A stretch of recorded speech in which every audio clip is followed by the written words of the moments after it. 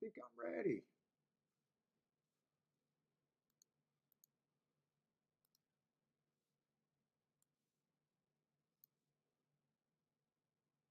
What did I got it? I don't know what the fuck that meant. Hey, what's up, everybody? Welcome to the Shake Up. I'm pretty sure I'm live right now. Let's see. I handicapped. Fairgrounds is done.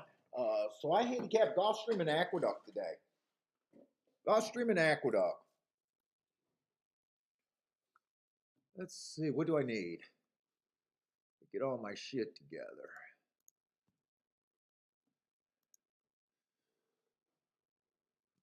Let's see. Last week last week I had a great week. I only hit 3 races last week. They were all at fairgrounds. That last race Friday, and then the third race on Saturday. I ended up with a Rolex week just based on those 3 races.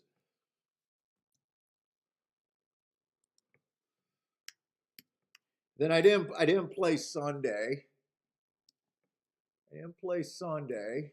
But fairgrounds is over. We had a good fairgrounds. Hey, what's up, Jared? Kim B, Snooker, what's up? Metal Alloy, man, it's been a while since I seen your name. Michael Lester, Rick, what's up, Rick?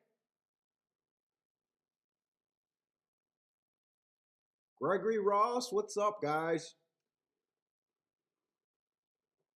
Oh man, I had to take a quick nap, man. I got so tired before this. Let's see. So Gulfstream and Aqueduct today.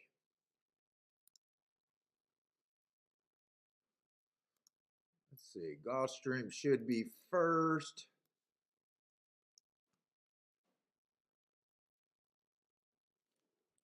Oh, Jared, I did not like that last video. I mean, I like what I said. I wanted it to be so a bit different.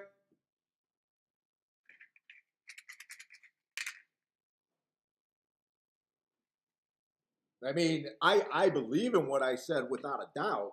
It's just what's going on in my head and then what comes out as the finished product are two completely different things.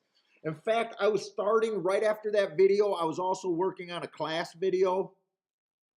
Dude, I probably started and scrapped that class video about 20 times. And I think I'm going to do it again. But instead of it being a class video, it's just going to be what I think of class, what's good about class, what's bad about class.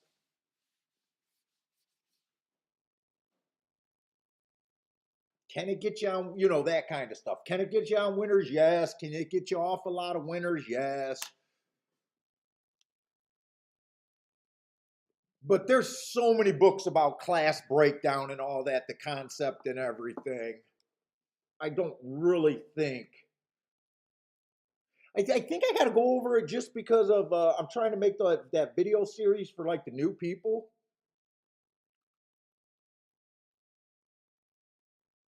But to me, it's not that big of a factor. I mean, you got to respect it, but it's not that big of a factor. What's up, Frankie Tubbs?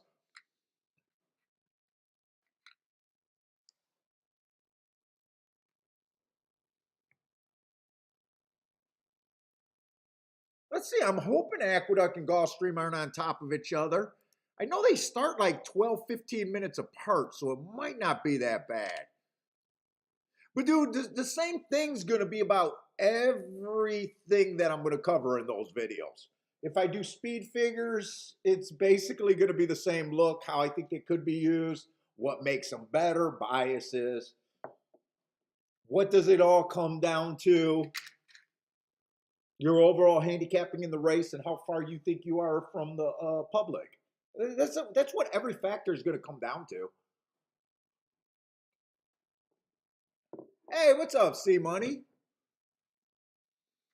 And then the real skill is just believing in what you're doing, and then picking the races you go for, and just being good at which races pay and which races don't. I mean, that's really what everything comes down to. So I'm gonna be working on them. What's up, Snooker? Oh, Snooker, really like, man, I'm surprised because I know you guys watch this show, and I don't think they're any different from what we kind of talked through on the show.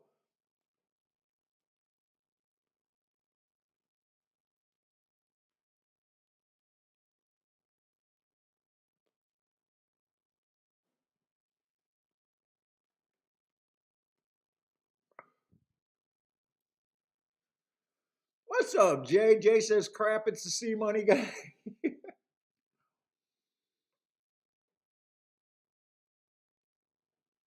Yeah, Jay said he or not Jay, Jared said he liked the video, and it helped him have sounded like a pretty good weekend. I'm trying to think of what happened on the weekend.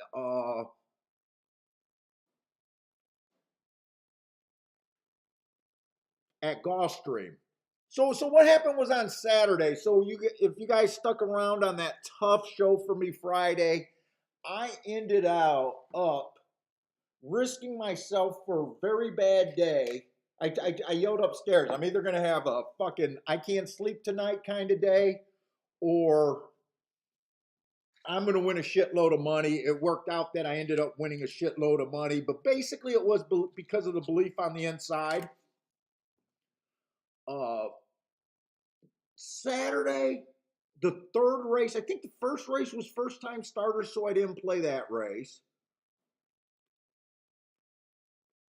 I think the second race was a turf race. So the third race, I liked another 60 to 1 shot. I liked 1 through 4.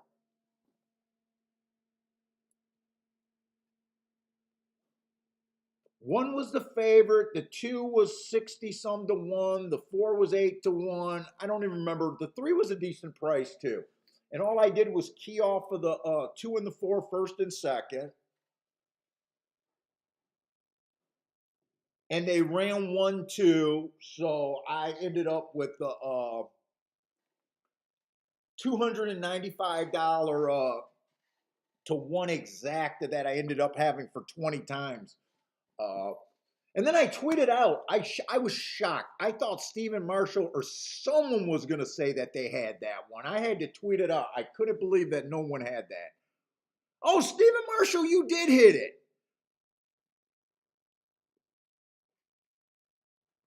Dude, I even tweeted out, what the fuck? How after Friday's show of all that talk about the inside, no one blew up my dice. So Stephen Marshall hit that race too. Nice job, Stephen Marshall.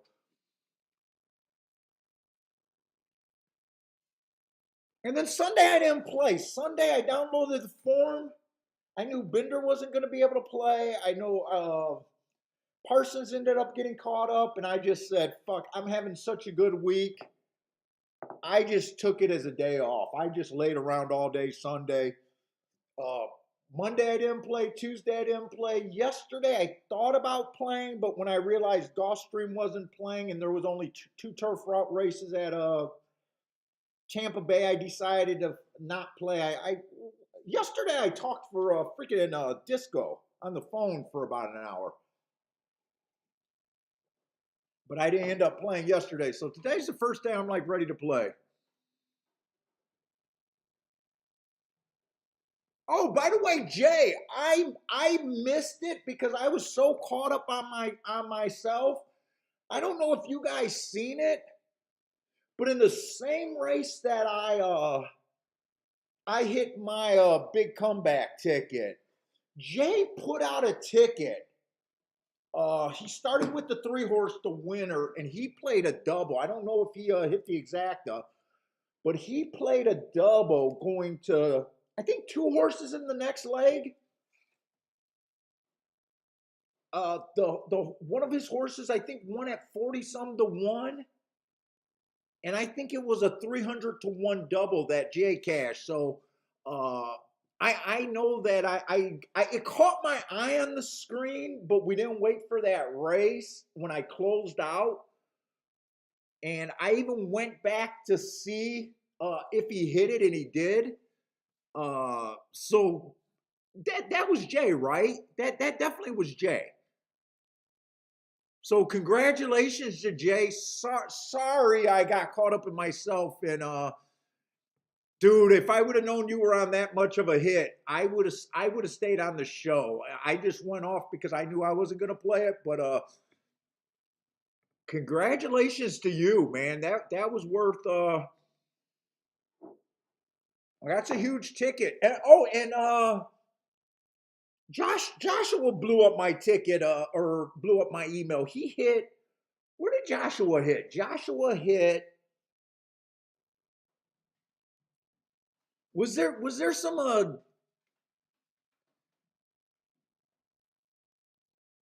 I want to say Diaby. I know I'm saying that word wrong. Was there some overseas races over there in the Arabs where we had a bunch of horses go over to this week? Uh, Joshua hit 1,000 to 1 exacta, and he sent me the ticket there. So I'm not sure if he's in there. So you guys are definitely hitting the right kind of fucking tickets.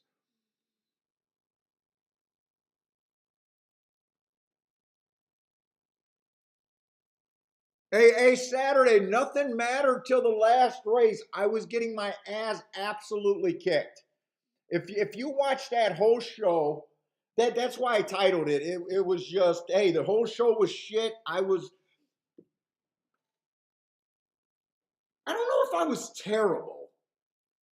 I just kept getting beat. Like when there's days when I'm terrible and I'm not even getting a whiff, or I understand why I'm losing. I don't think I was terrible. I think I was like running first and third and missing on combinations, but I was having a meltdown day. Uh, and I ended up crushing the last race. So that's why that title, nothing mattered that day except for the last race. So it was me kind of gloating.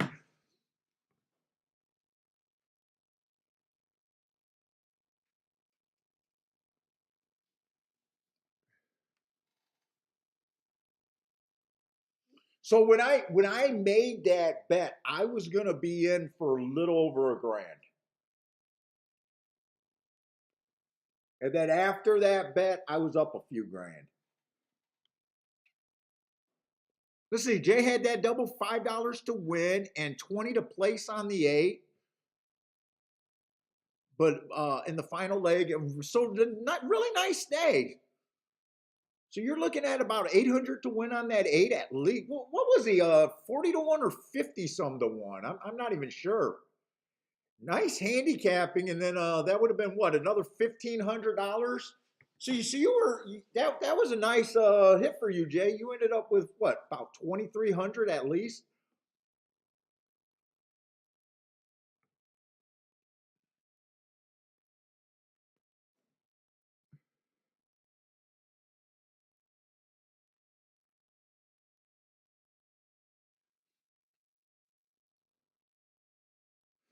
Stephen Marshall, yeah, I think he's talking about the he had the three and then the eight in the next leg on the exacta that we had the three too. Joshua, we were just talking about your 1,000 to 1 exacta that you had over the weekend. Where was that at? In Diaby or wherever? U.S. immigrants, something, Aramitz, or however you say that.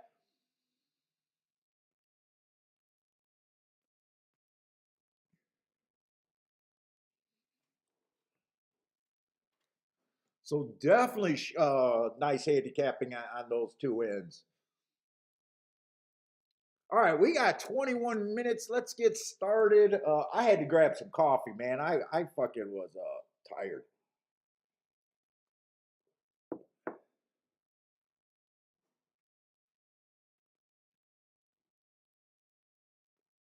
Oh, the Saudi Cup. That's what it's called, the Saudi Cup.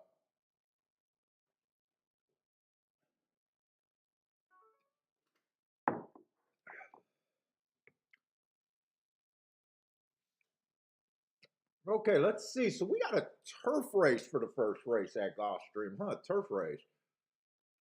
In, what's up, In?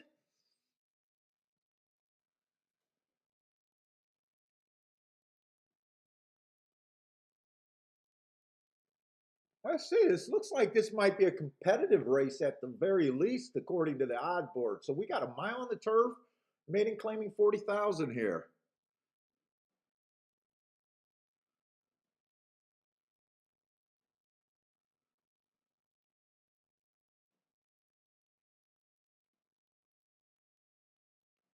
Oh, fucking decent.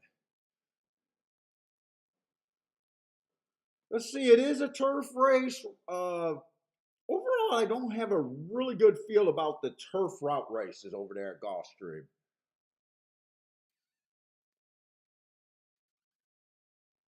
Meaning like a post position bias or a running style bias. I keep looking at it and it just seems kind of fair. I'm still annoyed that they can't time a race there consistently. I'm still looking at poly horses that ran on the routes that showed speed, or just a few things that I'm looking for there. But other than that, I haven't been looking forward to too many turf route races so far at Gulfstream.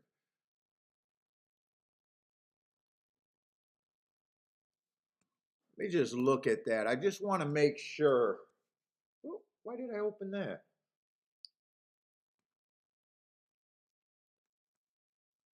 Yeah, this would be the turf route column right here. They ran 128. But for the meet, post 1 through 3 is winning 37. Post 4 through 6 is winning 39%. 7 and out is winning 24%. Nothing there looks impossible. They're wiring 28%, stalking 50%, closing 22%. So that does look pretty on just the even. Uh, Even most of the days, I don't have comments. There's a few days that I thought I seen speed biases, but for the most part, I just think the track's been playing fair that turf. So you guys have been following me for a long time. You guys know that for the most part, I really don't want to play on a fair track. Hey, what's up, Hector?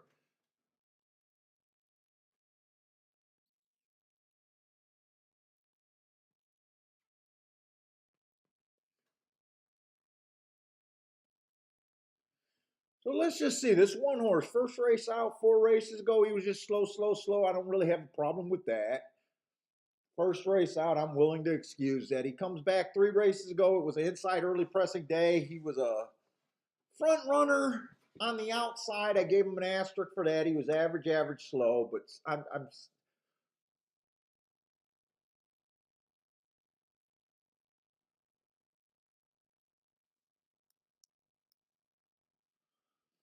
2 races ago, it was early pressing day. He was a stalker, so he was okay there running style. He was just kind of slow, slow, average. That race, he did chase the slowest pace of the day, so that could be a little bit sneaky. That race might be a little bit better.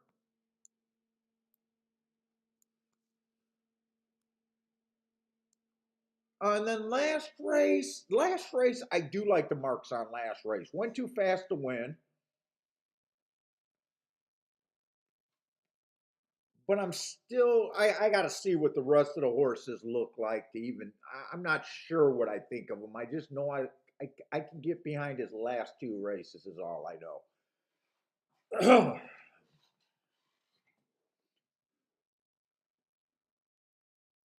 Hey, what's up, Sent? Oh, Hector is from Colombia. Oh, I think you're our first Colombia person. We had Dominicans, we had Mexico, Venezuela's usually here. I even think we had Brazilian. But I think you're the first Colombian. Let's see, the two horses last race was a stalking closing day. That's exactly what he was. I don't think that's a bad race. I just don't know how bad I want to support that race. Dropped from maiden special weight before that. I don't like him or hate him. He's kind of a little hard to judge because before his last race, he hasn't raced since March of last year. So, or I'm sorry, April of last year. He's hard for me to get a gauge on. I seen his first race out, he looked like he was showing speed. His last race out, he looked like a deep closer. I don't have a really good read there to feel like I really know what he is. Oh, Hector, you used to live in New York and you were following then. Oh, nice.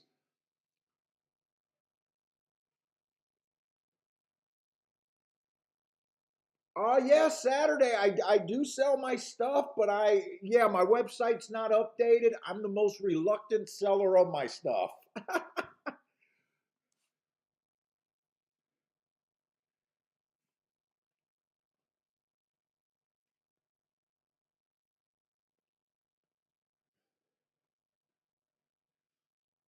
Let's see. I'm gonna just keep going because right now I'm just not sure what I think of the one, what I think of the two.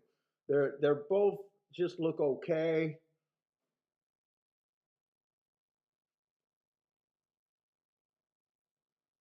There's a 40,000 maiden, right? Three's raced lower than this, and he's raced higher than this. His last race was a maiden special weight, one race sample. That race does not look bad. His race before that, he earned a heart while coming off a pace. That's pretty impressive. But he does have quite a few races at 16,000 that, man, I'm really not sure what I think of him. And as the favorite, that's what you got to ask yourself. This horse tried to beat Lesser. He couldn't. He has ran a nice maiden special weight race. His overall work, I don't think he's worth that price. He wouldn't shock me, but I can't get behind him at 5-2. He almost feels like he should be more of a shot here, not 5-2. Let's see, four horse I really can't get a read on. I don't care for the marks in the last four races.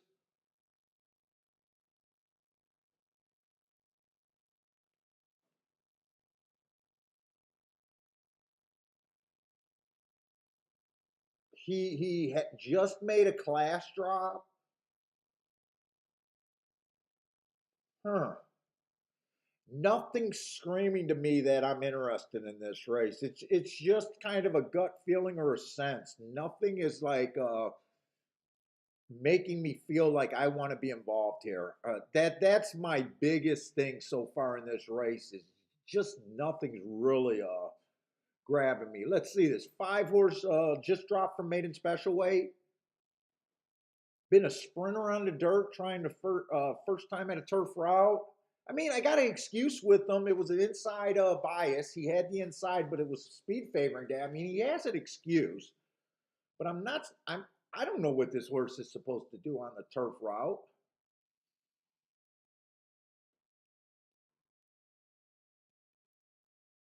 My overall feeling is I don't understand this race, and I probably shouldn't be in it.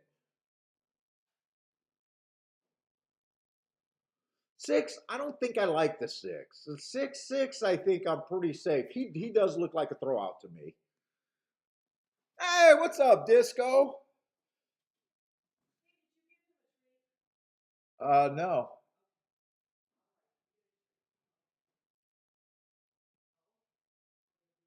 Now, seven got one of my best marks. I do like seven's last race, went too fast to win last race. Off a recent class drop. Well, 11-1. He's kind of pulling me in a race that I will say I don't like that much. Let me see. Let me just look at this race. Who can I get to?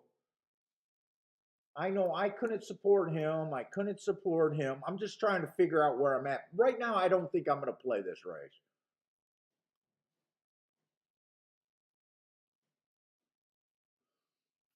The one I could see the one doing something off of those hearts. I can see that.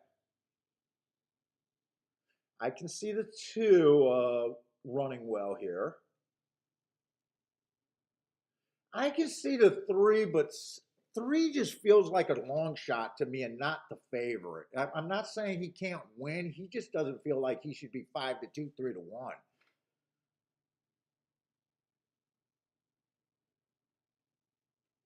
Usually, when you don't like the favorite, you're supposed to play the race. But I really don't know where I stand after this. I could see the four doing something. I'm not crazy about 4-1 on him. I don't think you're getting overpaid at 4-1. I really can't support the five or the six. I could see the seven doing. Seven's probably the horse that is tempting me the most, but I still don't think I'm going to play this race. And then eight horse, I can see the eight horse. I don't think the eight horse. So really, I can see almost everyone winning this race. Probably other than the three, the five, and the six. But I don't have a clear path here. I think I'm sitting out this race. It's the first race. Hey, what's up, Steamboat Willie? Boulder, what's up, Boulder? Yeah, I didn't even play. What disco? We must have talked for probably a combined hour, maybe even a little bit more yesterday. Disco call, dude. I always like getting a call from Disco. I like talking to Disco every time, man. Now we were just talking handicapping concepts and bias stuff and all that stuff. So Disco didn't make me feel bad with all his $1 million players that he knows. We were just talking basically handicapping philosophies, what we've been doing, what we're looking forward to in the next couple weeks. You know where we might be looking to make some scores. Top secret shit is what me and Disco are talking about. Disco got a bunch of exciting shit going on, but top secret level shit. Hey, what's up, Charles B?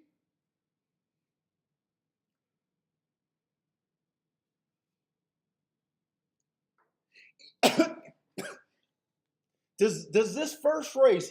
Oh, sorry. Does this first race makes any more sense to anyone else? And to me, it just feels like a non-play for me. But I will definitely be,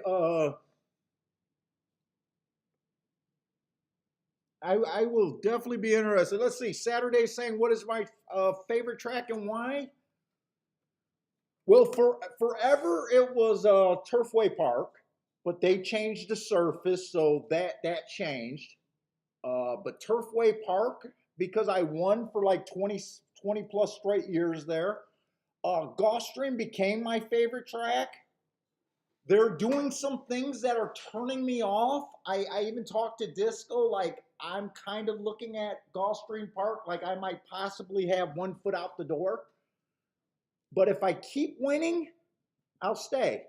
Uh, the reason why I got one foot out the door, the timing issues, the separating out the track uh, to so many different surfaces, not giving me the profiles that I want.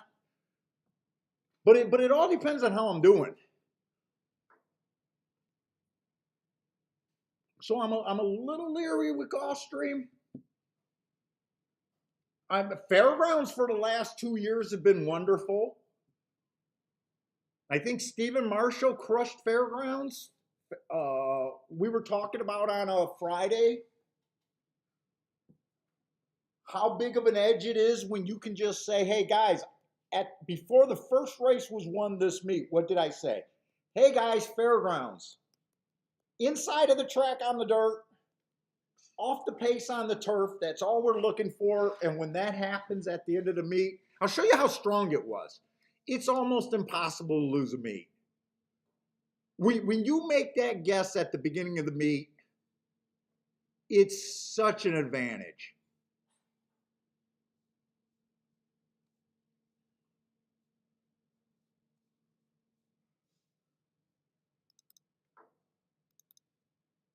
Let's see how Fairgrounds ended up.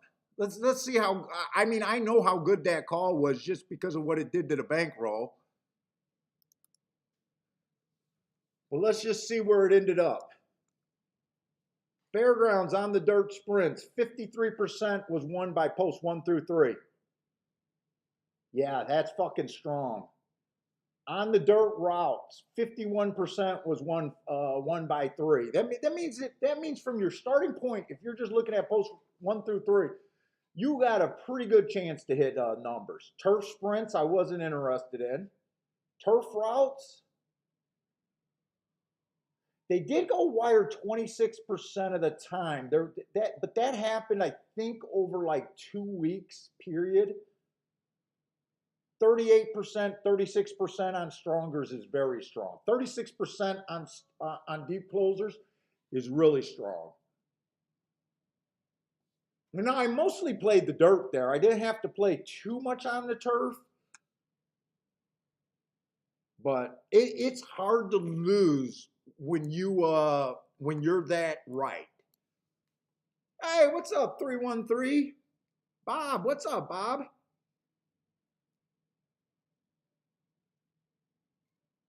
Let's see. Rick says if speed holds, he's thinking the 1 wins. If a closer, the 2 or the 8 is who he's thinking.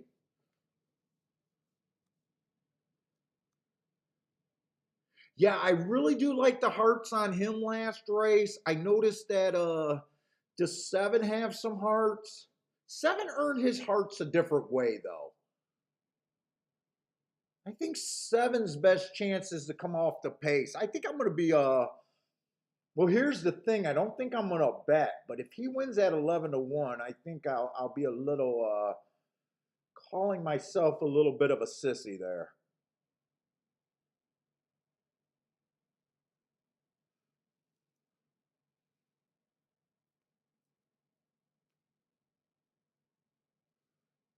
So I can definitely see you guys liking the 7. I can definitely see you liking the 1. The 2 horse, I wouldn't talk anyone out of the 2. There's some things I like about him. There's some things I don't like about him, but I definitely wouldn't talk anyone. I don't know if 3's definitely wouldn't be the right price on me for him. I do know that, but I still wouldn't talk any. I think he can win. The 3 horse, I'm still gonna say he feels like he's a fringe contender to me and not the favorite. I can't wrap my head around that 3-1 on the 3. That seems too low for him. The 4 horse one has surprised me, and at 6-1, I'd say the 4 offers a little bit of value here. I think you are getting a little overpaid if the 4 wins this race. I probably got him at about 9-2, 4-1, somewhere about that in my head. I think right now at 6-1, I do think he's a bit of an overlay. Like I said, 5 and 6, I can't get to. 7 at 13. Let's see. I probably got 7 at about 5-1 in my head. So 5-1.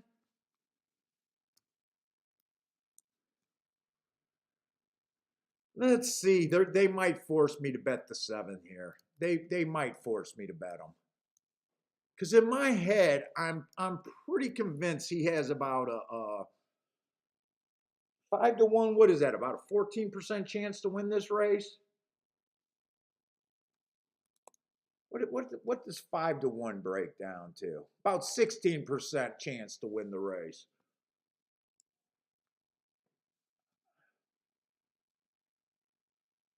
An eight, I wouldn't be shocked if the eight won. I think the eight's playable here. He's hard for me because of these couple of one race samples.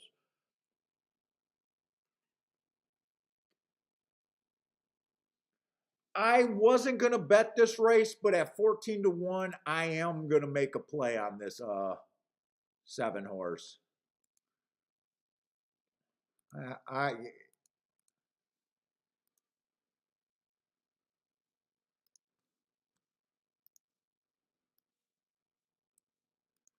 I mean, sometimes you just got to make the bet make you. To steal someone else's quote, let the bet make you. Who says that? I think it's that black magic dude that says that.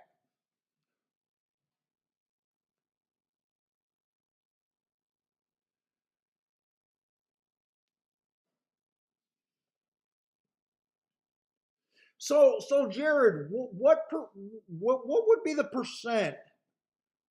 What do you think? Where do you have the eight at? Just out of curiosity, you said he's great value. For him to be great value, I would have to say he's at about a coin flip, a 50% chance to be willing to take 5 to 2.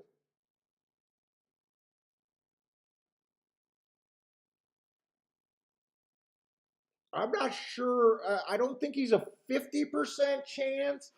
I think he's around. God, I think 5 to 2 is about fair. But like I said, handicappers would look at that different. So I'm not like arguing with you. I'm just curious. See, money. It is the black magic dude, right? It is him that says, "Let the bet make you." Oh, he was 4 to 1 when you said that. I'm sorry, he was 4 to 1. Okay.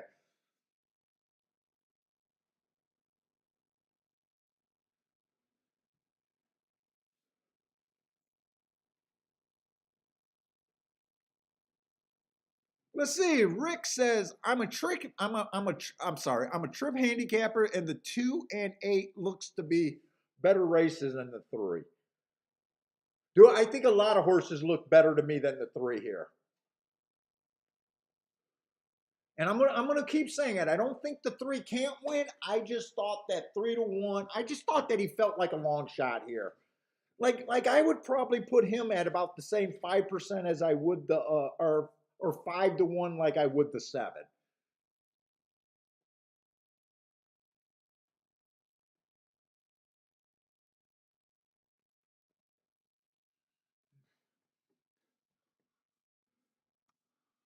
Let's see. What do I think? Buyer on the well, I don't have buyers, so I'm not sure about the buyers. I got the brisnet mark, so you're looking at a different scale. 3 had easy fractions and did nothing. Now, see, you can make the argument with these super slow fractions last race that was a super slow race, and that he's more of an off the pace horse, which he is, and that he couldn't cut it. When you look at fractions, you can always look at fractions 2 different ways. So if you think he was trying to go to the lead against those fractions, yeah, that's bad. But if you think he was a horse trying to come off and cutting into those fractions, that's probably a sneaky good race.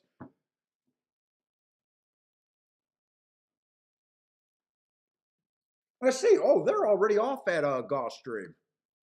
One did get a nice easy lead, but he took a lot more action. He was 7 to 1 for a while, but he went down to 7 to 2.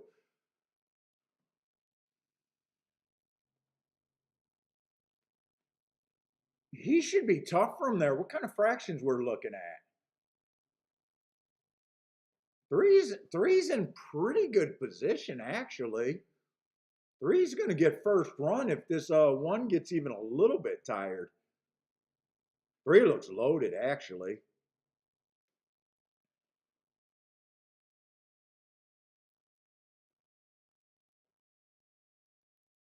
My 7's not doing much running.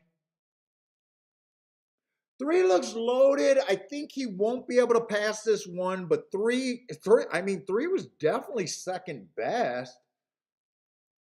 I wasn't a big believer in him at that price, but I'm talking mostly for win, but he still ran better than what I thought. I thought a lot more horses look interesting than him. Let's see, I have no problem with the 1 winning it off of those hearts. He ended up running that race like he was lone speed, controlled the whole pace.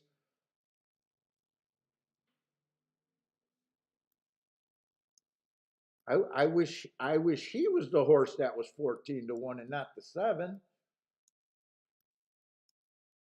Those were the 2 horses. In fact, I think all the heart horses, I think there was 3 heart horses and they came in first, second, and nowhere. I think the 3 earned hearts 2 races ago.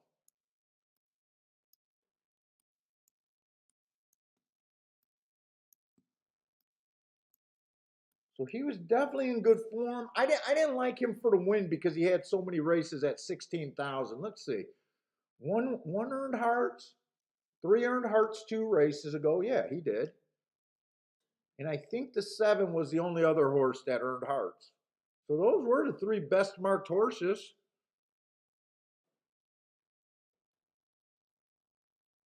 That exacta might be okay. That exacta might be okay. I did think the race was more wide open than that, though. I really thought there could have been a few more possibilities. Let's see. 4 got third. Four got third. 2 got second.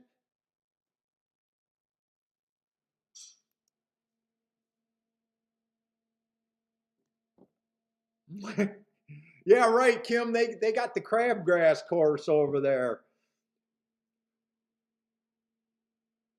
Attila with a boom. What's up, Attila? All the way on the 1 horse. I don't know if they showed the timer. I'm wondering if they weren't able to time this race again too. Hey, what's up, Omar? Is that 40 for 1 or 40 for 2? I'm guessing that's 40 for 2, right? Yeah, 40 for 2. I was going to say 40 for 1 would be huge.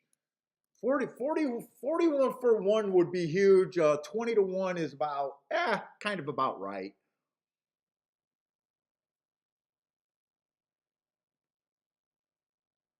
Hey, what's up, Lloyd? Rex, what's up, Rex?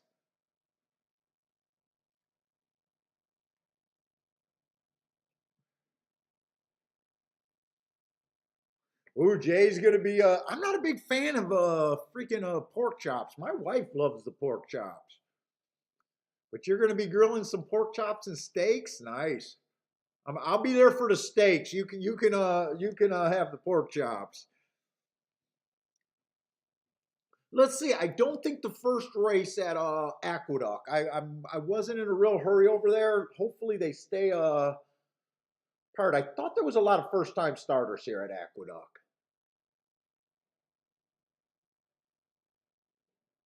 Yeah, kind of. I think I definitely Aqueduct. I'm pretty sure it's just 1 through 6 post position is good for the most part, but I don't think they've been running that many horses on the outside. Not carting that many races with eight on up. I think. I know I'm looking for speed and stalkers and fading closers, but other than that, this is the first time I'm playing Aqueduct in quite of a long time. I think we had a couple earlier shows where we played Aqueduct, and then I started just to get over to Fairgrounds. What's up, Superman?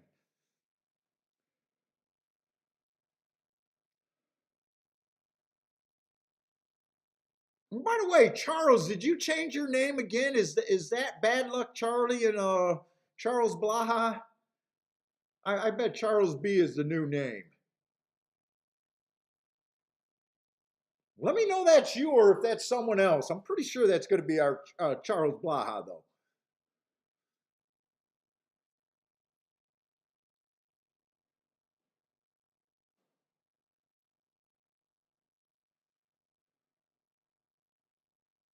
Rent is due. What's up, Rent? Landlord stopped by, so time to get that rent. Yeah, okay, it is Charles Blaha. Nice. Yeah, I needed to know that.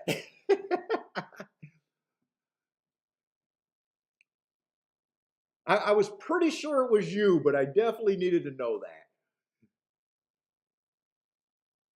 Grandma, what's up, Grandma? Grandma's ready to. I'm lining up. I'm getting all the YouTube lawyers. We're going to get a copyright strike over there at Grandma. We're going to get Grandma taken down on YouTube.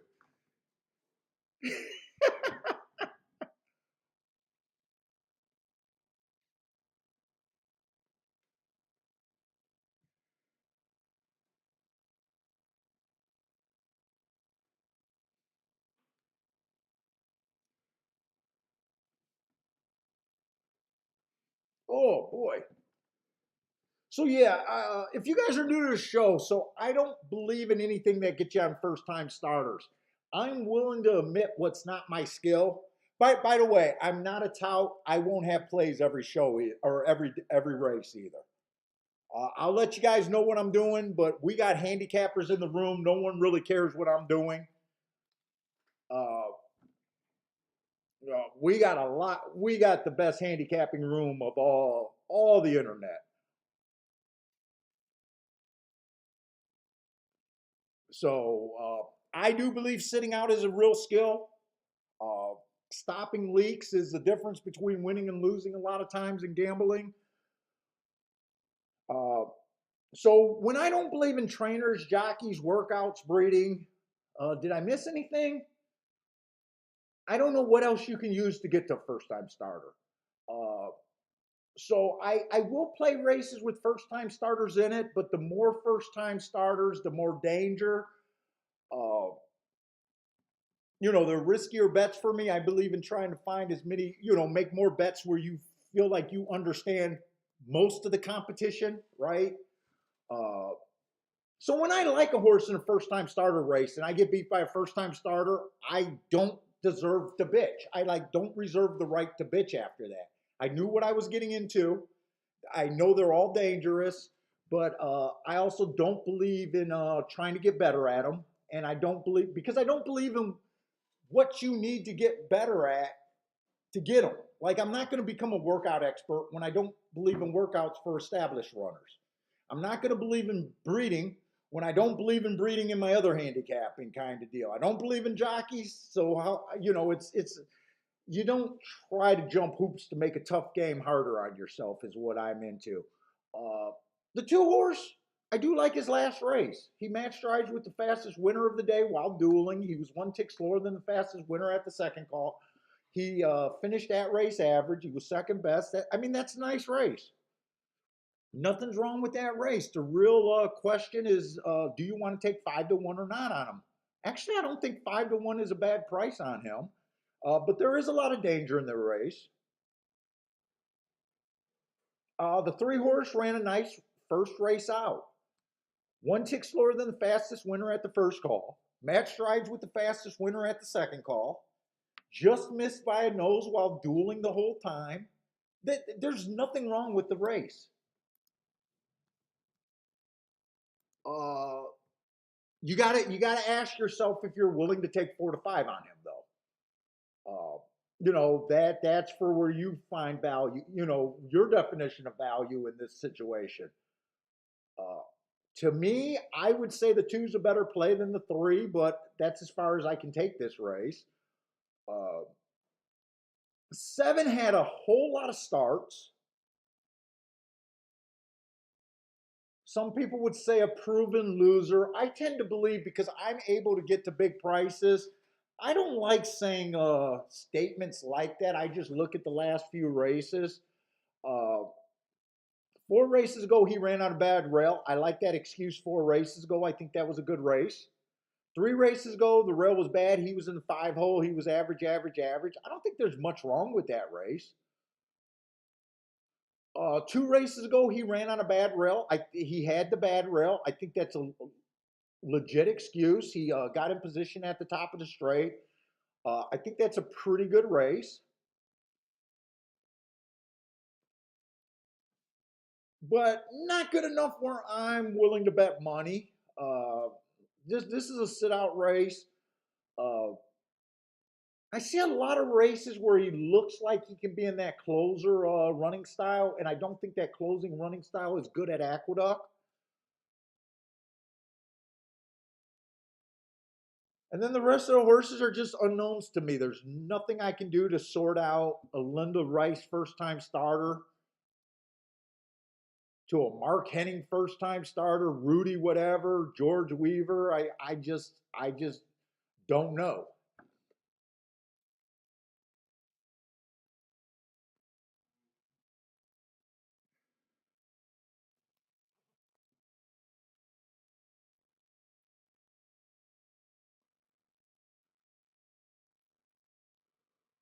Let's see, and since I haven't been paying attention to Aqueduct, I'm not even sure. I knew that Frankie Tubbs was good on the turf at Belmont and Saratoga. I haven't seen many of his plays. I know Disco plays a lot of races over there at Aqueduct. So Disco might be a good person to follow in the chat room. But other than that, I'm not even so sure of how many of you guys are really good at Aqueduct or not.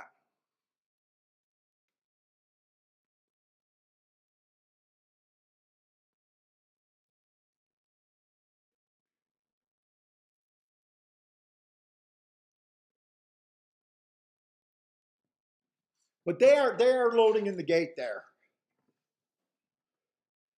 And I would love to be able to spot a bias because I'm going to need some help today in New York. I'm definitely looking at the track for the first time seriously. Let's see, Frankie Tubbs came in and he heard his name mentioned, waiting for the turf to come back.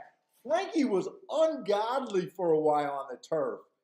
Frankie was just, if you guys weren't, where was that at? Was that all of New York, Frankie, or was that mostly Belmont? I knew you were like fucking out of your mind at Belmont.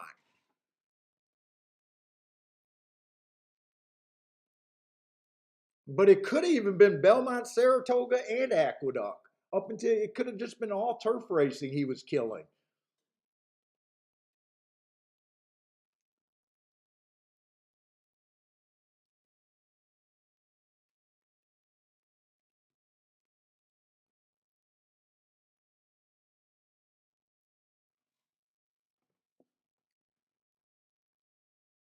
Let's see, Jared likes the 8 to place at Aqueduct. Who's the 8? Eight's probably what? Eight would have to be a first time starter there.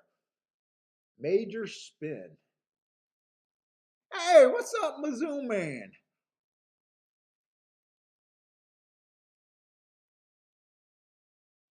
Oh, Jared got some more stuff. 3582 is what he's using.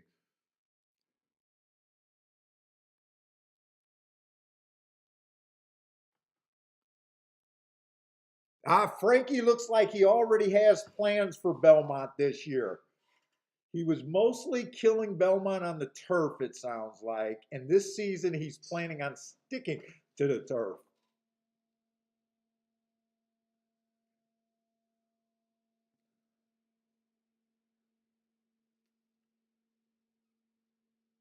Now, the 2 went down to 4-1. I would still prefer him over to 3, but like I said, the race is overall too dangerous for me.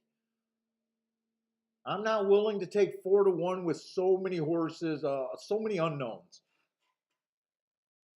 Let's see. Justin says winning place on the 4. That must be another first time starter. Tommy Gunn.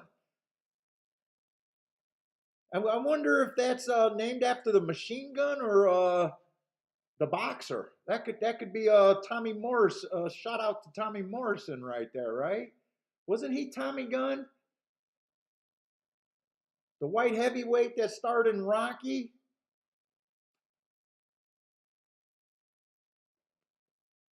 Did he become world champion? Did Tommy Morris ever become world champion? Did he hold one of the belts? I want to say he did. I want to say he did.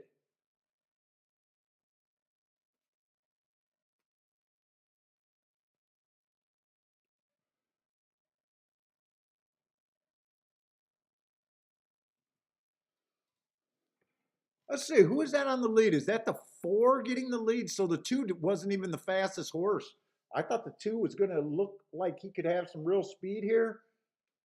Right now, the 2 first timers got the lead over the 2 and the 3.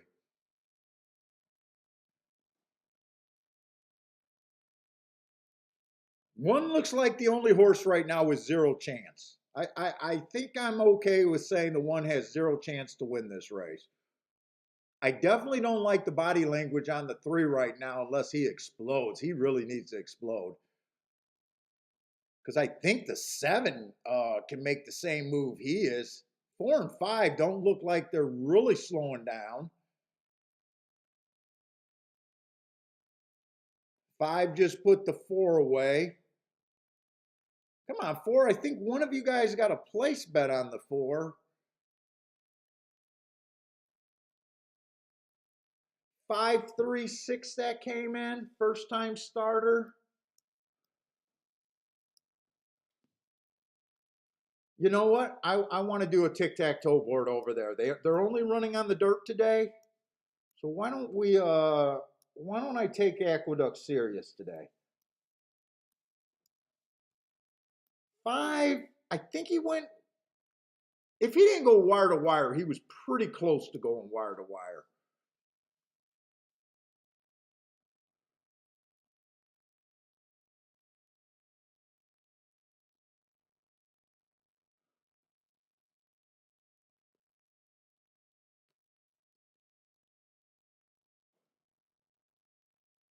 And wow, the 2 horse did not fire, really. I didn't think there was much difference between the 2 and the 3, but I guess there was. Yeah, the two is nowhere.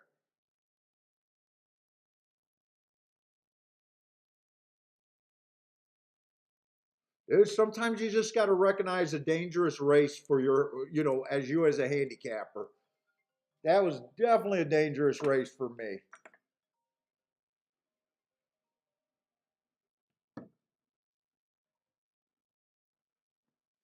Disco said, "Don't let him get hot." Oh, Disco partner had the boom there.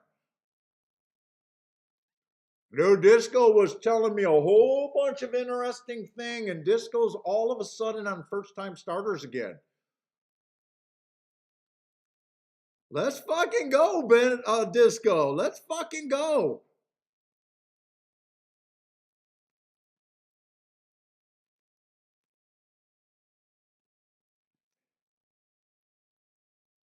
Dude, I'm wondering if that's the same thing that you were able to get that one horse at 23-1 last week. Kind of the same thing that you've been doing.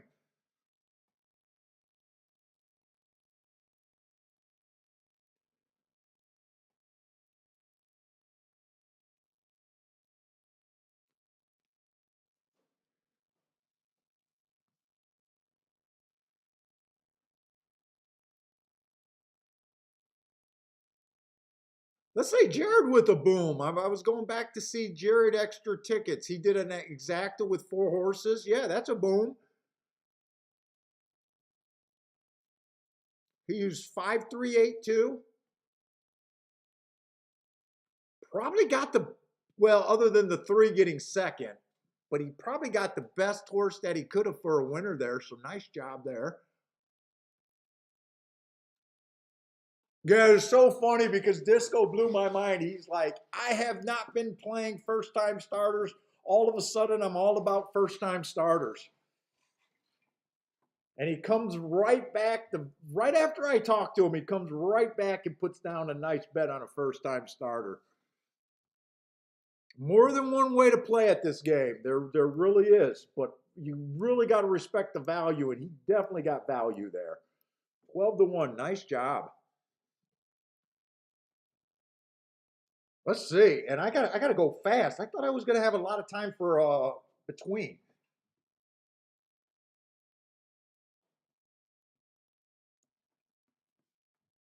Let's see. We got a poly Tapeta sprint here. Let's see what we got. 5 furlongs. Maiden claiming 25,000. One's a first time starter. So again, I just talked about first time starters. Let's go to the two. The two, 4 races ago, stalking day. He was a stalker that day. I don't think that's a bad race. Average, average, slow. He comes right back, runs against the bias, inside bias, speed bias. I like that race against the bias 3 races back. He then comes back, gets a stalking closing day, trying to show speed. I like that race. There's definitely some things. 6-1 on the two. Let's see what else is here. Three's only ran 1 race, does have an excuse, but kind of hard for me to get to. Kind of hard for me to get on the 3. Let's see, 4 overall looks like a sprinter here. Last race, or I'm sorry, a router. He overall looks like a router to me. Last race, he closed decent at a lower level, but I'm not a big believer in him. He's not really a horse that I'm interested at this time. Let's see, 5's the favorite. He's dropping in class. I got him being on the average side of things. Let's see, 4 races ago, I got him as average slow coming off a layoff. His next race, 3 races back, was okay.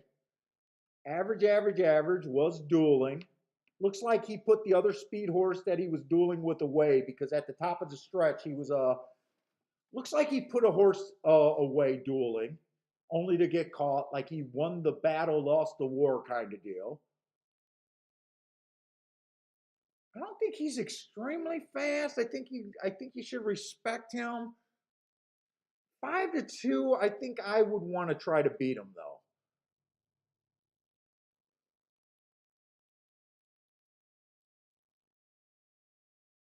6 looks a little interesting. He's kind of dropping. 2 races ago, he ran against a speed favoring track, had no speed. I do like that race.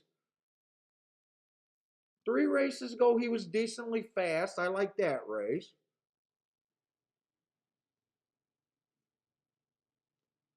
Man, I seen the 30-1 morning line. I was a little excited and really wanted to bet him.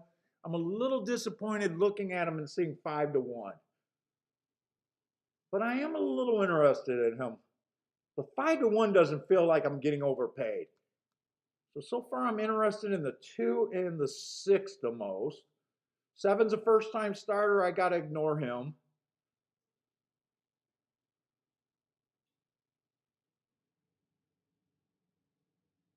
9.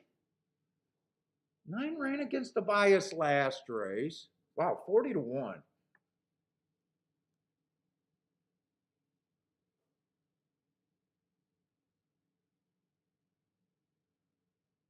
11 ran a terrible last race, and I don't know why.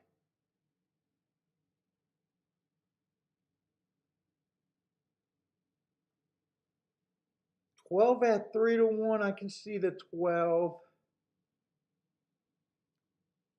And shit, I got nothing on the 13. I was lazy because I did 2 tracks and I wasn't trying to do the also eligibles. Do I got enough time to look him up, or do I just want to let's see, Gulfstream. Let me try to look him up, but I'm going to have to be really quick here. I think I want to play this race.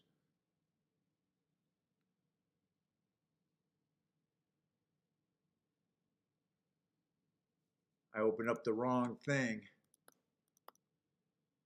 That's the opposite of being quick.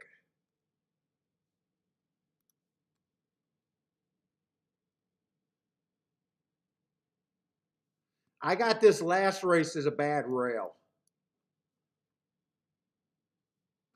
1-6. I got another Brad Rail speed day.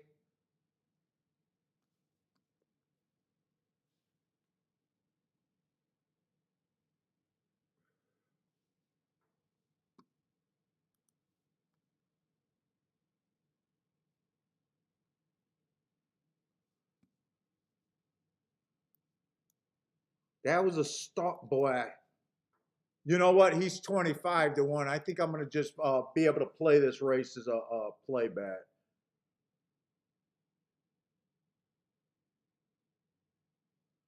Fuck.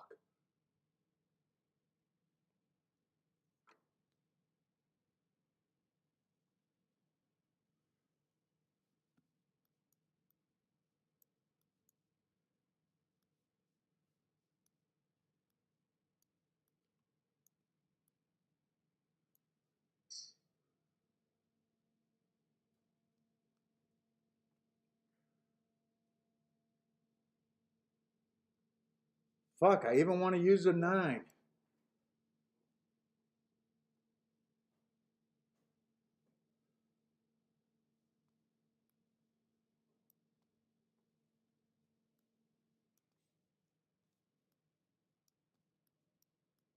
I'm only keying off of one of them. I want to keep this on the cheaper. I want to Dutch the 2 and the 13.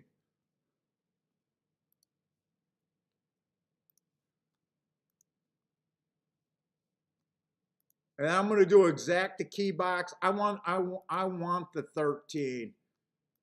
If he could get first or second, 2659 is what I'm going to use. 2569.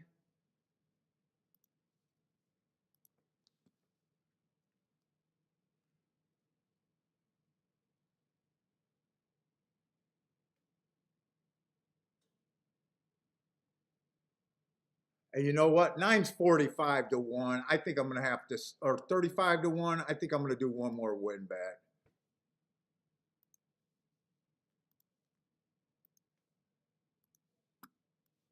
I had to slip in that extra bet. I am doing this in my playback category.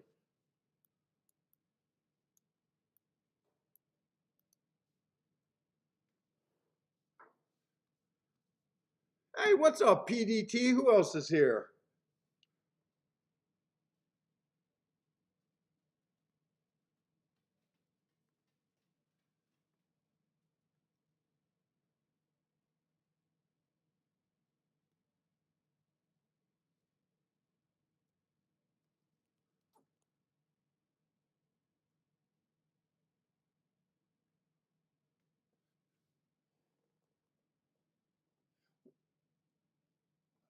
Joshua, what do you mean? Just do it on the other platform, put out the number, and have anyone that wants to join call in? Is that what you want to see? Would guys call in?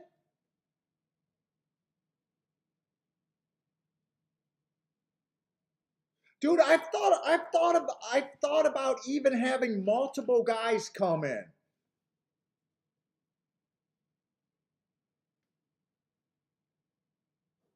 You would like that, Joshua? Does anyone else like that idea?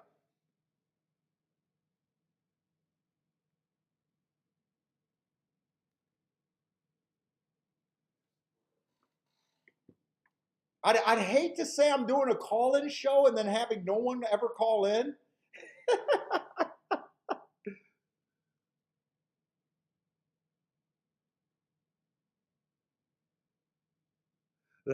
Let's see. In does not like that idea. Well, let's put it this way. Would anyone like if I had more than one guest on at the same time, or does one guest, or is that too much?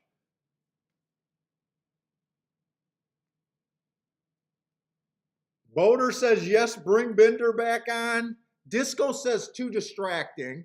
And Disco was a guest. Disco was a guest on the show, and he says that would be too distracting.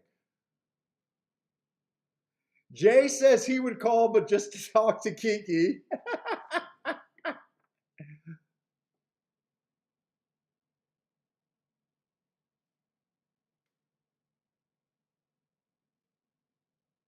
Yeah, I thought about doing the 6 panel. Superman is talking about when Jimmy the Bag used to do it. It wouldn't be something that I would want to do a lot, but I have toyed with the idea of maybe like doing it once a month.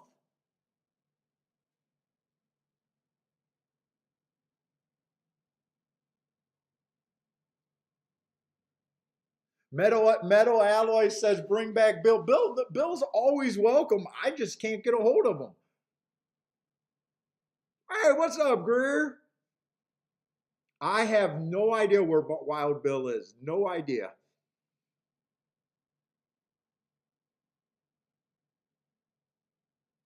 Michael Lester says, bring Grandma on the phone. Shit, Michael Lester, you can come on.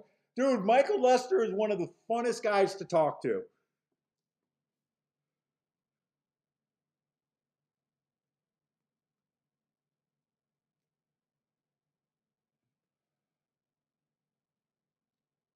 Oh, I was hoping that my 2 would be the fastest early.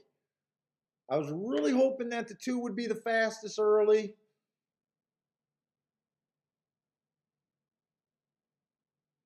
Who is that on the lead? Is that 5? 5 was the fastest early. I really did not think that the 5 would be the fastest early.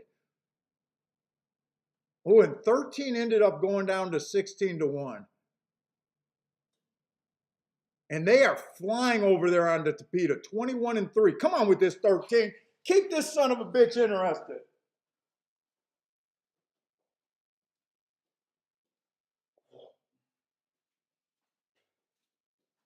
Keep this 13 interested. Come on, 13. Get up. Get up. Get up. Get up. All right, we're going to have a win bet. I might have hit the exacta or I might have barely lost the exacta.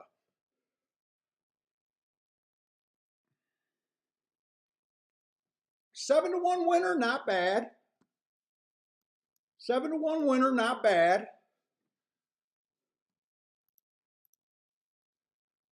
Jared says 213. I would love a 213 here.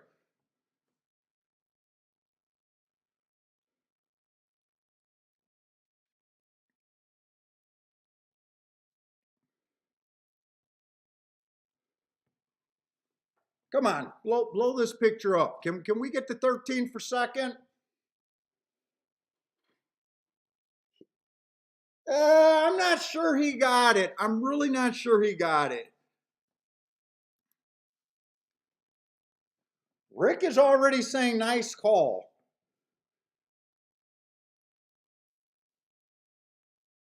In is saying 2-5. Steve Boat Willie's saying 2-5.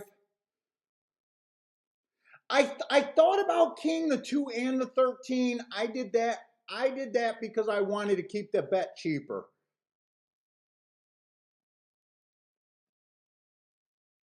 Frankie says the 5 held on by a nose. I think he might have. Rick says the 5 fucked me. I think you're right, but I'm holding out hope. I'm holding out hope here.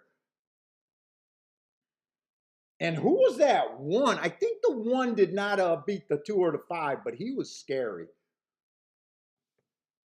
2-5-13. 2-5-13. Yeah. I probably missed an opportunity there. When I seen that the 13 was 25 to 1, I knew I was going to wheel him first and second.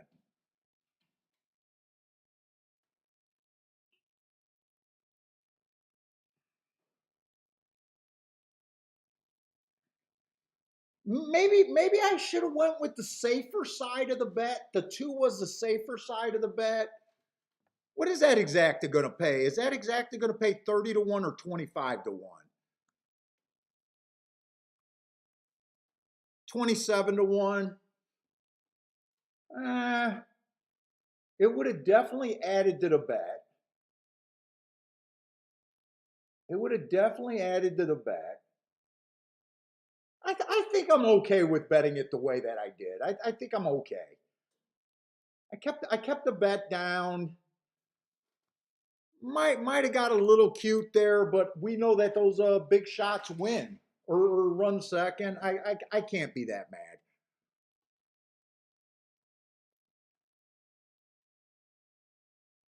Yeah, 27 to 1. Yeah, Omar, I always do them in a dollar. I always look at them in a dollar. So yeah, 54 to 1 is probably the $2 price. I think it paid 27 to 1.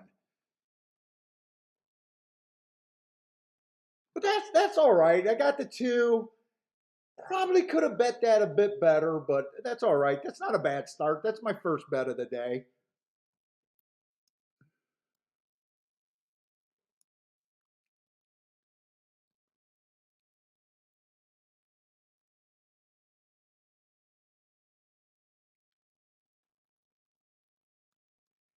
I'm okay.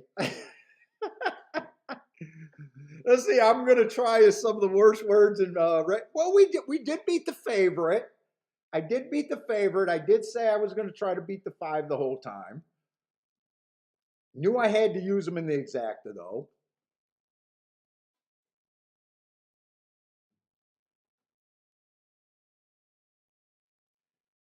Let's see. It's probably not going to end up being that much of a profit for me since I did 3 win bets. I got $40 on or $50 on win bets. I did 20 on the 2, 20 on the 13 to win, and 10 on the 9. So I got $50 invested there. And I did the exactas for $5. So I got $50 exacta, 5, 10, 15, 20. So another 40. So it's not going to be that big of a hit. I really needed the exacta to go with it. But see what I'm talking about? If I would have keyed the 2 horses, this would have turned into an $80 bet. I would have only got an extra 125. It would have been a little bit better, but I wanted to keep the bet a little bit cheaper. So I invested 90. What am I going to get back? About 260 probably, 260 maybe.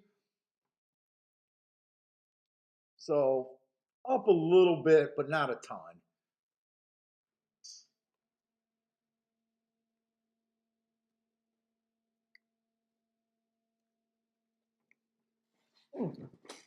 Yeah, I'm spitting on the floor, but this is a basement, guys. I'm not spitting in my house. I'm in the basement. Just a concrete floor.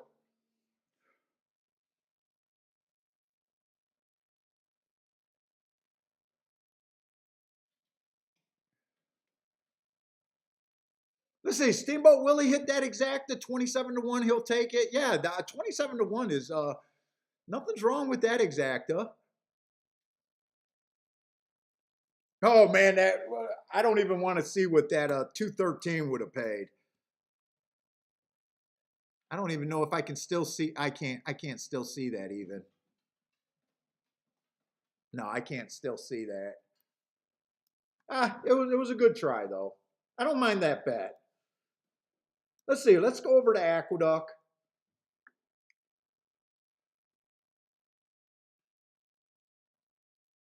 We got a claiming 25,000 non-winners 3 lifetimes on the dirt over there at Aqueduct. Only 5 horses in the race. Only 5 horses.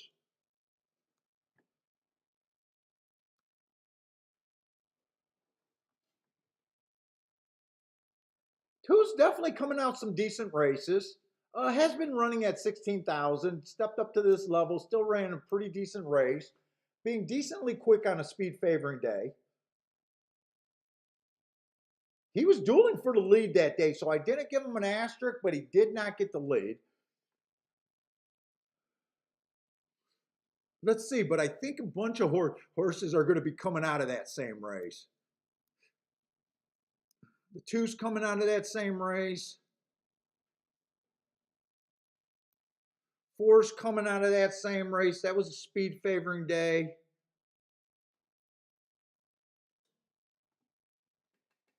They're betting the 5 horse. How do I not look up what Gulfstream horse, by the way?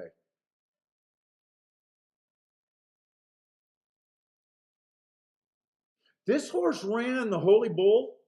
I know that Holy Bull. Wait a minute. Wasn't the Holy Bull oh no, that was last year's Holy Bull, not this year's Holy Bull. That was last year's Holy Bull. I was going to say I know the Holy Bull was favoring the outside, but that was this year's Holy Bull. So they definitely thought something of this horse.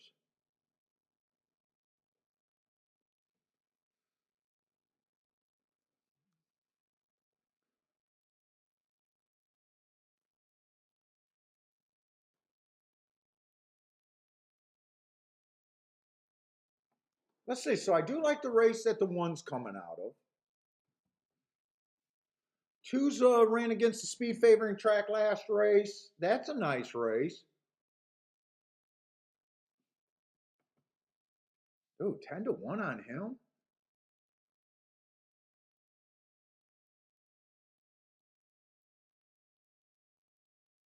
I don't think I care for the 3 horse.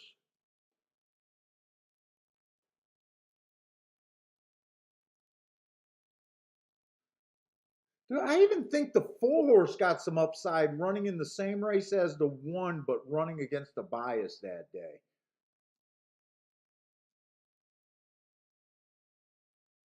And same with the 2.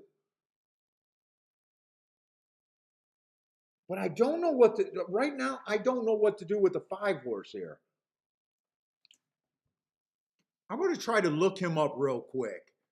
Because if I don't like the 5, I want to play the 1, the 2, and the, do something with the 2 especially.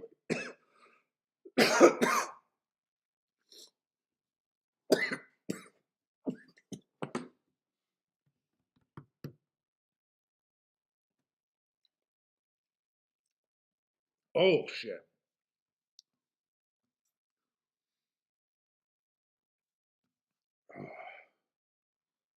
I don't think I'm going to have time.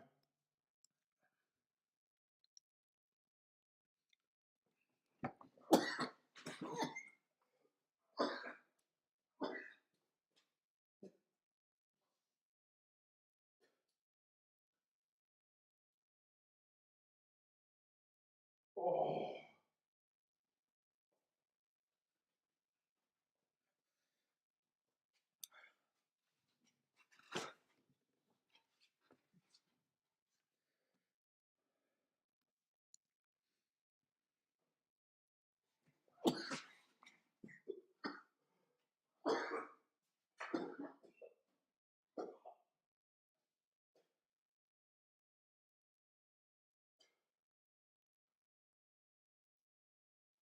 Holy shit.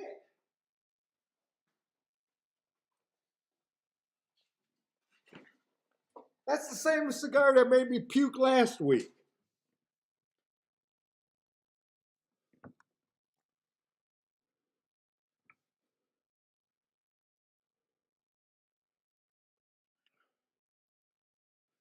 Oh, man. Did that race go off? Yeah, that race went off.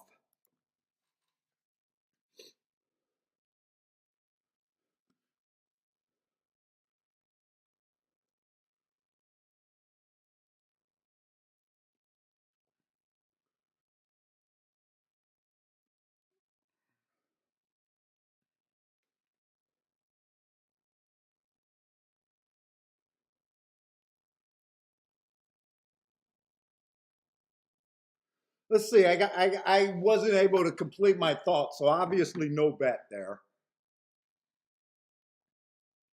It was a 4 and a 2 that I know for a fact that if I would have had a bad view of this 5 horse, I would have tried to do something with, as long as the 4 was at decent odds. I know the 2 was at decent odds. This is probably just going to be, I'm probably just lucky that I couldn't handle my cigar at the time of that race. Comes in 4-5.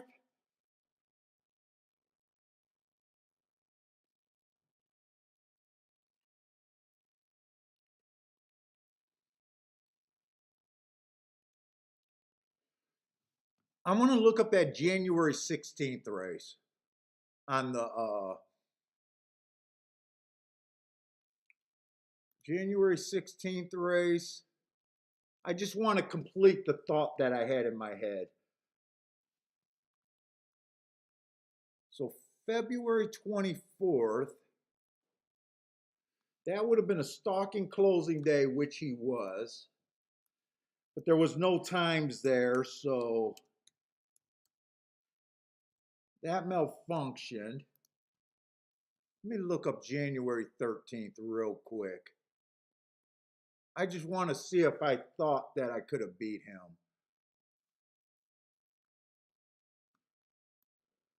24-3. I don't like, I wanted to like that race.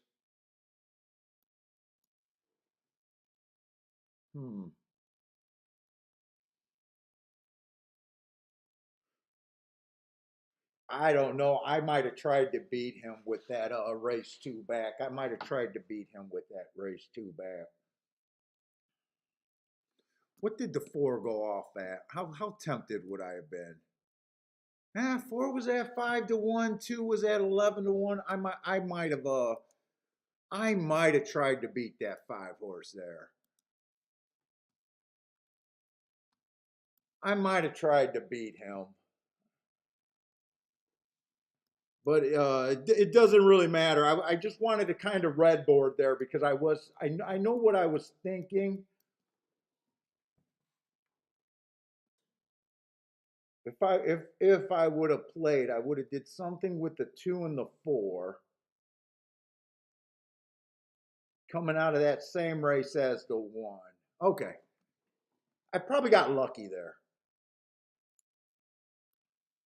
I don't know. I don't think I would have went after it that strong, but I think I got lucky there. Let's see. The 2 horse won the second race at Gulfstream. And let's see. The 5 went wire to wire at Aqueduct. I want to keep both of these tic-tac-toe boards going.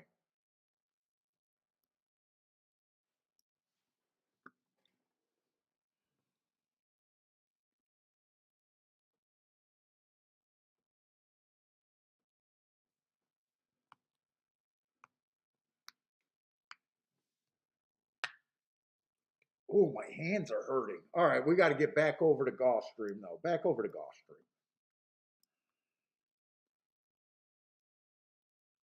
First turf sprint of the day on the dirt. First dirt sprint of the day.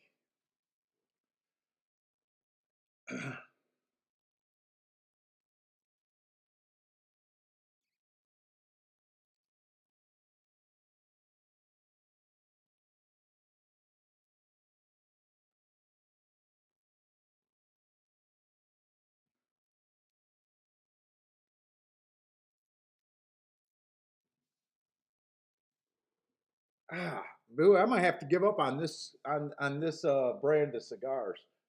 They're good though, but that's the second one that made me get all loopy.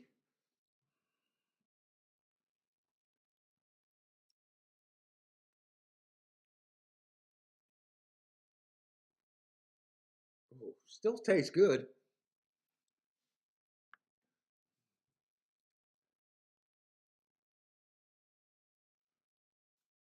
Let's see. So at Gulfstream, I'm still on the dirt. I'm still interested in the inside. I'm still interested in the inside.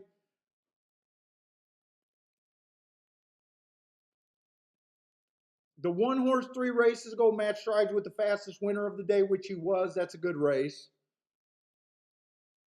Won that in an optional claiming 12-5. Nothing's wrong with that. Those races come up tough too.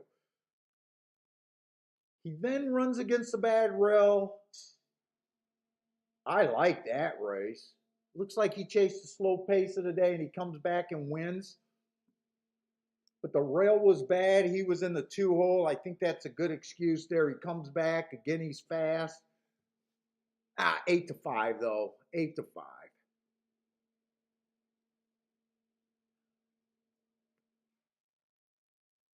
And 2's coming out of that exact same race, and those two battled the whole way. Is that no? That's not the exact same race. That's the same day. No, that's not it. Why did I think that was the same day? Oh, March 16th and February 16th. I see what happened.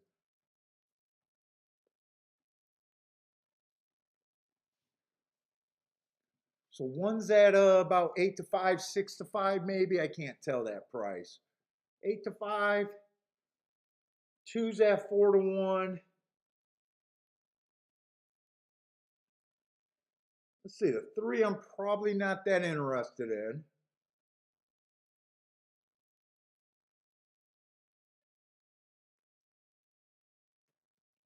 Four horses at 2 to 1. I can see the four horse doing something here.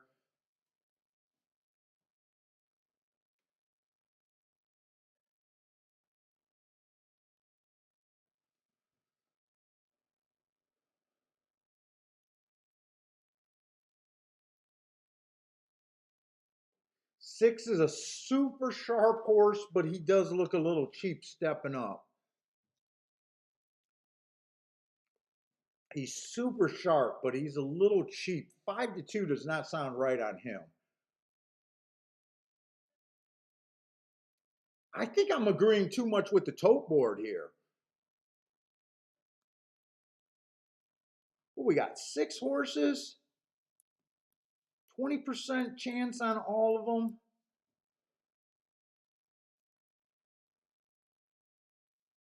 I'd probably say the 6 has the most against it. He is a cheaper horse stepping up, but I'm going to be a little hard on him.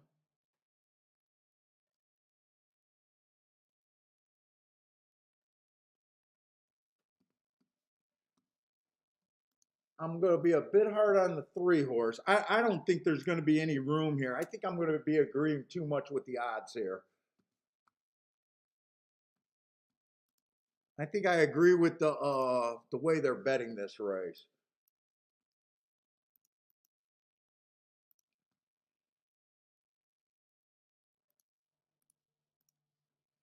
So that leaves everyone at basically between 5 to 2 and 3 to 1. One's at 2 to 1. Two's at 3 to 1. I just don't think there's any room here. Four's at 2 to 1.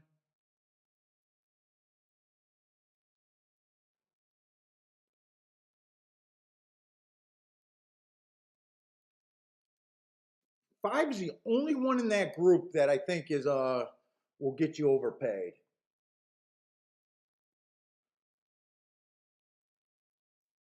Five's the only one. I think I sit out this race.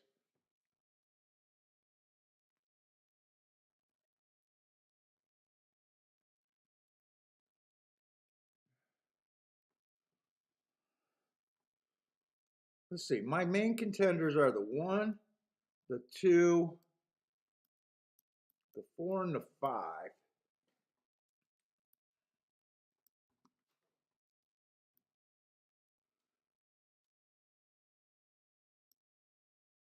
The only bet that I can do there is 5 to win, and 5 first and second with the 1, 2, 4.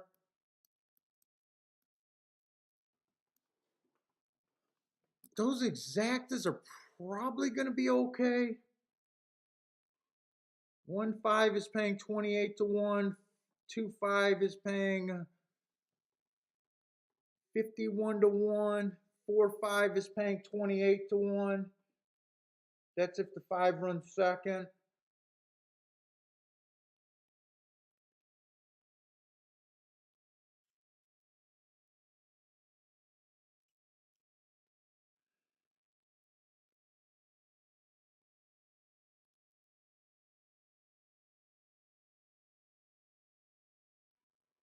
Do I want to do this?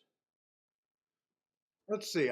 There's only those are the only 2 tickets I can play. 3 tickets really.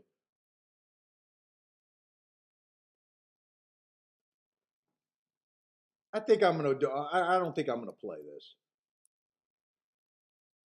I don't think I'm gonna play it.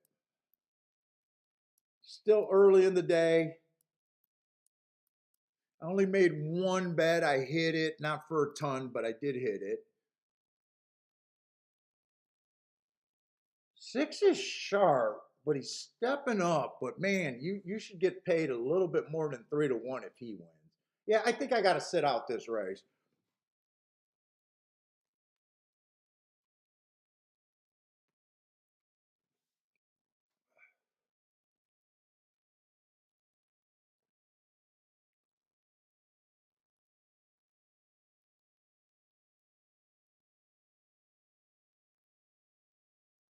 And what did the two pay last race?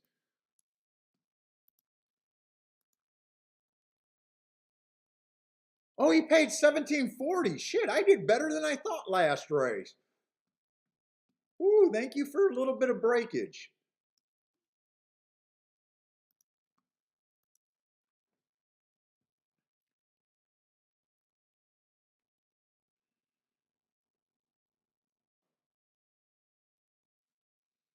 Let's see. Ren is due, and Steamboat Willie sees the 1 and 6 battling.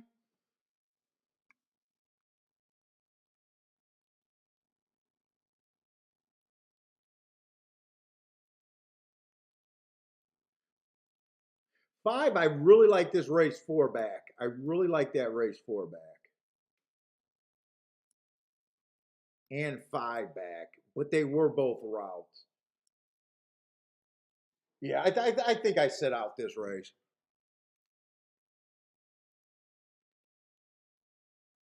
When in doubt, bet Iran. Oh, he's back. We don't want those guys back.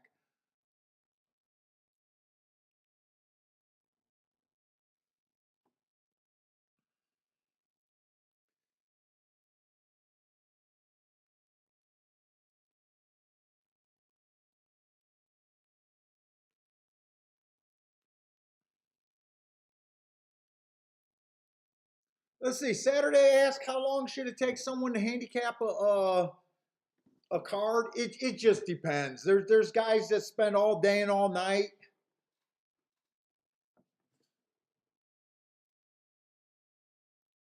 There's guys that spend 2 seconds. There's no right answer to that. It takes me an hour to put in my marks. And then you guys see how long it takes me for decisions. It just depends. If you watch a lot of replays, it's going to take a lot longer.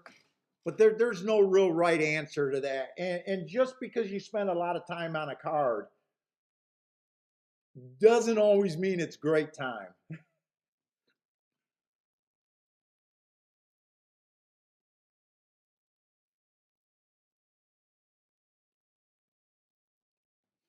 Saturday, the better thing to know, and I know you're a newer horse player, so it's going to be really hard for you to know this answer right now.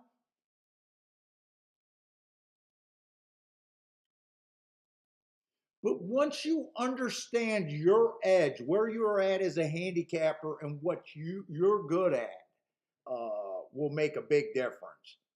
You want to avoid races that you know you're not good at. So I mean, there's that answer is just way too broad.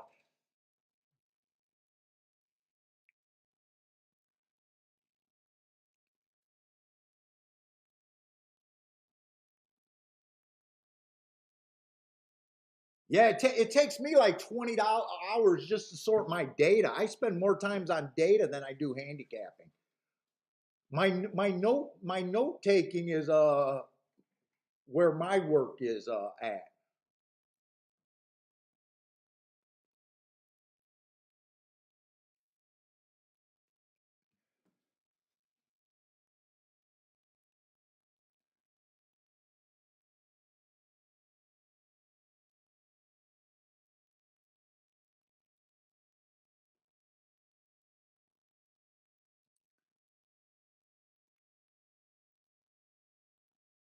Hey, what's shaking, Ryan? What's up, man?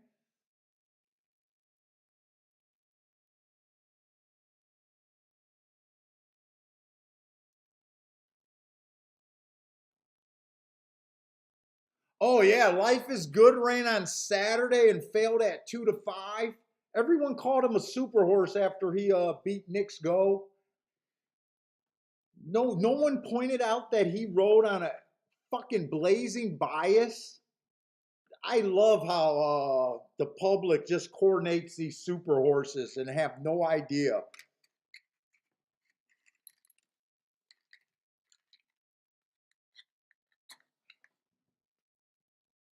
We talked about that Knicks Go race. We knew that Knicks Go ran against the bias that race.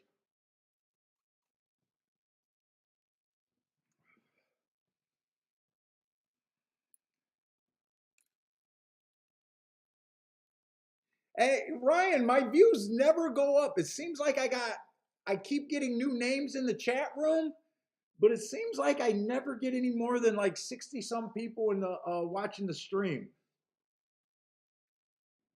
Oh yeah, the Japanese were killing it, weren't they?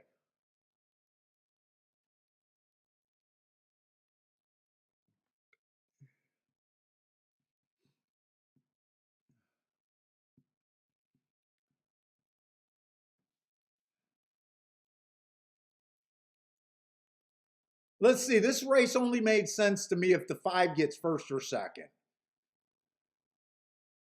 And 5's getting an all outside trip. I don't think he'll even be able to get first or second. I think this is just going to be a good sit out for me. 1 got the lead. He is dueling with the 6. 6 is a horse that's sitting in second. I know some of you guys thought that the 6 was probably going to be his biggest threat for the lead. 5's getting a good trip. I'm just worried about him being 3-4 wide on this track. And right now, it does look like he all of a sudden just stopped himself. So I'm definitely glad that I did not fire this race.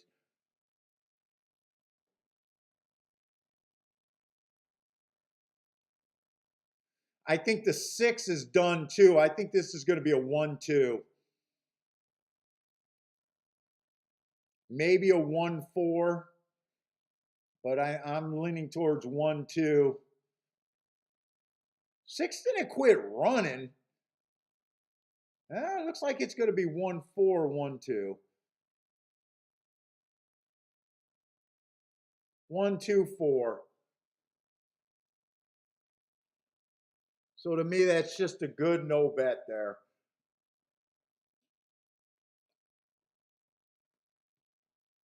Just agreed with the board way too much there to even really try to get a bet.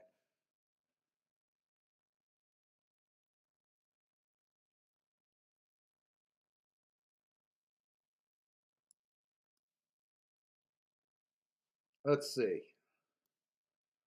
So that was our first dirt race. Yeah, it came in all inside, but that was a pretty chalky finish there. Let's see. We got another mile race over there at the Duck.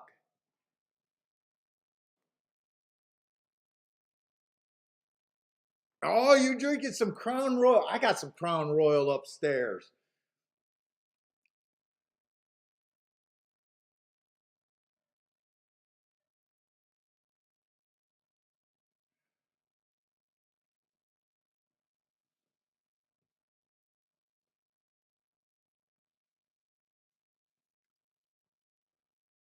Yeah, so no real surprise over there at Gulfstream. Like I said, I don't think that race could. I don't think this 1-2 exact is worth playing. Like I said, unless the 5 got first or second, I didn't see any other possible outcome that could pay in that race.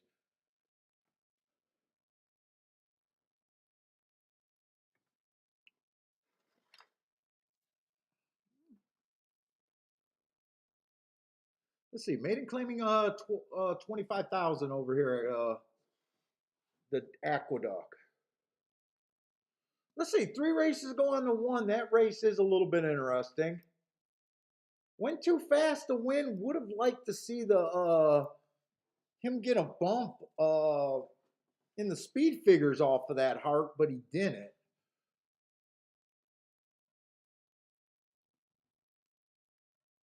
He might be the speed of the race. Let's just see what else is in here.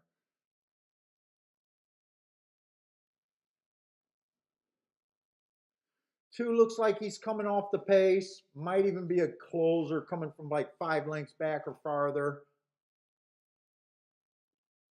Ran against a couple inside biases or running style bias last race and inside track 2 races ago. running against the bias 3 races ago, but still, I don't. Wow, he's taking money. He is taking money. Let's see what else is in here. 3 horse only ran 1 race. That speed figure is terrible, but I got him running against an inside track. I'm looking at this race like this is his first start. Uh, I'm leaning towards he's going to improve. I just don't know how much.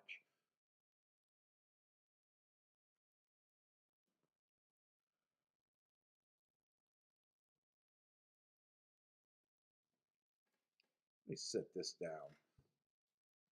The 4 horse. 3 races ago, ran against the early pressing track. He came out dead slow, had trouble at the break. So I think you could throw that race out.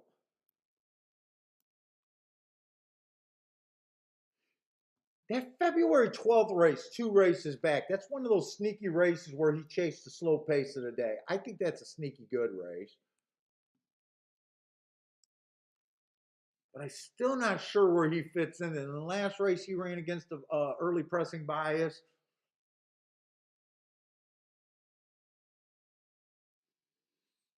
What kind of odds? 5 to 1. I don't know how I feel about that.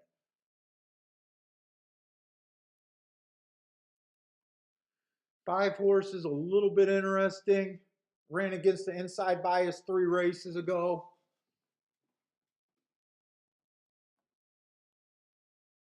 That 2 races back does not look bad. That's another sneaky kind of good race. Plus, those were at 6 furlongs. He might have a little bit more speed at a mile. I like his last race where he was dueling on the lead on a stalking closing day. I like that race. 4 to 1. I don't know. I might have to do an odds line in this race. 6 is taking a big drop.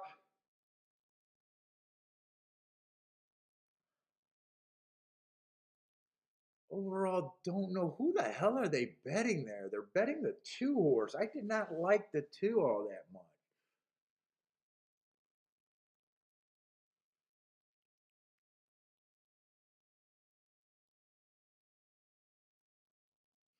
And 8's a Finger Lake horse coming off a bit of a layoff.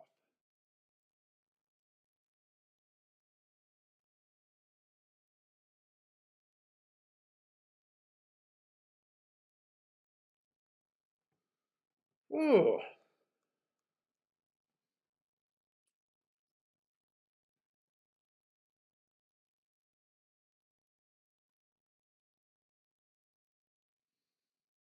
I might want to do something this race.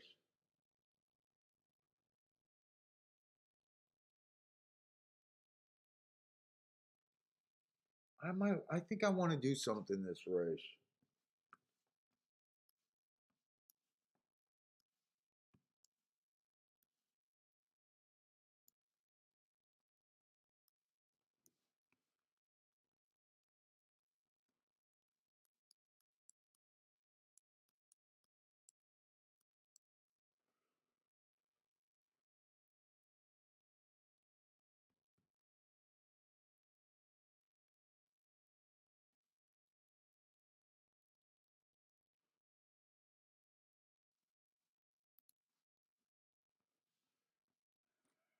Let's see.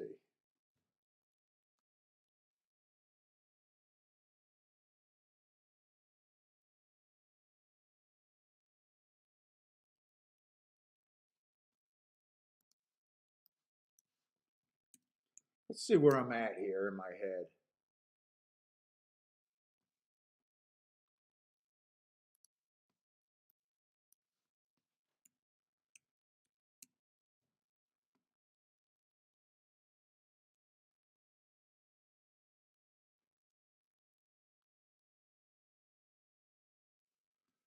Three. I think he's going to improve. I'm just not sure how I'm going to be a little tough on him still.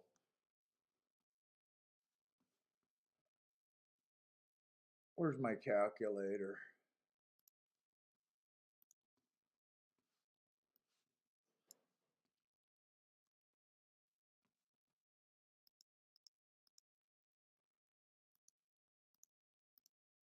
17% on everyone else.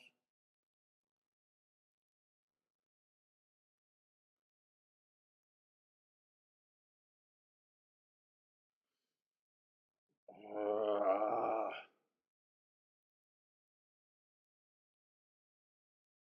the horses, I'll tell you right now, I'm going to have a hard time with this line, but I want to get to the 4 and the 1.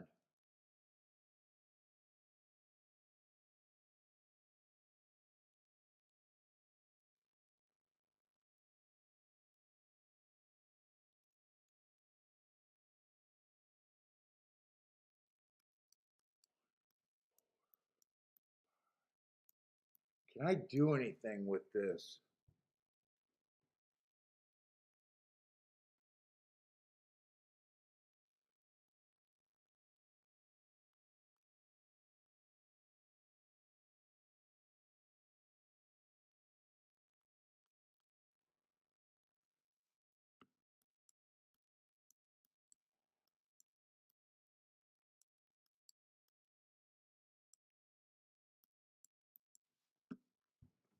Oh, do I want to key box? I think I do want to key box that.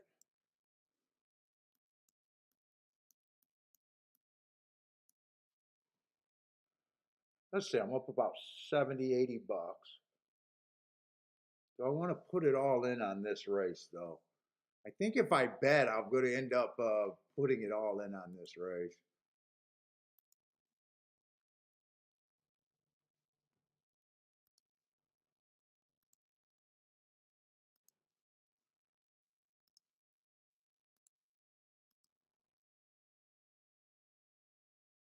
So it's definitely going to be a play bet.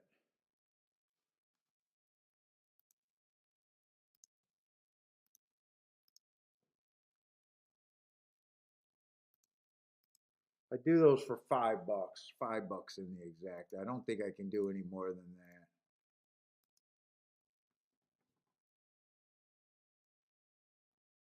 You know what? I wasn't going to do it. I'm going to include the 9.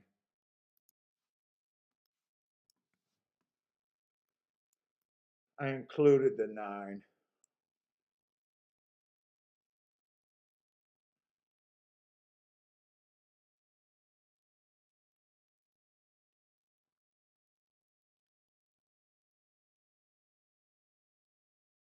Yeah, I bet it more. I bet more than I wanted to there.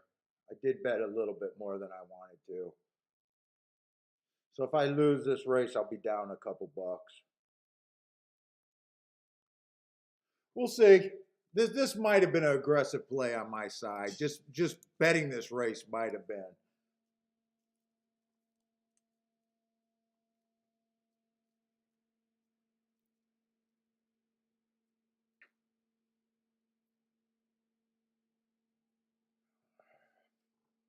I want to get playing Aqueduct because I want to get involved in Aqueduct. I don't want today to go all day and not play Aqueduct.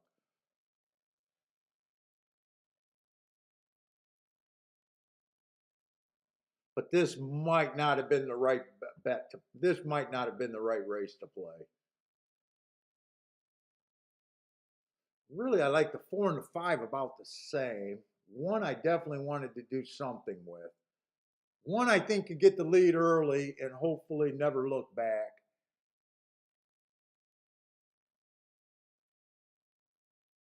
Can I at least get an 8? No, I can't get to establish the lead. I was hoping the 1 could get the lead here. He got the lead, but he's being pressured.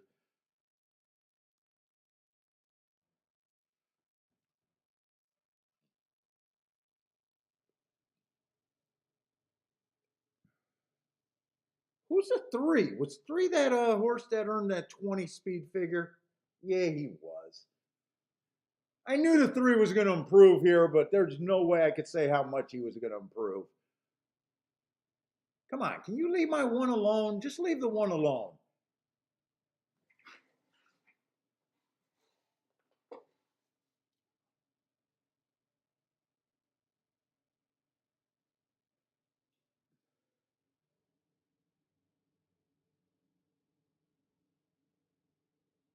Come on, can we keep this one going? Ah, the 9. Keep this one in second for me. Because the 4's not running. Ah, 5 got it.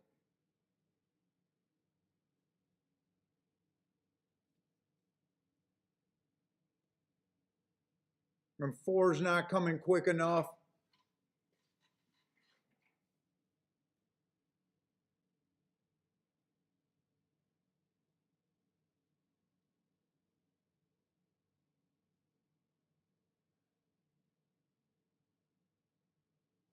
I don't think 9 held on there. Yeah, I knew I was being I thought I had all the horses there, which I did. But that's definitely not what I was saying. I thought the 2 could get beat by coming from so far off the pace. Back to the drawing board. That's my second best. So I gave the little bit I was up back. Jared got a boom there, 2-9.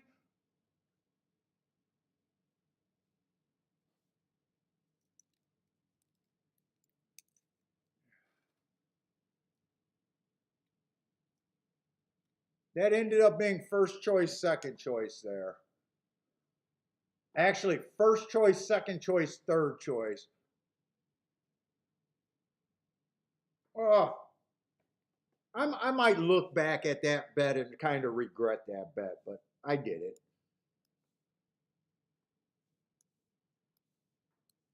I did it. I did it to myself.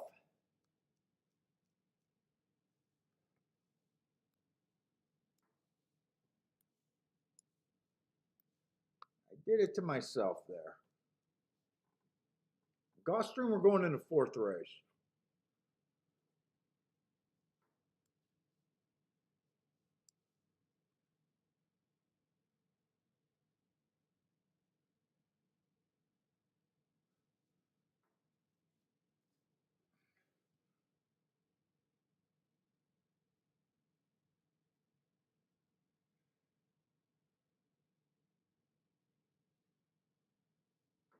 At least the 1 ran. I got what I wanted on the 1. But 4 did nothing, really. 4 did nothing. The 1 in my head was okay taking that shot, but the 4 really didn't run anything. I said the 1 and the 5 looked or the 2 and the 5, or the 4 and the 5 looked the same to me. And I went with the 1 that gave the more odds. Ah.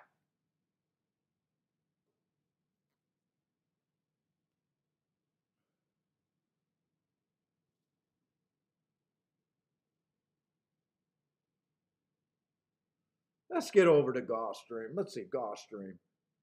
6 furlongs, maiden claiming 12.5.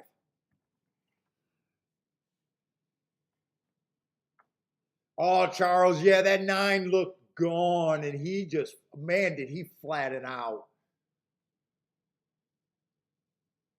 He sure did flatten out.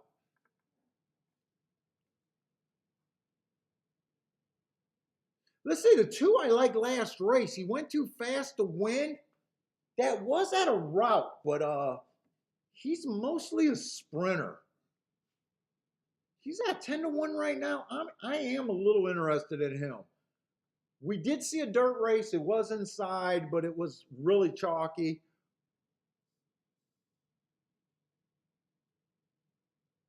Let's see, the 3 horse is taking a little bit of a drop, and that's the horse that's getting all the action. He's been quitting. I'm not even sure if I think he deserves to be the chalk, really. Wow, 6-5, huh?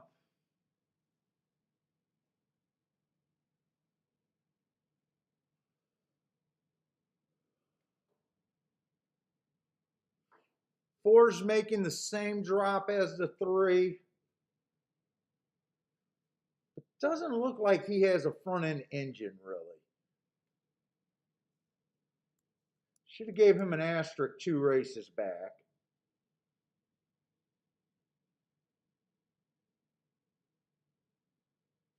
5 might be a little bit interesting. First race out, he ran on a stalking day. I gave him an asterisk. I'm able to just forgive a first time out anyways, but I gave him an excuse. 2 races ago, he hit a speed favoring track. He had no speed. And then last race on the Tapeta route race, it was a bad rail day. He had the 9 hole, but it was also stalking closing day. I like that he earned that second at the first call. He might be sneaky.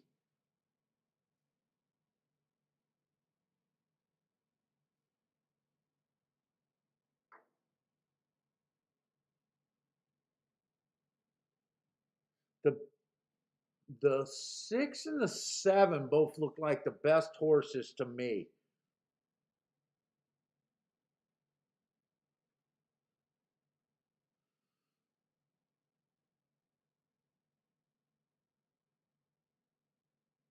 In this race. But I don't like the 7 hole on this 7. I might try to get creative here.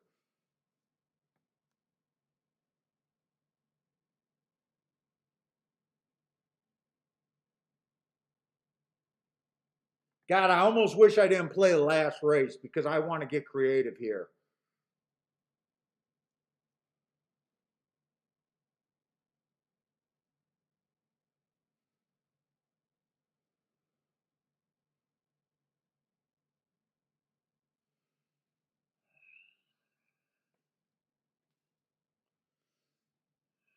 Seven looks like the best horse from the outside. Except I don't like the outside of the track.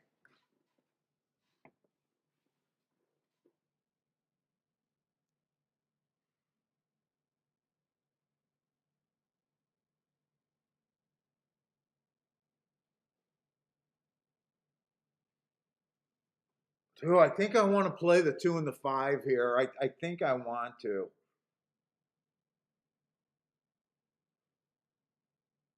I'm really reaching for this 5 horse though. I am really reaching.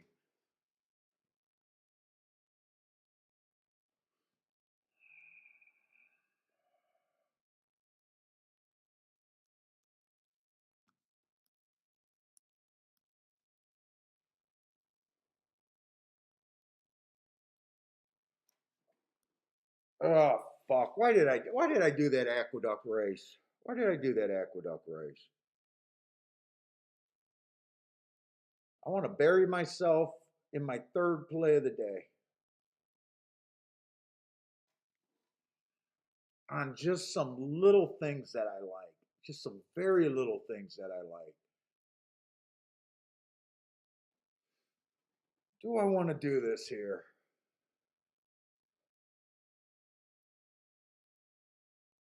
Let's see. Frankie Tubbs looking over there at Oaklawn. 2-3 with the 3-5 in the exact at Oaklawn. Good luck over there.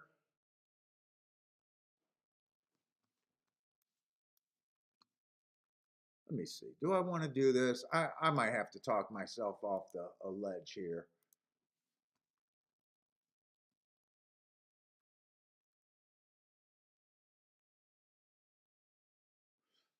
Let's see. Well, 7-2 is a no-go. Wait, 7-2 is 20-1? Wait a minute.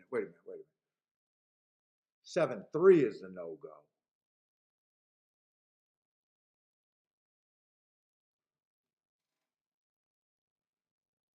3-2 is paying $11, so I definitely don't want that one.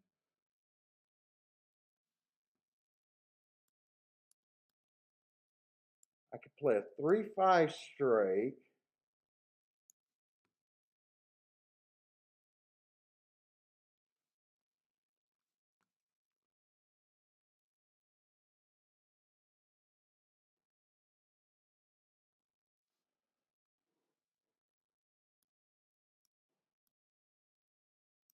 Three, 7, and 6 on top of the 5.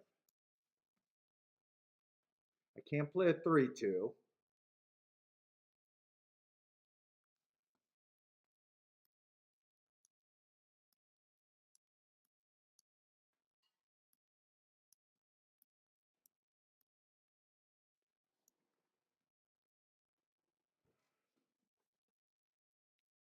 And 2 and 5 to win.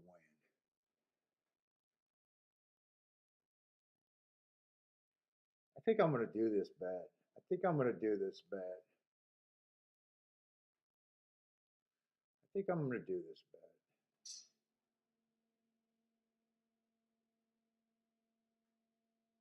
Definitely want to do something with the 2. Well, I think I want to do this bet. I got a feeling I'm going to do this bet and then I'm going to hate this bet.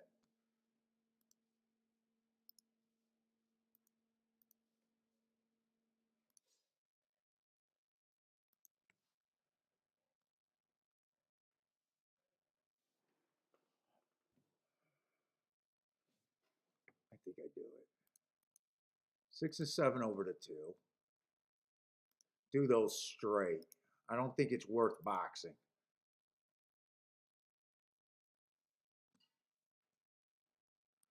3, 6, and 7 over the 5.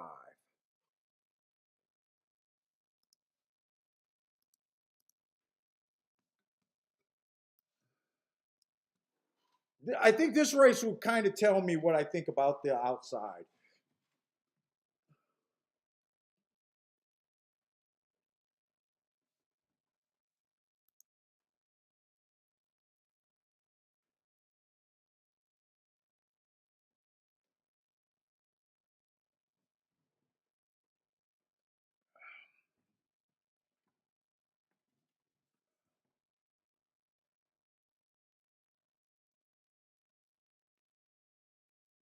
Hector got a win place to show bet on the 1.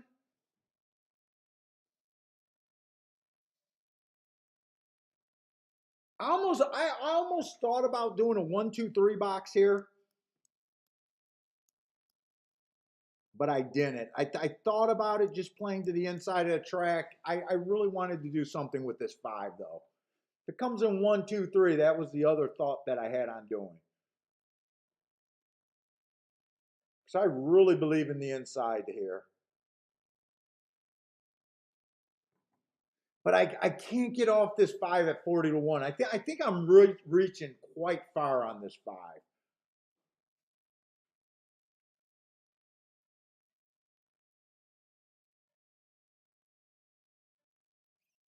I probably need a miracle for him.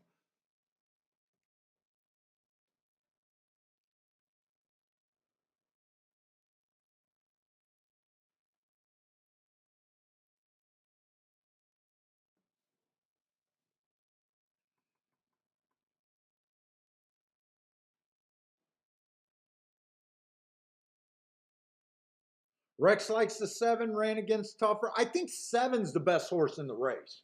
I do believe 7's the best horse in the race.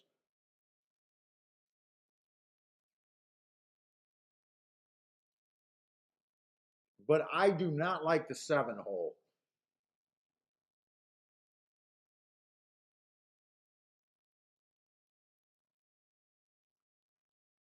And he lets other horses get in front of him. But I still believe he's the best horse in the race.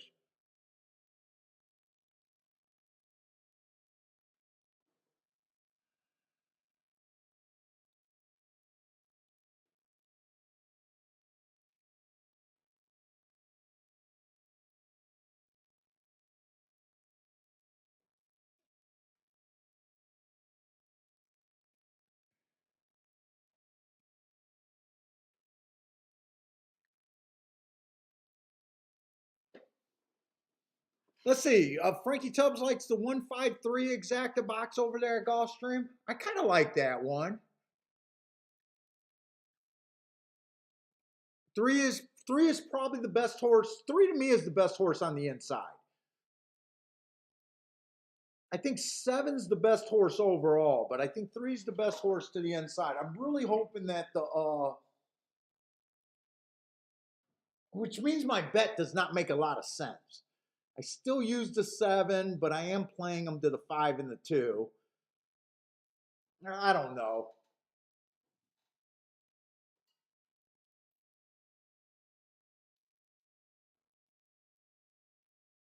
It all depends on if the 2 and the 5 runs. If I like this race, if the 2 or the 5 doesn't run, I got no shot here.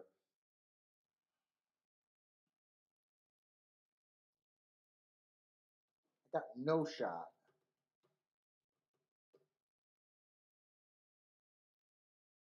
3 should get the lead on the inside. Come on, 2. Just, oh wait, I wasn't able to play a 3-2. That's right. I'm not able to play a 3-2. That was paying 11 to 1. So I need this 3 to get beat. Come on, 2. Just keep sucking around on this 2 horse because I do have a 6-3 or a 6-2. I got a 6-2. 5's not running a bit. I kind of no surprise there. I knew I was really reaching on him.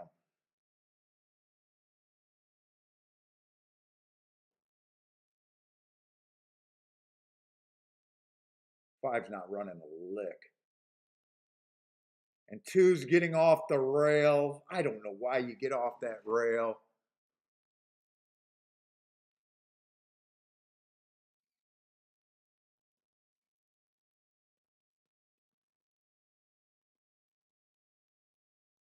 I reached way too far on that ticket. I shouldn't have put that in. I reached way too far on that ticket. 5 didn't run a lick.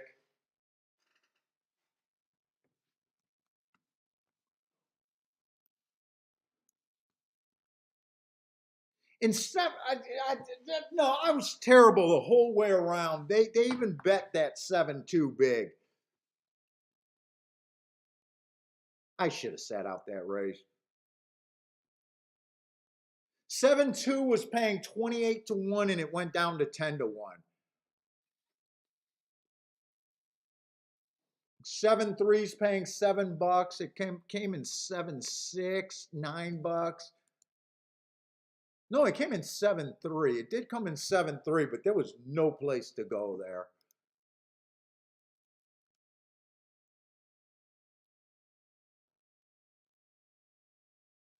Dude, I made one good bet today, lost by a K here, and then I come back and make 2 bad bets.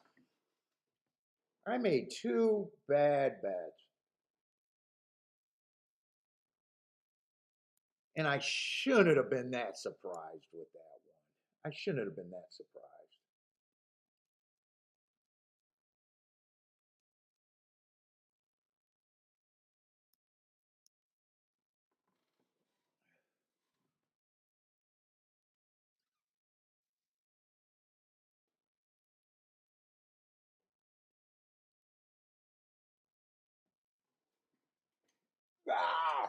Trying too much to make something big happen.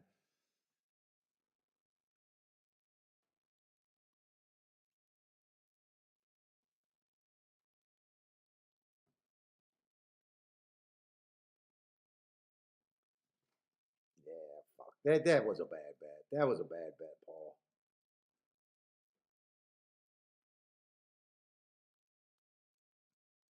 That was a bad bet.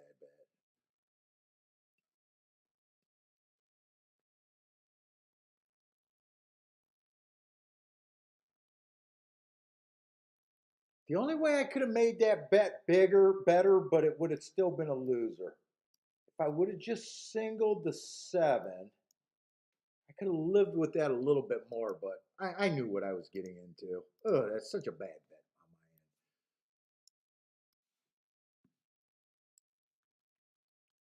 Such a bad bet. All right, back to the drawing board big time now. I got to bury myself, I guess.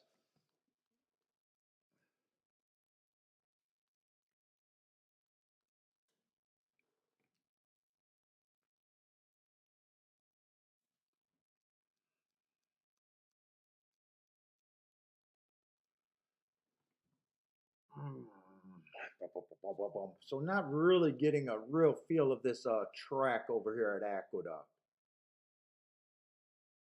They had a deep stalker, maybe even a closer. They did have 2 horses go wire to wire. We'll see. Starter allowance 50,000 here.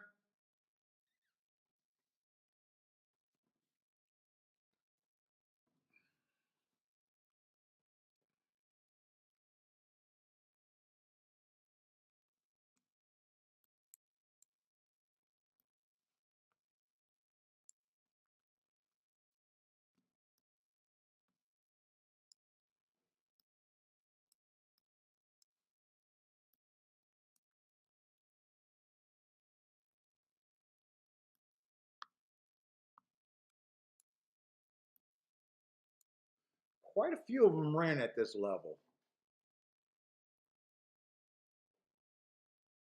All of his races are at this level.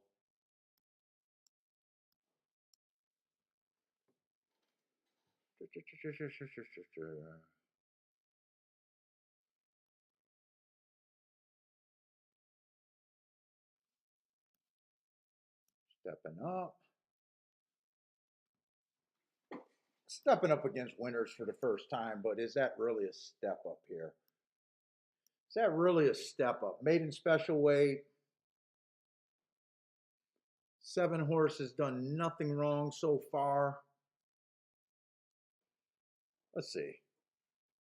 I'm looking for speed and stalkers, I think, still.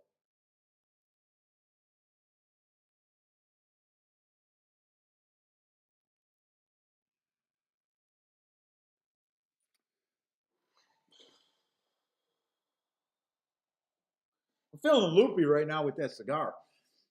Let's see, where we at?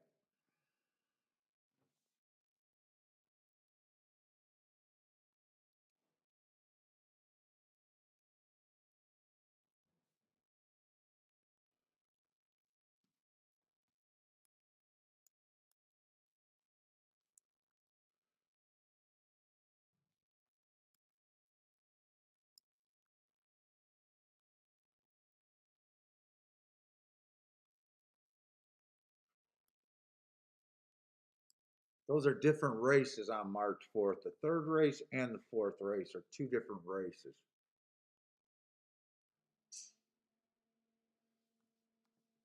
Let me see something.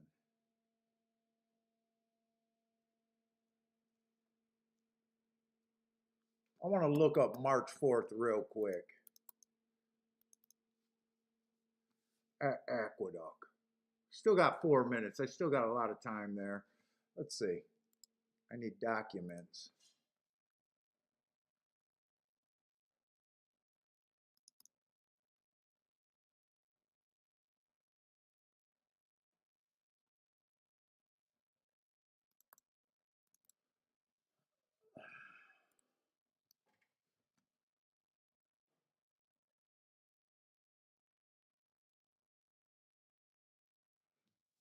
March 4th.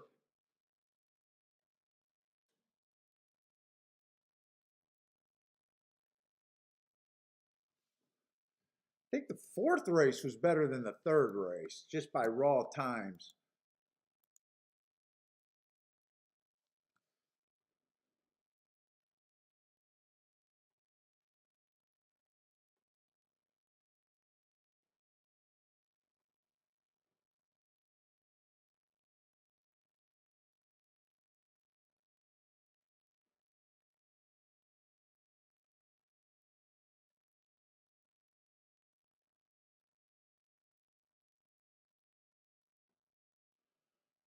February 18th.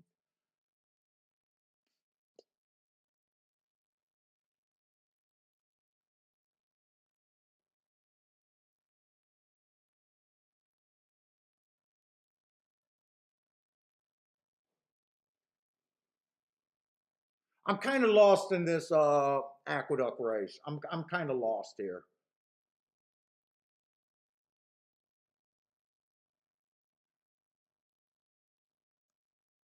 I can see why the 2 is 2-1 the favorite. I think this race is between the 2 and the 7. I think 7 is the horse that you got to decide if you want to try to beat or not. 7 done nothing wrong. He's been fast in both of his races. He's stepping up against winners for the first time.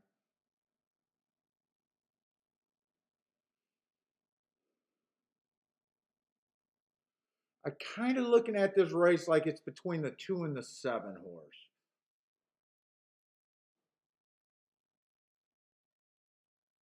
Wow, I can't believe the 7's 9-2, actually.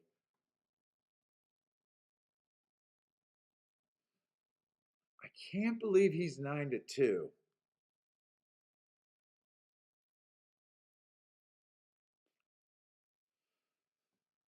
Oh.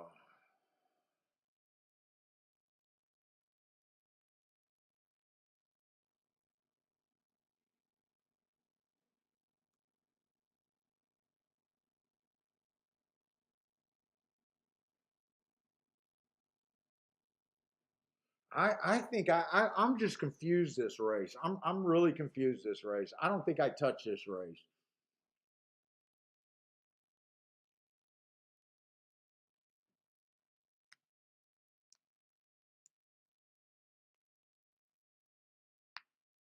I keep trying to do something with the 1, but I don't think I believe in it that enough to fire here. I got no bet here. I can't even talk myself through this race.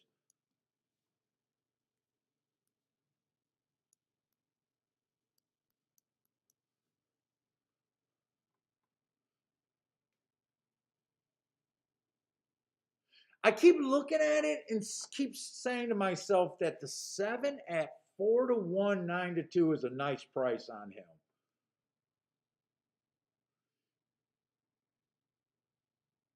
He won his maiden at the highest level.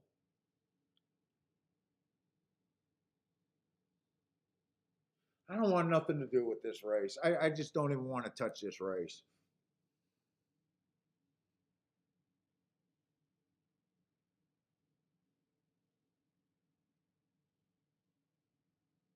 Let's see. Jared likes the 4-5-7-8 over there at 4-5-7-8.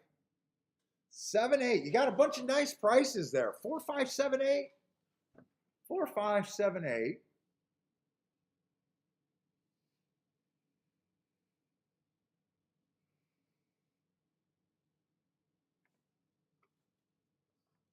Let's see. I think this. Okay, let me just try to talk myself through this race.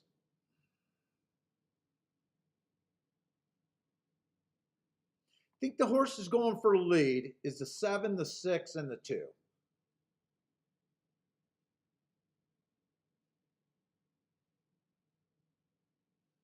I think 7's probably the fastest early. I really wanted to do some. I really want to do something to the 1, but man, I just feel like after those last 2 races, I don't feel like I understand this race.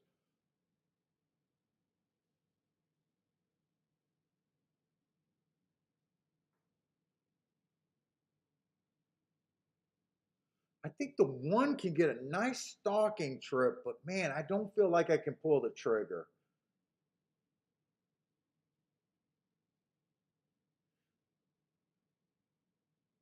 Yeah, I got nothing here. I can't even really talk myself through this race. 7 and 2 are the best marked horses to me. The 2, I know I don't want to do nothing unless the 1 gets second.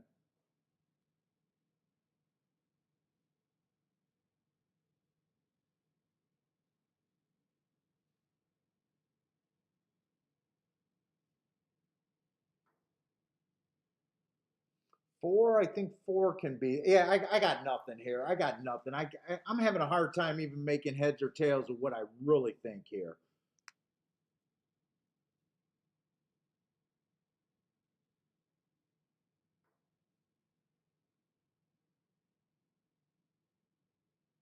Rent is due hates Aqueduct. Never win there.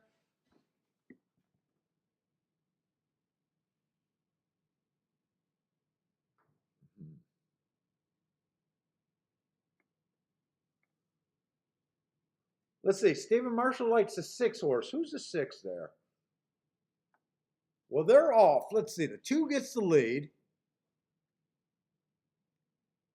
There's kind of four horses across the track on the lead right now.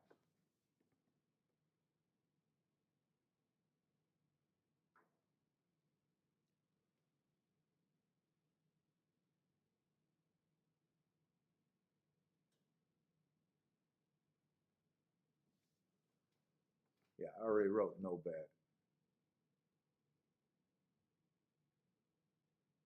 7 looks already done. This looks like a 2-6-6-2 right now, just looking at them.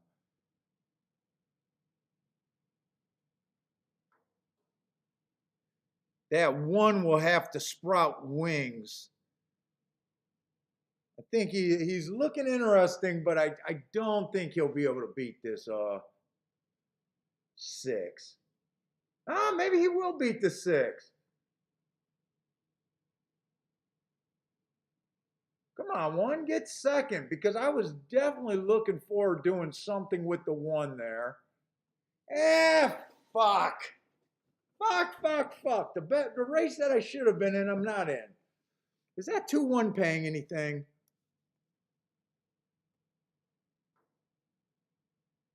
Right now, fuck. 76-1 that exacta says it. Oh no, that's Gulfstream. Wait a minute, I wasn't even at Aqueduct. No, 21 to 1. $21. Okay. Dude, my instincts kept telling me 1 was the key horse in that race, and I just did not know what to do with that 7. I thought 2 and 7 were the most likely winners in that race, one of the two, and I just couldn't decide which one.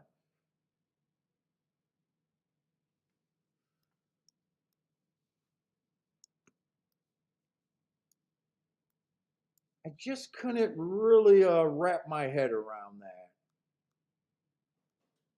Luckily, it didn't pay a ton.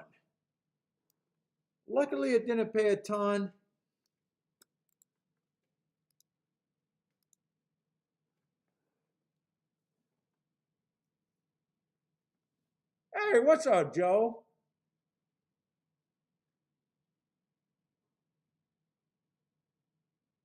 Hector's done for today. Take it easy, Hector.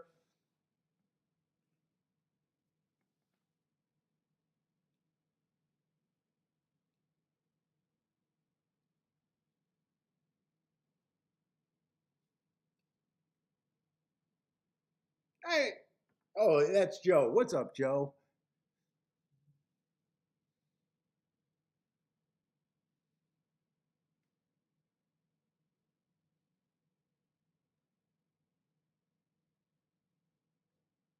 Lloyd had no confidence in the 2. I was pretty confident that it was going to be 2 or 7 to win that race. I was like really confident. I thought the 1 could definitely suck it up. I kept.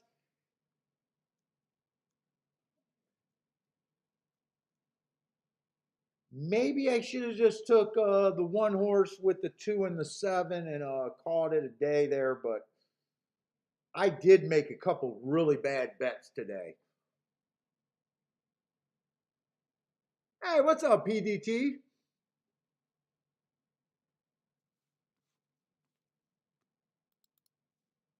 Let's see. I'm gonna go grab myself something to drink real quick.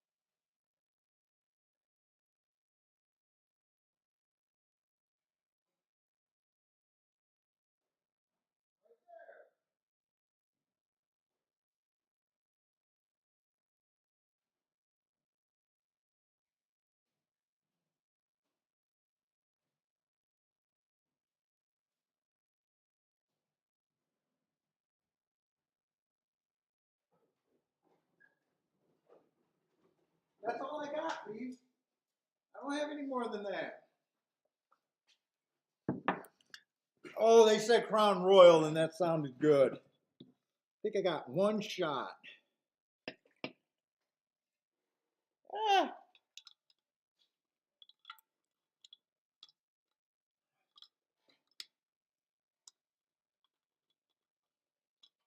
Hey, you like that smell?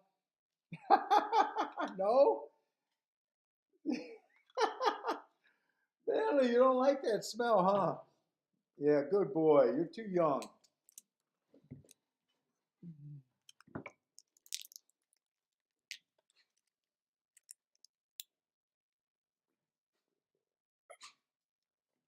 What's up, big guy? It doesn't smell that bad. Ooh, you really don't like the smell, huh?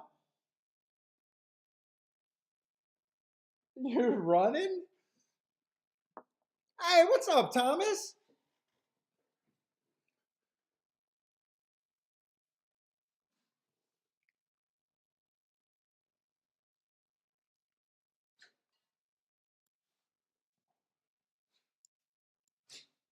Ooh, you're sneezing now, B.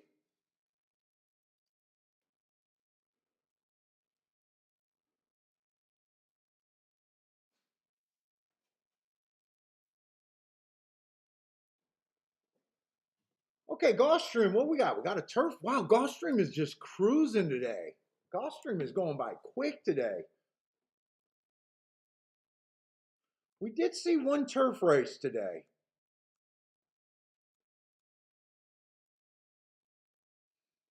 It was won by the one horse, huh?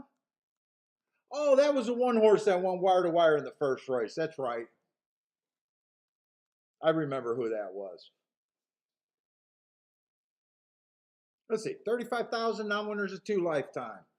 That's all this is.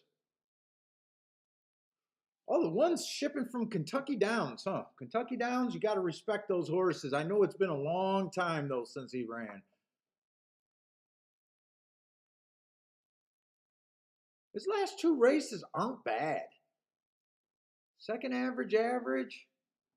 Then he was kind of fast in the last race.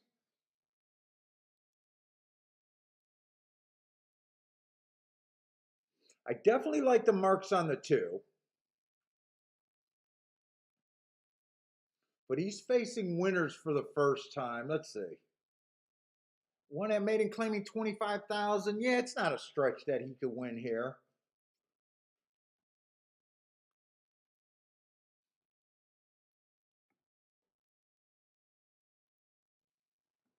Let's see. 3 horse, I don't like him all that much, but I don't have a really good gauge on him. 5 horses trying turf, went too fast to win off of a bit of a layoff.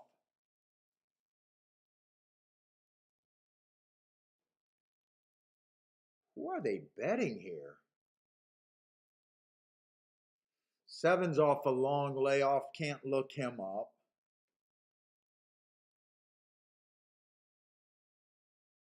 To me, the 8 horse feels cheap.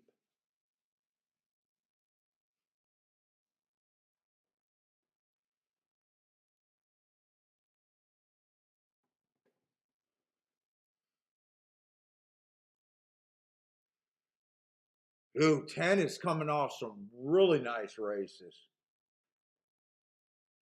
But another horse coming off of a bit of a layoff. 3 races ago, he went too fast to win. In the Toronto Cup, I like that race. Comes back on a bad rail stalking closing day, went too fast to win.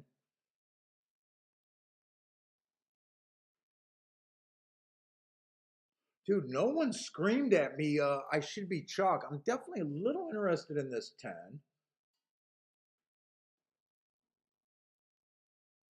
Who are they betting? They're betting the 7 horse.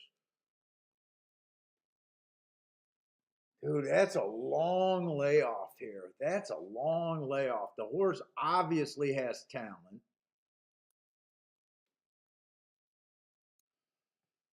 Do I want to play this race?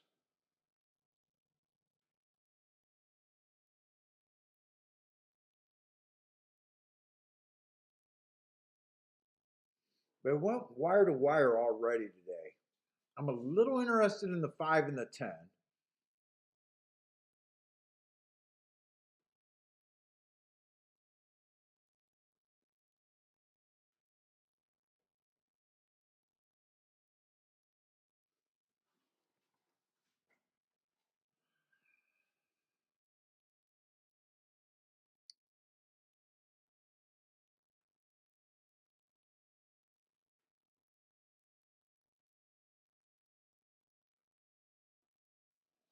1, 2, 5, 10 is kind of who I like.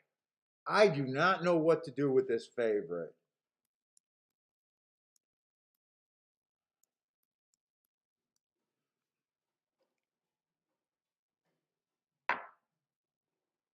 Ooh.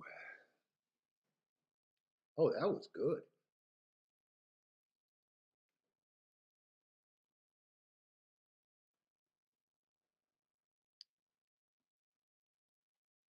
Tens. God, 1, 2, 5, 10. Wait a minute. I think I'm almost got to bet this race. I think I got to bet this race.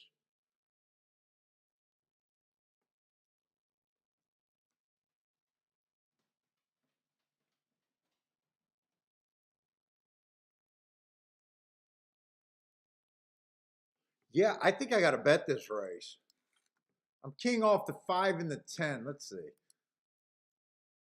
Gulfstream. 5 and 10 to win is the first bet I'm putting in.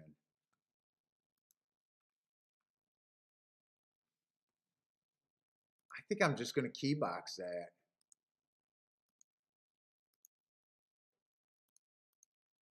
1, 2, 5, 10. And wheeling the 5 and the 10 are the two horses I want to key off of. I think I play this race.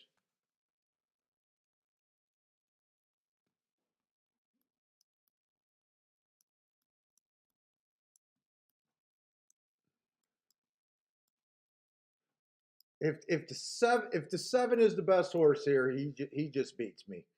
That's a long layoff.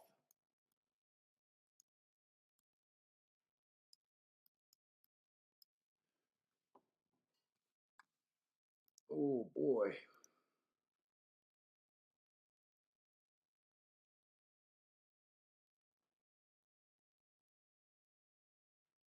Hey, what's up, Gregory? Let's see. Renner's Due likes the 279. Let's see. Jay is starting a double with the 1259. Gregory got the win plus 2 over the 1 and 2, 10. Oh, 2 over the 1 and 10. Frankie Tubbs likes the 139 exacta box. Jared likes the 5 and the 9 with a bunch of horses. Looks like Jared is going tries.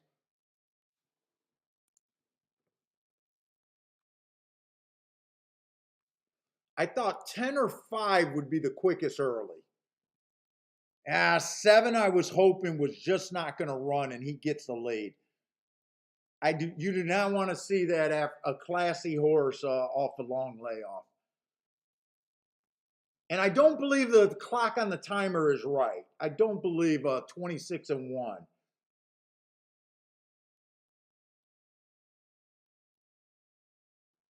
Come on, 5. Bring this 5 and dime with me.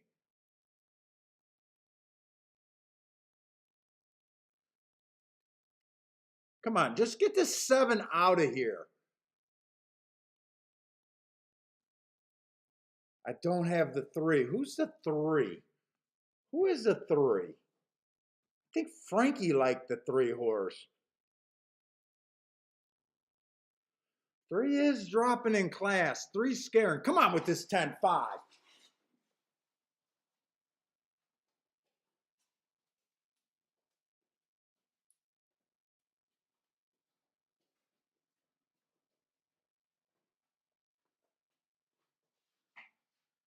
Come on, 5. Get up. Get by him. I'll take the win ticket. I just can't connect on exacta. I can't connect on exacta today. I had a 6-1 winner and a 7-1 winner. Oh man, that 5 and 10 would have been so huge. I would have ended up with it for twice as much.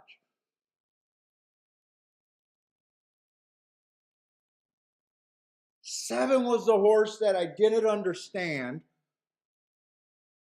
You know what? I bet that race how I wanted to bet it. I did not really know what to do with the 7 horse off that layoff. I seen the danger. I'm okay with this bet. Oh, that 5 and 10 exacta would have been huge. Especially since I keyed off of both of them. Oh, that would have been so big. No, that would have been a $2,000 hit. It's saying that the 510 would have paid $101. And I would have ended up, I played it for $10. I would have ended up with a $20 exacta. Shit. Oh, man, oh, man. Stephen Marshall's on a boom. Jared's on a boom. I can't say mine was a boom. If I would have hit the exacta, it would have been fucking boom city for me. Jared gave it out to everyone. Yes, he did. There's the try. Jared got the try. Nice hit, Jared. That try should pay good.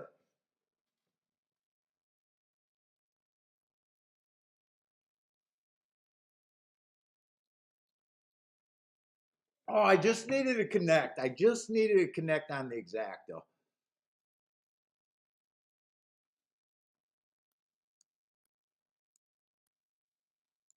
All right, well, I'll take that though. Five would have stalked there. 5 would have stalked. All right, that helps a little bit. That helps a little bit. Makes me at least feels like I'm getting back in the groove.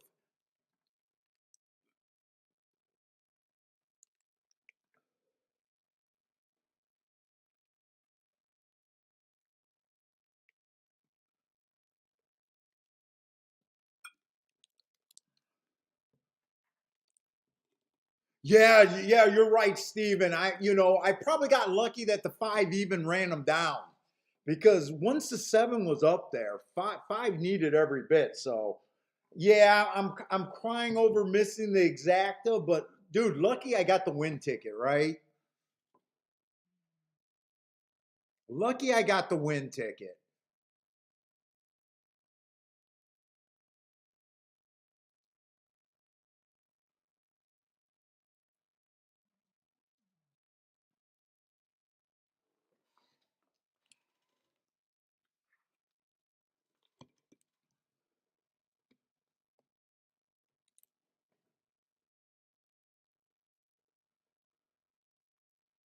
Jared got a Rolex day. Yeah, Jared, you got a Rolex day. It's time to be done, man. That's what I said on Saturday. Saturday I hit that first race, man, and I was done. And I was so glad that Parsons didn't call me on Sunday.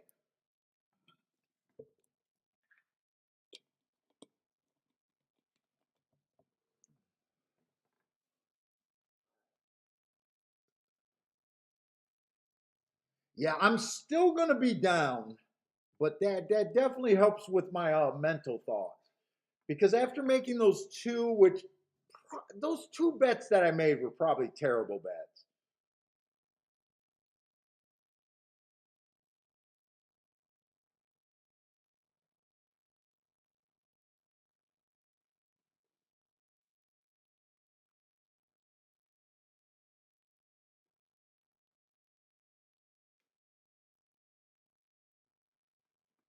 Ooh.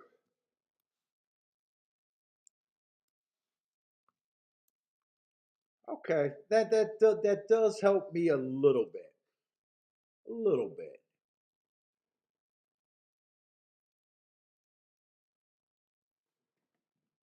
And Aqueduct's fifth race is at the class that I don't like playing. And right now at Aqueduct, I'm not sure how this track is playing, if it's doing anything.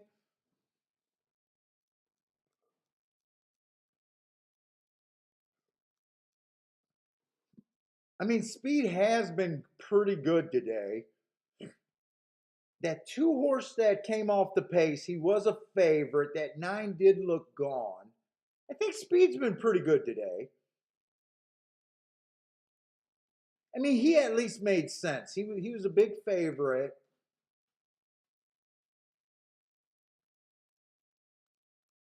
But I still don't feel like I got an edge. I don't feel like I don't feel very confident at Aqueduct today.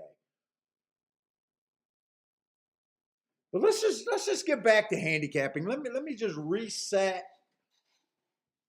Those two bad bets really threw me off today. But really, I played four bets today. Ran first and third in two very nice exactas that would have been huge. I don't know. It feels like a bad day, but it's not really. I am still down though. I am still down. But I do feel like other than the two bets, we're kind of handicapping good today. So let's keep it positive here.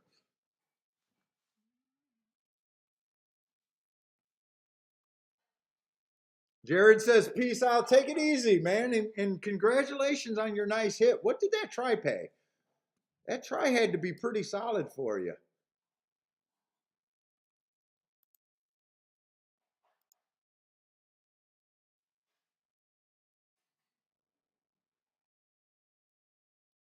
Oh, 133 for 50 cents on that try. Solid, solid.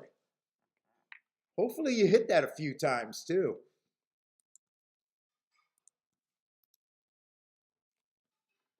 All right, Lloyd. He gave out the try over there at freaking Gulfstream, but he's been saying boom after a lot of races today. So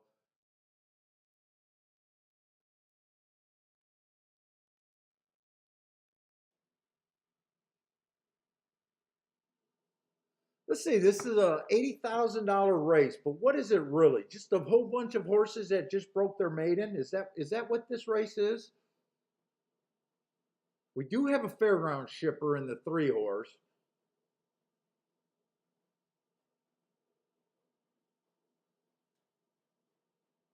Yeah, this race is actually,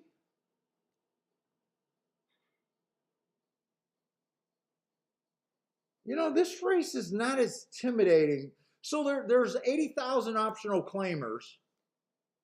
And then there's races like this where really you look at this horse where it's just a bunch of horses that broke their maiden. Let's see, the one's the favorite right now. He's been coming off of three good races. He's been fast in every one of them. He just broke his maiden. I can see why they're betting him. Two just broke his maiden. He was the slowest winner of the day last race, but he broke it at a lower level. Two races ago, he ran against, well, two, three, and four races ago, he all ran against the bias. Three, I don't have any marks on. Four just broke his maiden at maiden special weight. Slowest winner of the day. Nothing's wrong with that. Actually killed that field, so maybe he didn't have to go fast.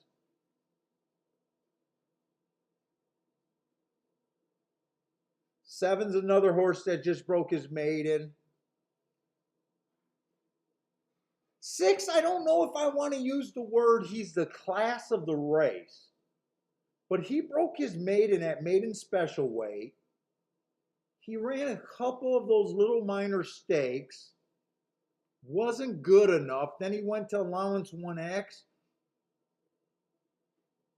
So far, he's just a maiden special weight winner, but he has ran against the Probably the better horses, arguably.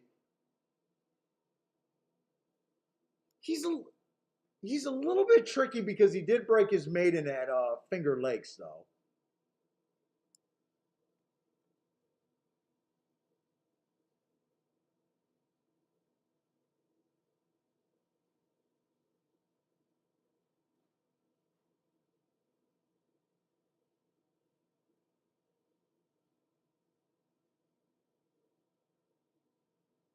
But I got the overall feeling that I just don't want to do nothing in this race. He's the horse that ran against the best horses. What is his odds? 6 horse, 9-1. I don't know if I trust him completely.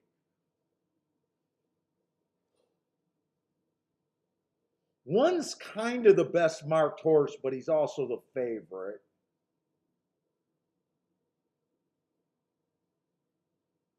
Yeah, I don't think I want to deal with this Aqueduct race. I think I just want to watch some more Aqueduct races. Let's see, Kim. What's up, Kim? Kim says 7 is her paddock pick. Ugh. Doesn't mean he will win. 7's done nothing wrong. He won his first race out. They didn't put him in maiden special weight, but he won fairly easy. I do think that he had a good part of the track that time he ran, though.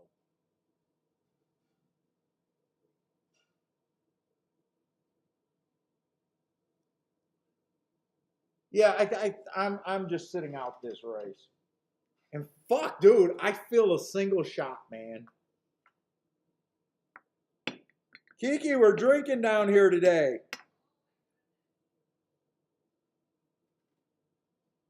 We're drinking. She says, "Oh my goodness."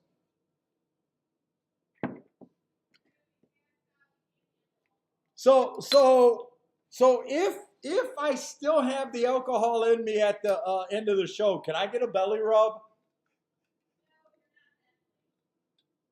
So yesterday we're in the kitchen, right? And the night before, Kiki always says that Bentley bosses him around with these wines, that they have a secret communication. And I finally seen it the night before. He does this like little whimper thing for mom to, oh, this is the wrong cat. For mom to come and rub his belly. So yesterday we're in the kitchen and I'm standing behind Kiki and I lay down on the floor. I do the little doggy where I raise my leg and I'm laying on my back and I do a little whimper to get my belly rubbed. She just laughed at me. So I still don't know how to get the belly rub from my wife. But it was pretty funny. But you probably had to be there. I'm still trying to figure out how to get the belly rubbed.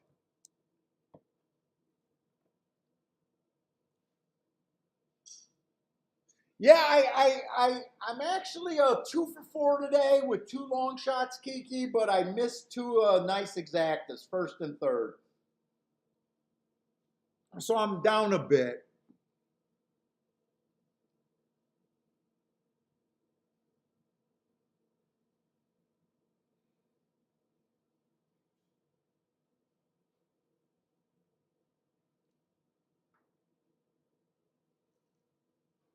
Let's see. Charles says, first time turf winner at long layoff horse. Horse ran 10th in last race. That's why I should have paid 265. That's some fine handicapping at Gulfstream. Rather be lucky. Oh, that sounds like you were in a nice hit then.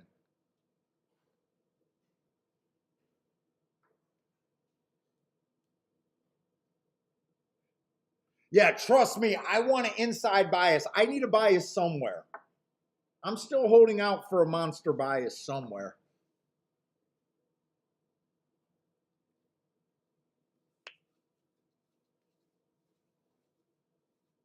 Let's see, Aqueduct is off. Let me just write that I did no bet there.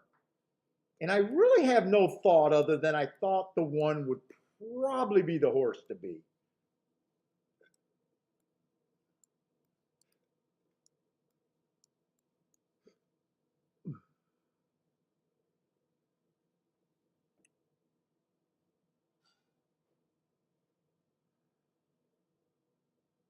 Let's say 6 does look a little interested. He was a horse that was a little on the radar, but I didn't trust completely.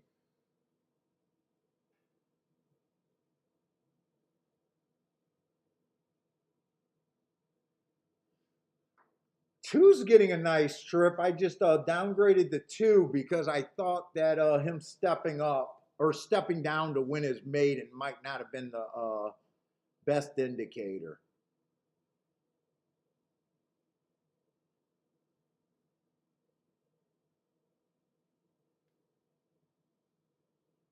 And one, I can't tell. One's either toying with him or he's hooked right now.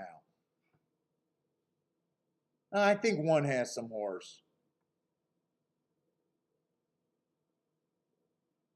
One has some horse. Four's the only danger there at Aqueduct.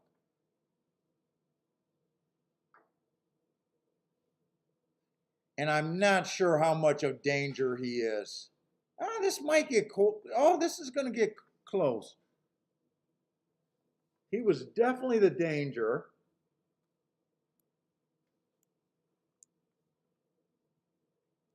He ended up coming off the pace a little bit.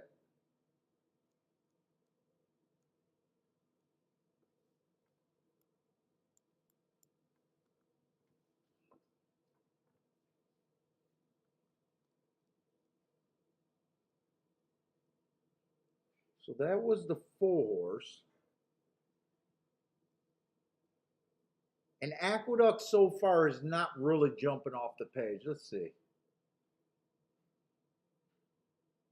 Was the slowest winner of the day last race. Oh, that was a horse that I said slowest winner of the day, but he won so easily.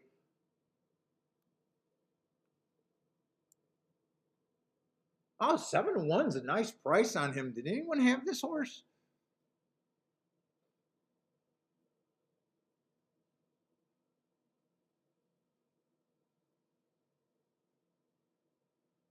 Let's see. Kim had 157.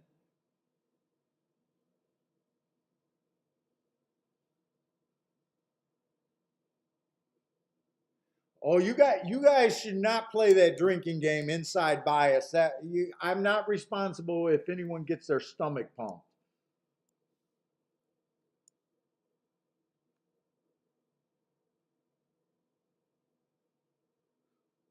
Oh, In, did I see that race wrong? Wait a minute. In is saying that he closed. I might have been wrong about that.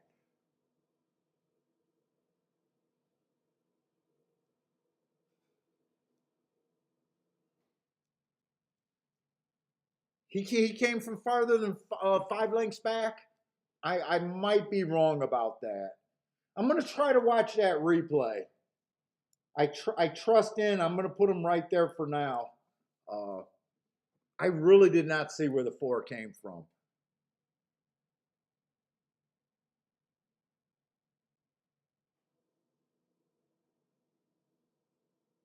In thought about 8 lengths back. I trust you.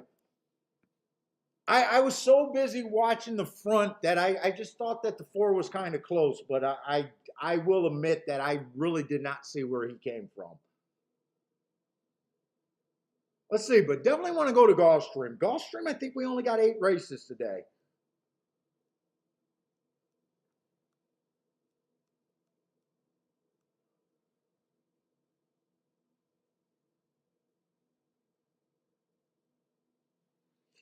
Mizzou Man says, how about if I'm in the right race?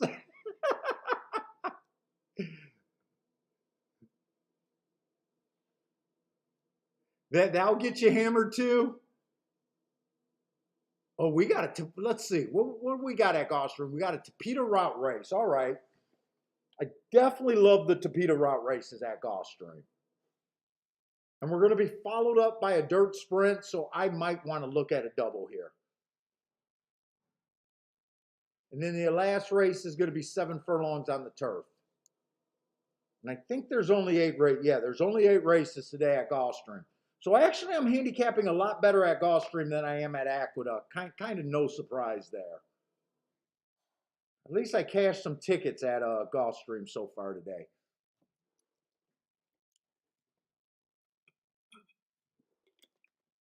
Yeah. Jared was hitting.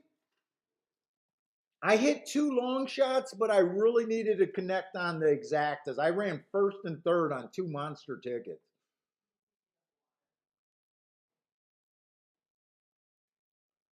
Aqueduct Disco, I am definitely struggling and not feeling confident at all there. I'm not even sure what I'm looking at.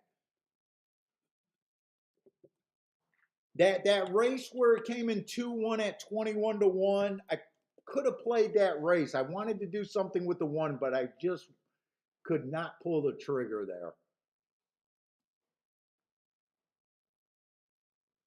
I want to try to look at a double here at Gulfstream because we do have a Tapeta race and it's been stalkers and closers. Kind of stalkers have been getting a pretty big advantage there.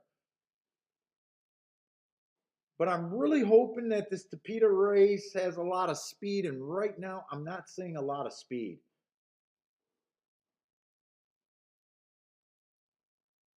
Although the favorite got speed. Wait a minute, we might be able to beat this 7 horse. Seven's tricky because races 4, 3, and 2 back, he was all looking like a front runner. If he runs like that, I think he could get beaten. But his last race, he came back closing. Fuck, I'm not sure what to do with him. I'm gonna assume that he's going to the lead. I'm gonna try to get around him, hoping he goes to the lead. But if he comes off the pace, I think I'm gonna be fucked here.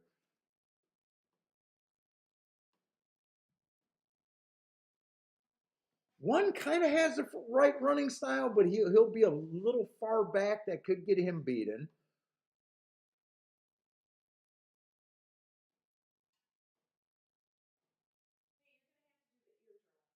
Yeah, I thought I smelled his ears yesterday.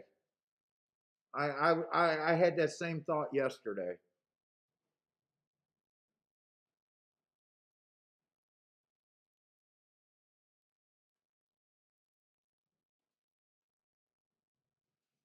Let's see. I think five's going to the lead. I think five, and I want 5 and 7 to be on the lead. If I could get those two horses on the lead and can get a fairly quick pace,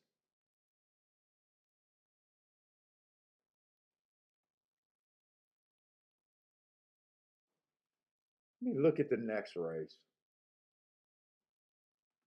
I want to do something with the one next race, or I'm sorry, the two next race.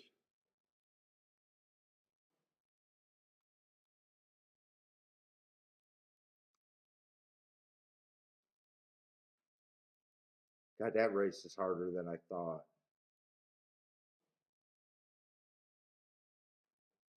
I want to do something with the 2 and the 4 next race, I think. Try to beat the 5, try to beat the 6.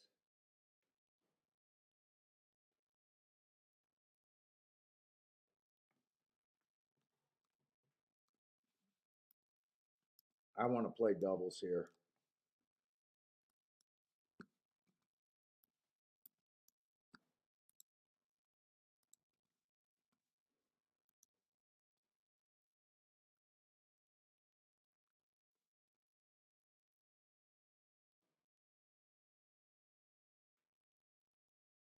Four, everything is paying to the 4. I think I got to play this.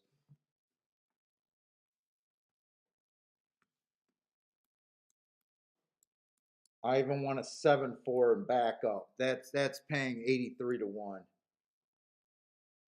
Other than that, I want to try to beat the 7.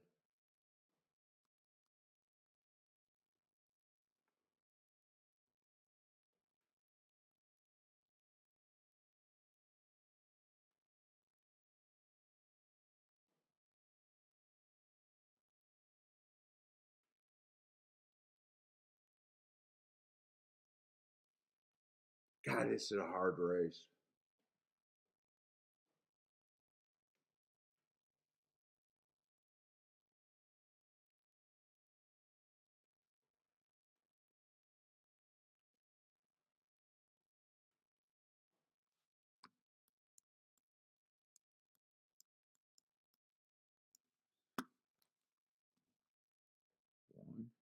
3, 4, 6.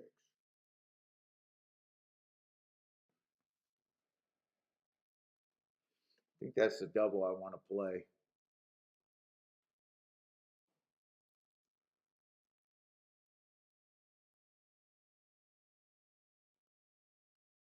One, 3, 4, and 6. I want to play that double. Let's get drunk.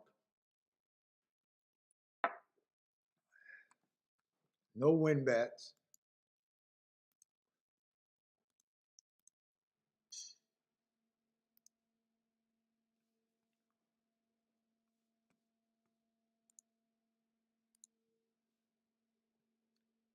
One, 3, 4, and 6 to the 2 and 4.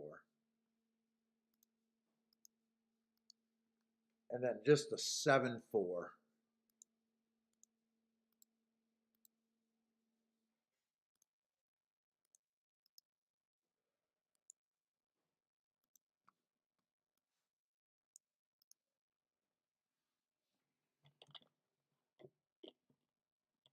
Attila Dutch, the 5 and the 6 horse. Who's the 5 horse here?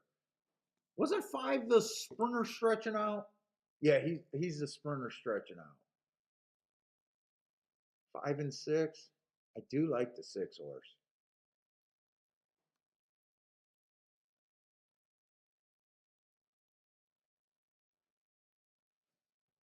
I really want the 1 horse to get beat there too.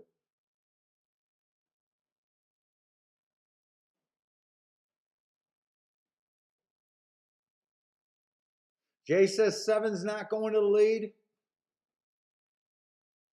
God, I'm hoping he goes to the lead. I really need, unless the 7 wins and I can get the 4 next leg, I really want this 7 to get beat here. 7's by far the best marked horse in the race. But I'll only have 1 out if he wins. And next race is a tough race. I do like the 2. I do like the 4, but that's going to be a really tough race.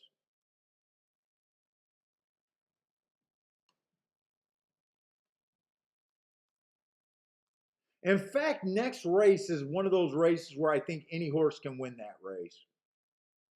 Might not been the best spot to do what I'm doing. I'm being aggressive still. Hey, what's up, Greer? Let's see. Stephen Marshall's alive to the 1 and the 2.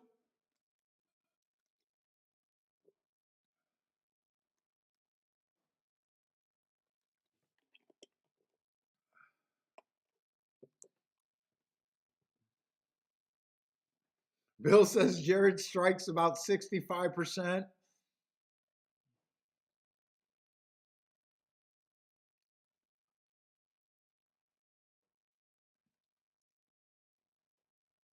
Oh, man, today could have been a glorious day with those 2 exactas for me. Oh, first and third.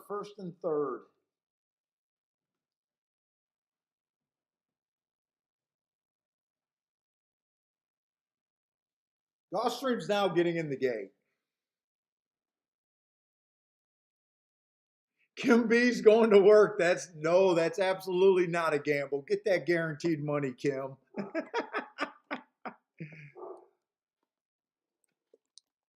You got to get that guaranteed money when it's there.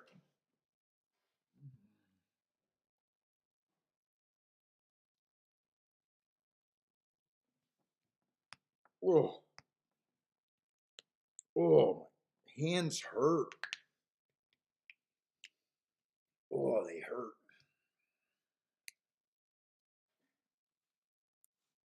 What is the next race at Aqueduct, by the way? I'm still not getting a good grasp on Aqueduct, and I missed that replay that I said I needed to watch. I think Aqueduct, we only got 8 races there, too. I think Aqueduct's a short card. Shit, they're already in 6 race. Let's see, 7's going to the lead. Just don't give me 25 and change. Do not give him 25 and change.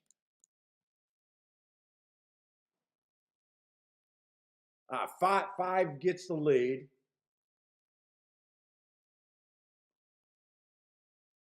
Come on, give me 24. 24 flat. 23-1. Okay. I think I like that.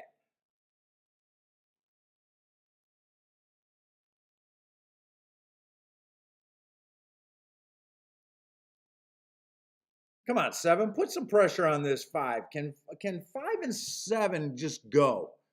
Put some pressure together. Let this 3 sit and get the nice trip. Come on, keep lugging, keep just keep interested on this 3 and this 4. I think I got both of them, right?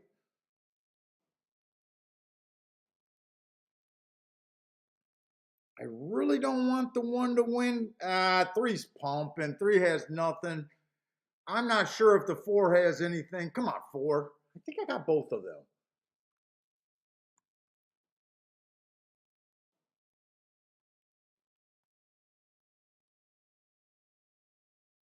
Seven's gonna get beat. Come on, 7, get beat. Get beat. That'll help a little bit, but not much. I'm gonna be alive to 2 horses. Pretty sure I know I had the 3. I'm pretty sure I had the 4 there. That's the only thing I want to look up. Thought I used the 4.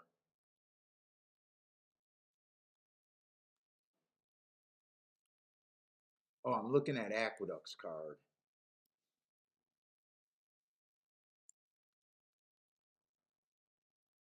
Man, it's so hard to be close to that pace.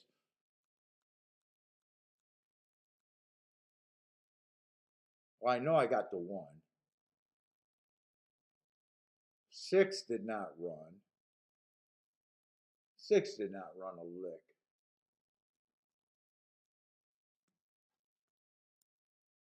Another race I made harder than I need to.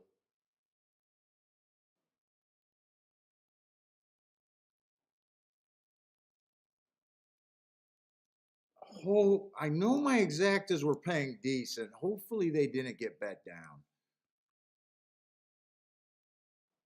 My 1-4 exacta should still be good. My 1-2 exacta is going to be questionable. 18-1. I need it to stay at least 18-1. Hopefully it creeped up a little bit. I really probably going to need the 4 next race.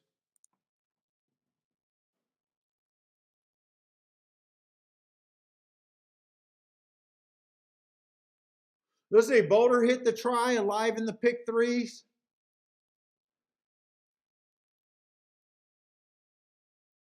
Stephen Marshall cashed his double and he's alive in the pick 3, pick 4s. Keep it going, Stephen.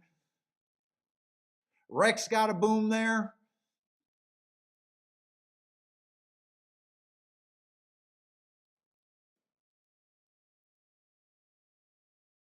You guys are picking on Jared. Picking on Jared.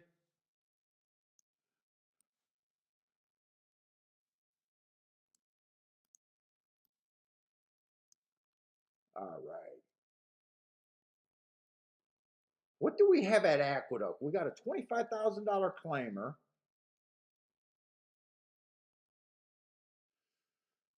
Kind of a classy race coming up in the 7th.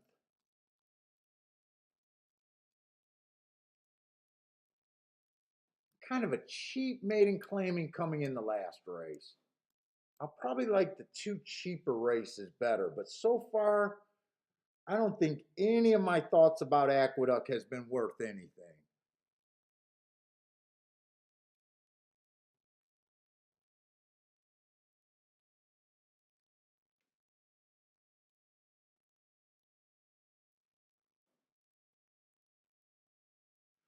Rex says big booms are coming next race. I hope so at Gulfstream. I hope so. Now that I might have, I played towards the inside of the track next race. But I will say that when I glanced at the second half of the double going into next race, I thought anyone could win that race.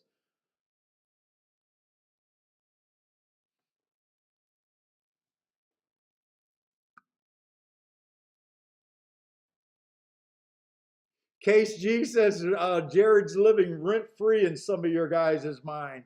Dude, I don't worry about it one way or another, man. Don't let them live rent free in your mind.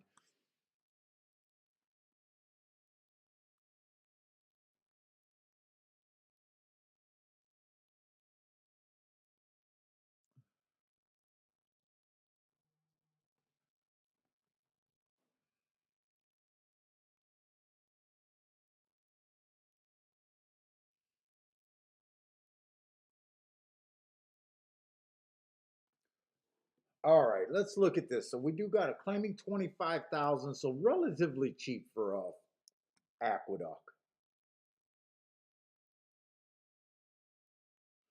Let's see, the one horse coming from Finger Lakes. He looks like a pretty decent horse at Finger Lakes. His only race at Aqueduct, I just got as being average, slow, slow. Don't really have an excuse there.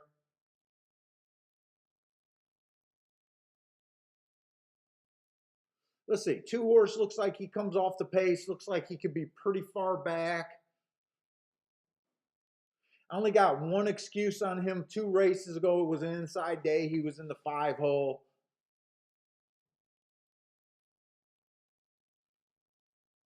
Not really screaming at me. Let's say the 3 horse went up in class last race. It was an inside day. I liked that race. He also got an awkward break. 2 races ago, it was an inside day. I gave him an asterisk. I like that race. 7-2. I'm not crazy about the price, but it's not a terrible price so far. Let's see. 4 looks like he has no speed.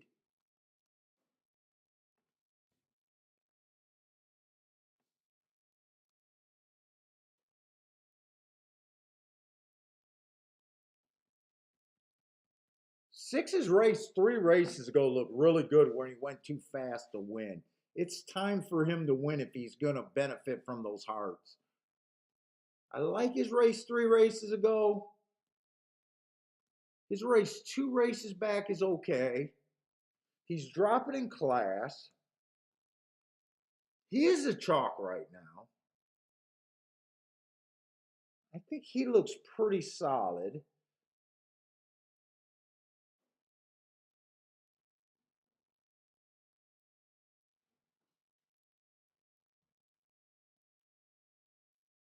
Boy, he earned a heart in this race 4 races back, this 9 horse. He has a bunch of excuses, but they're running style excuses, and that's his running style, being off the pace.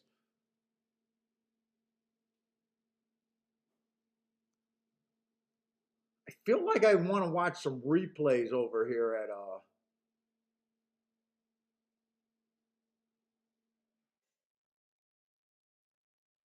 dude, 3 looks like the fastest horse early to me. Does any other horse have speed here? 1 does, but to me he looks cheaper.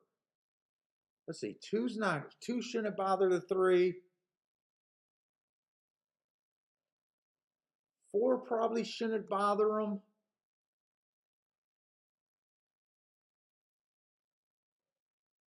5 may bother him. 5 may, but he's stepping up. 6 is definitely a threat.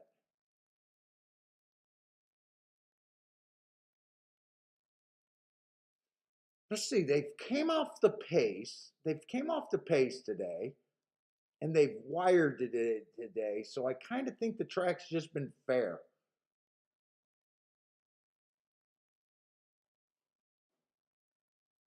Well, actually, they came off the pace on routes. So we only seen 2 sprints today. They went wire to wire in both sprints. There's a chance that the sprints could be favoring speed.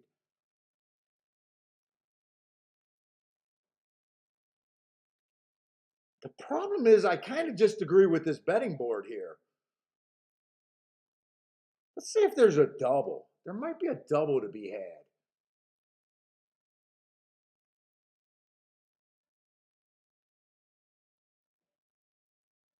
10 does have a bit of speed. Coming off of March 4th.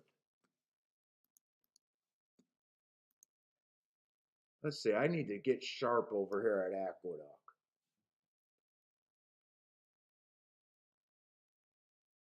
Can this 10 do anything? If this 10 could do something, I could play the exactas.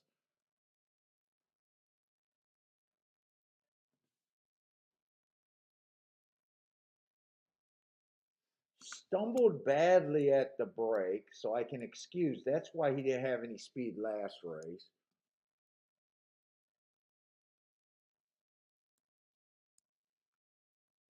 These two races are decent. He's not a front runner, but he's a fast stalker.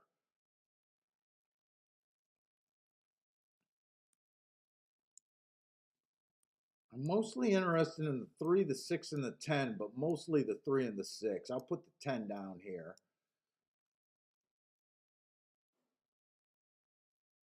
Next race is probably not a race that I want to play. I probably can't look at doubles.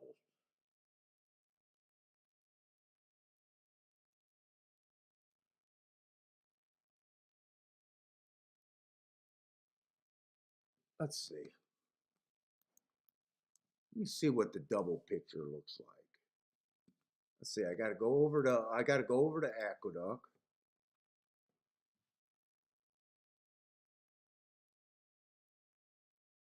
So they're hammering the 5 next race. They are absolutely hammering the 5 next race.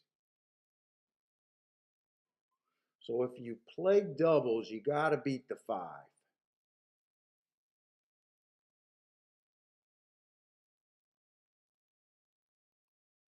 He just won his allowance 1x.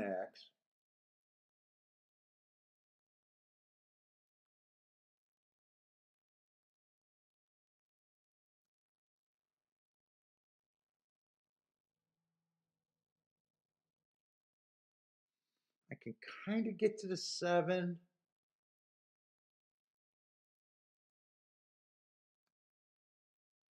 But overall, I don't think I like the next race over there at Belmont. Overall.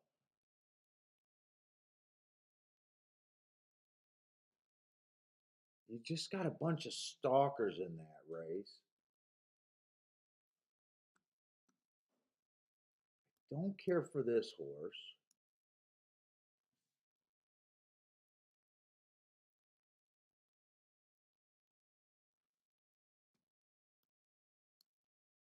Five's not the fastest horse early.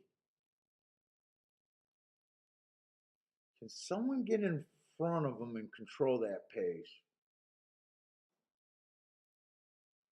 I definitely like the 7 next race. I do like the 7 next race. 3 to the 7 is paying $25. 3 to the 6 is paying 19. Or I'm sorry, 6 to the 7 is paying 19.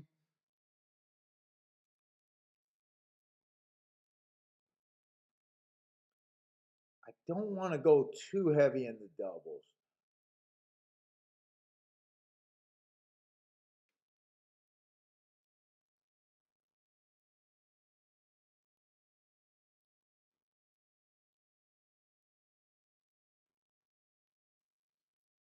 Can the 1 do something next race? Can the 1 do something next race?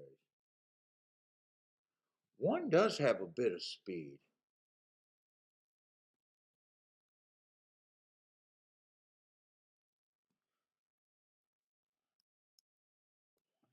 Seven, 3 and 6.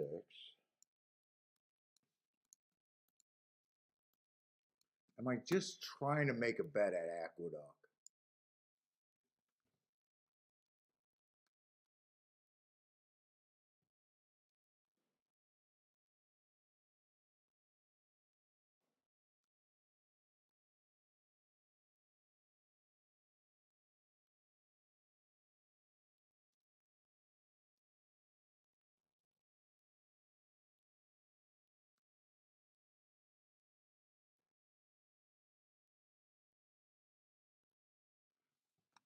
3 and 6 to the 1 and 7. I think I'm going to play that.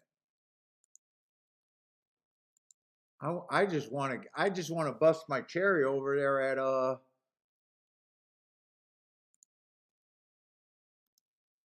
Aqueduct. 3 and 6 to the 1 and 7. 6 now went down to 9 to 5.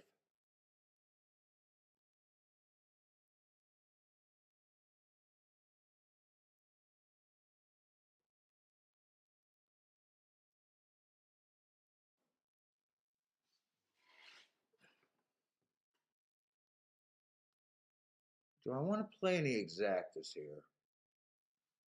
So far, all I did was 3 and 6 to the 1 and 7. That's all I did so far. I'm still thinking about betting the 3 to win. He's 7 to 2 now.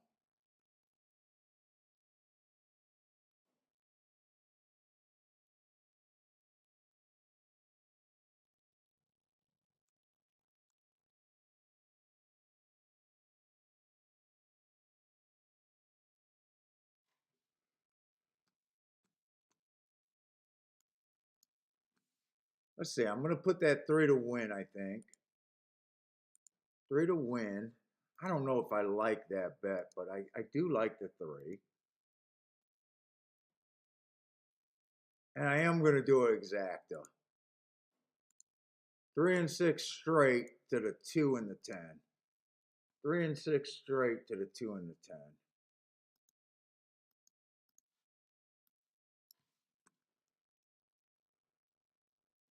So I did 3 to win. 3 and 6 to the 2 and the 10.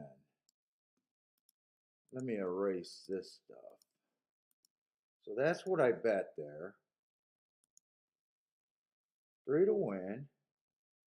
3 and 6 to the 1 and the 7.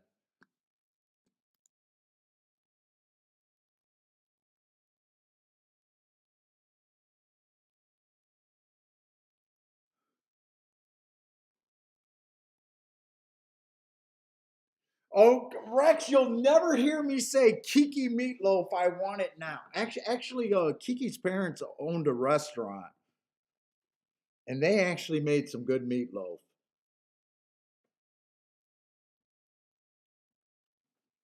But I think they're closing on their restaurant. Actually, they stopped operating during COVID and never came back. And I think they had a restaurant in their family for what, about 50 years. They did it. They did make, oh, their breakfast was awesome. They were awesome with breakfast. Kielbasa and kraut, ooh, short ribs. Their meatloaf was very good.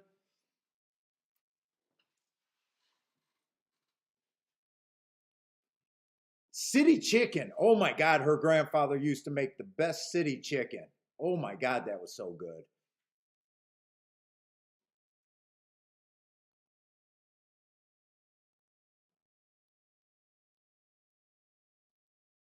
Who the fuck is this one horse? Oh, one horse was the Finger Lakes horse, right? At Aqueduct. Man, the horse did have speed at Finger Lakes. I wasn't a big believer in this horse. My 10 horse is running, but man, where's my 3 and 6? Okay, the 6 is up there. The 3's not running. Wow, I would have thought the 3 horse had to run. 9 horse got the lead. 9 horse gets the lead there after the I can't have him on the lead. He has a bunch of excuses. He earned a heart. He had a bunch of excuses. I shouldn't be shocked. Oh my God, is this 10? Don't let this 10 hold up for a second.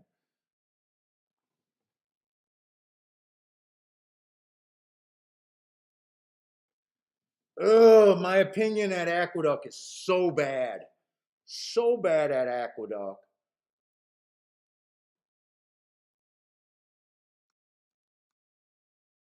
Did something happen to the 3 horse? I thought the 3 horse would have to run there. I thought he had to run. Ugh. Dude, that's what I get for taking a 3-1 horse. I can't even bitch. That's what I get for taking a 5-2 horse.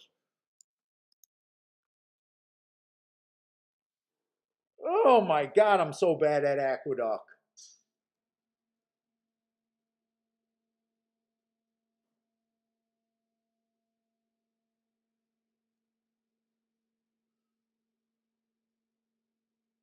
I even took the 2 favorites there. Ugh. I used the 3 and the 6 to. Wow, I thought 3 or 6 had to win that race. Dude, I need to watch my own videos right now. Holy shit, do I need to watch my own videos?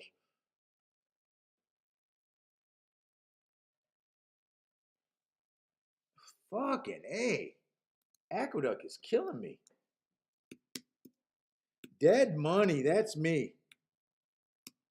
Call me dead money over there at Aqueduct. And I handicapped Aqueduct for tomorrow, and right now I'm regretting it.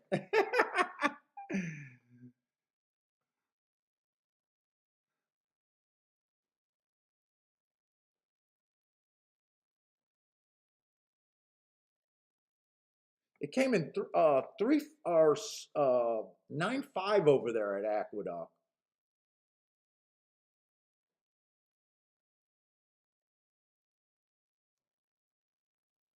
Dude, I thought if the one got the lead, he'd do exactly what he did.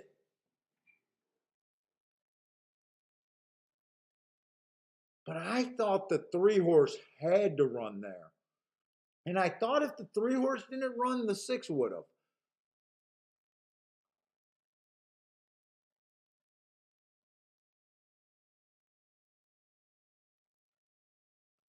I'm so bad at Aqueduct. Holy shit. Just call me dead money over there. Let's see, I'm gonna erase this one because I don't want to have the bets twice. I got the bets written down there. Holy shit, was that bad?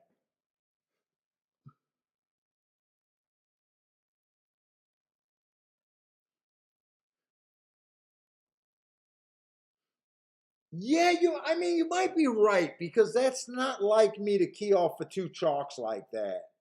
Joshua, yeah, it's not like me. I just kept looking at that race like I couldn't understand.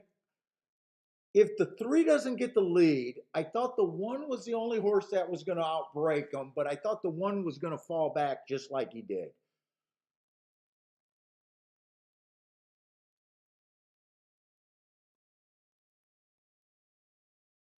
Dude, let me look at the doubles. I was trying to get alive to the 1 and the 7 next race. 3-1 was paying, 3-7 was paying. Whoop, they just changed, so I don't have them anymore. I can't even tell if I like that bet right now. All I know is whatever I like at Aqueduct right now is not running.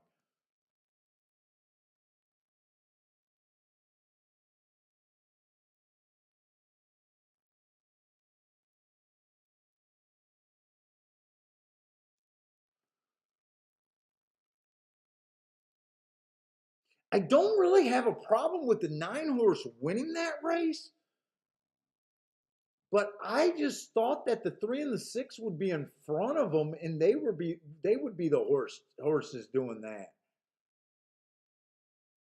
I mean, he earned a heart 3 races back, but he earned a heart while coming off the pace. His last 4 races, 5, 6, 7 races, I'm just bad right there. I did look at the exactas and I thought I was playing exactas that had some value, but I'm just bad there.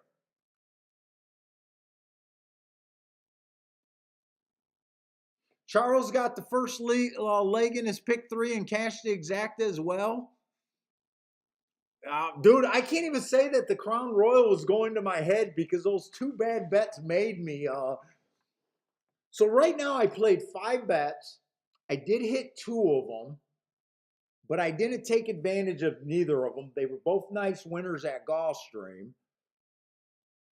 But the 3 bets that I lost, they weren't just bad bets, they were terrible.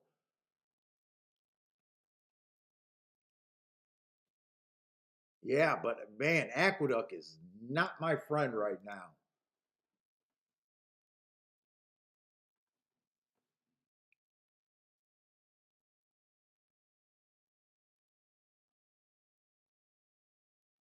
Now I don't. Now I did start with 2 low price horses, but I did look at the exact doubles. I did think I was playing doubles that had some value. I wish the betting board didn't go away as fast as it did, because I wanted to see if they at least stayed to where they were having value. So without me knowing that, I can't even tell if I really like those bets now. I'm just going to say 2 of my 3 bets were terrible. That bet, I'm just going to say I was just completely wrong about that race. It's not a terrible bet, being completely wrong. If I really thought the 3 or the 6 would win that race, especially the 3. But man, I am bad there. In Gulfstream, I'm alive to kind of a chalky double. Let's see. I'm alive to the 2 and the 4 over there at Gulfstream.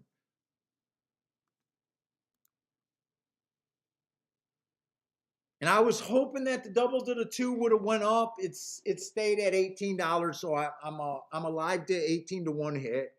It will help today. That will help.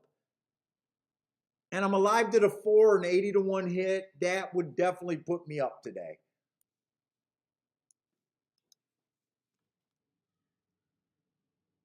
So I'm just grinding. Hopefully I'm grinding. If I cash this ticket and the 2 wins, I'm just grinding today. I don't think I want to do anything else in this race. I know what I was getting into in this next race. I thought that this race, anyone could win this race. I definitely wanted to be alive to the 2. I really like the 2's last race, 2 races back, running on a bad inside.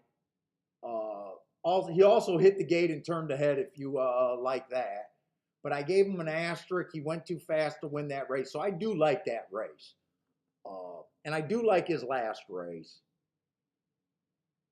But I thought this race was a race where there's no throwouts in this race.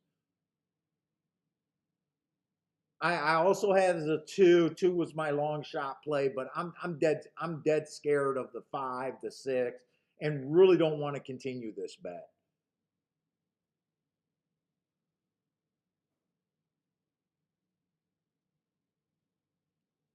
4's probably the weakest horse in this race, but I knew the exactas were paying good, and I liked that he ran against the bias last race, and I thought with him being on the inside today, maybe.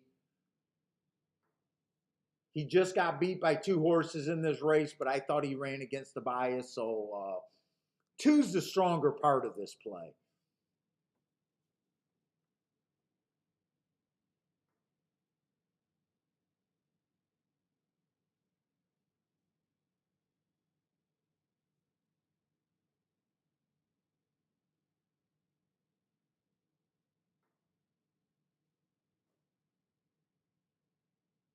Yeah, I really wish I had those doubles probables for another minute because I wanted to see if I could stand behind that bet.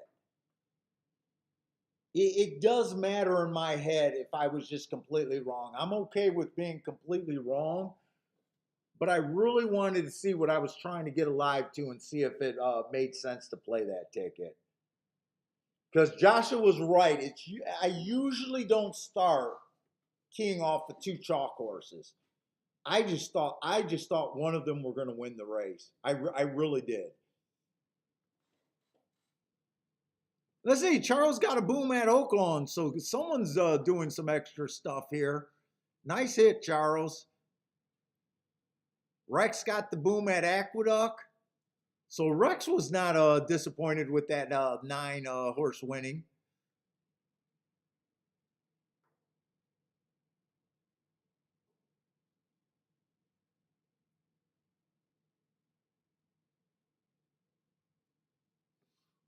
Let's see, Lloyd took a play at Aqueduct. He actually had the winner, but he needed the 6 to get second. And fucking 3 nor the 6 ran. Holy shit, neither of them ran. I wish I could blame it on the alcohol. Right now, I'm not so sure. Come on, Gulfstream. If this 4 wins, I just go right to the penthouse. At least I'm in position.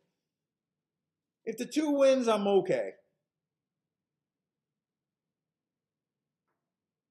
2 is going to be on the rail, 4 is going to be in the 3 hole, but this was a serious race where I think any horse could win this race. How does the 7 get the lead and instantly on the rail? Wow. Instantly on the rail.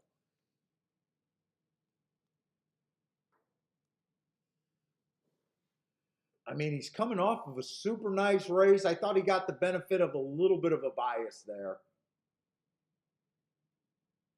He was coming out of the Claiming Crown. These Claiming Crown horse has been solid. That was the day where the rail was bad, but he had the 4 hole. My 4 does not look like he's running. My 2 is going to try. My 2 is going to try, but I really thought the 2 was a front end threat and not a stalker threat here. I like his front run. I don't think he can stalk. My 4 is just dead, absolutely dead money. 2 looks pretty tired. I think 7 or 5 here. The 2 chalks.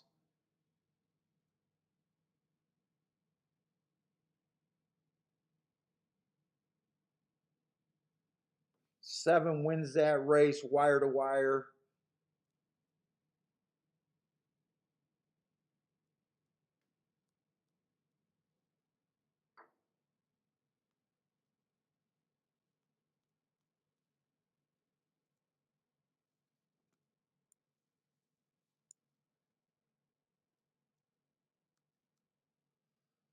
Yeah.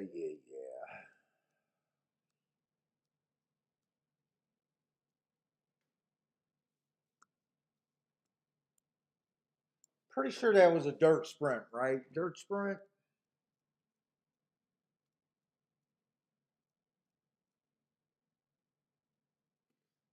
Let's see, that was a dirt sprint, right? Yeah, dirt sprint.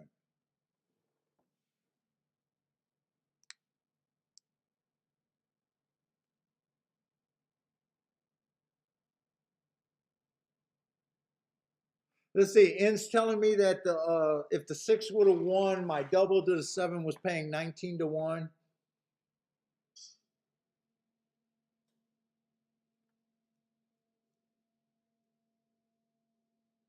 Let's see. If the 6 would have won and the 1 would have won, it would have paid 37 to 1. If the 3 7, you know what? Thank you for letting me know that. And I don't mind that bet. I honestly don't mind that bet. The lowest one I was trying to get alive to was 19 to 1. I had only 4 combinations. My highest one was paying 44 to 1, and I had 2 that were solid in the middle of the boat. I don't mind that bet. I was just completely wrong. That's all. I was just completely wrong. Thank you very much for that, N.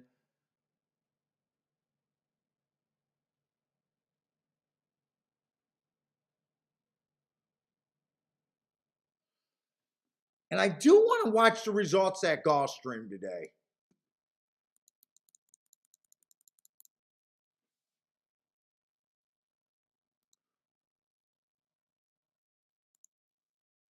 Let's see. First race, I just want to go over Gulfstream. So first race, I sat out. I did see the one horse, but I didn't want to play that race. 7-2, I thought was a low price, but he did win. I was interested in him in the 7 horse, but I did nothing. What happened on the second race? Second race, my 2 horse won at 17-1. I needed the 13 to get second, and I would have had a decent day right off the bat. I ran first and third by a cunt hair. So I don't mind that bet. I cashed the win ticket.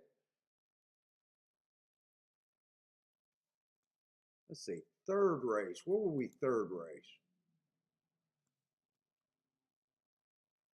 Third race, I lined up exactly with the betting board. I know I didn't bet that race. It came in 1-2. I thought about doing something with the 5, but I didn't because I just didn't believe that much. So that was a sit out. So I got no problem so far at Gulfstream with what I did.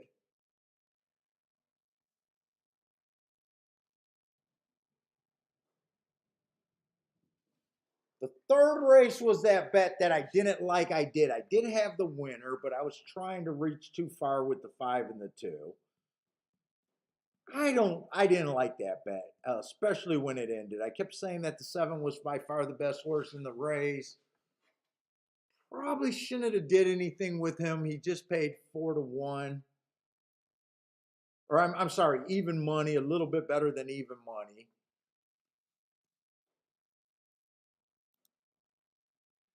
Fifth race, I got no problem with that horse. I hit that horse at 6-1. I ran first and third in the exacta. So Gulfstream's not really why I'm losing today. Sixth race, I think I started a double. Probably bet too wide there, but I started a double. And then this race, I knew that any horse can win the race. Probably just and I didn't continue that bet. So Gulfstream to me is not my problem today. I think I played 3 races over there at Aqueduct.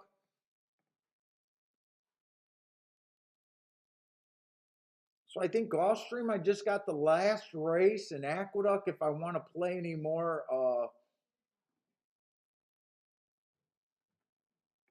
we got Aqueduct.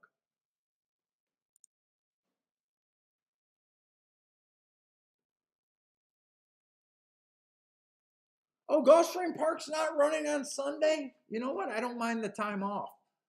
I took last Sunday off.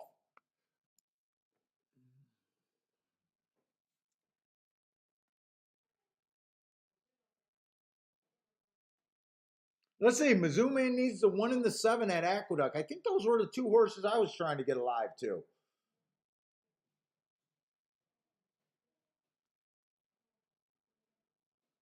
I'm questioning if I got a shot to win, though. I'll tell you that right now. Aqueduct, I'm putting out the warning. I have not been, not even close to sharp at Aqueduct. Let me get rid of the horses that I was trying to get rid of. We just got a 7-horse race over there. It is a class that I don't usually like.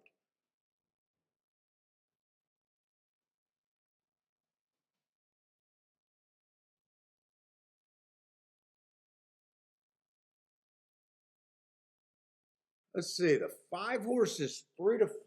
So if I can't get past the 5, I'm sitting out here.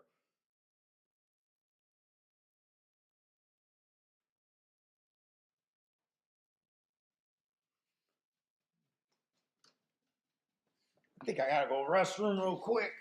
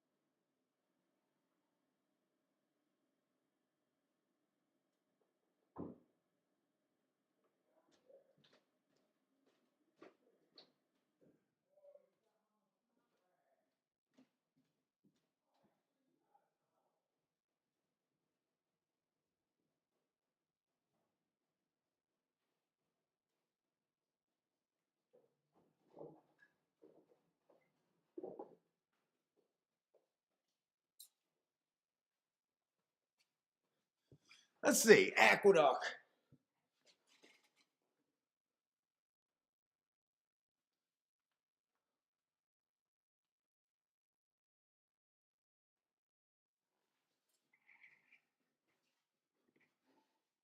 Let's see, definitely got to get past the 5 horse here.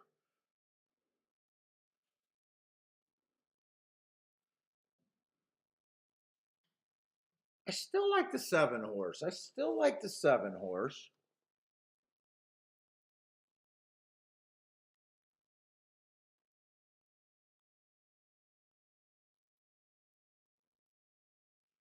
And I still like the 1 horse. I always knew that I was going to have to try to beat the 5. I always knew that the 5 was going to be tough. So I do think my contenders are still the 1, 5, and 7. Let me look to see if I can find a double here. It'll probably be hard to do anything with the 5 horse though, unless I like something that's pretty long in the next race.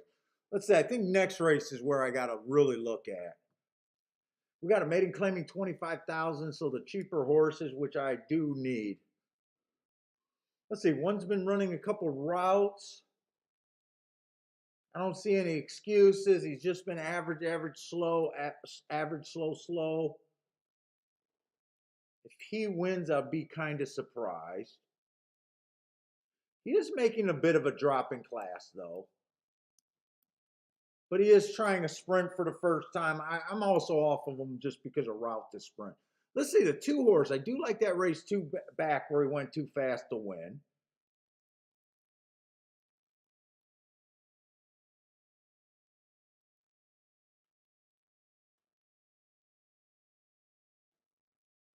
March 13th was a bad rail day. Him and the 3 are coming out of that same race. Neither of them looked like they were close to that rail, though. I'm a little interested in the 2. What day was this?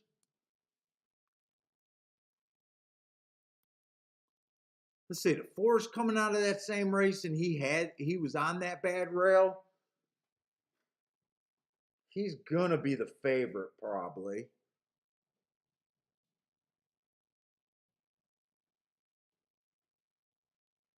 Fuck, I don't know what to do with the class dropper, who might have speed.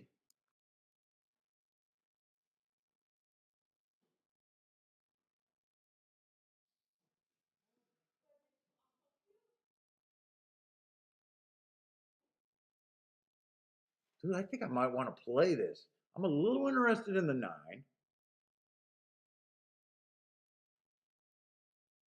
I'm definitely interested in the 4. 249. I got to worry about that maiden special weight dropper. Let me see how they're going to bet this double. I don't think I could play 5 to those horses. Oh, actually, 5-2 is paying $68. 5-4.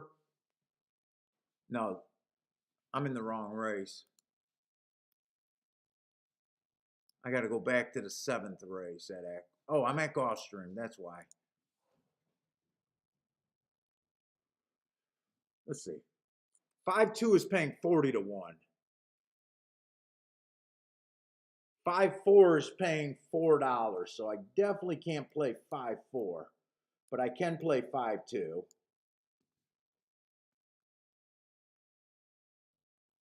What about to the 9? 5-9 is paying 16. I think I can play that.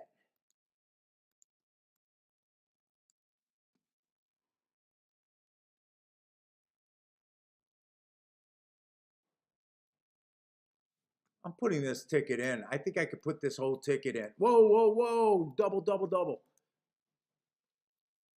I'm going to do the 1 and the 7 first.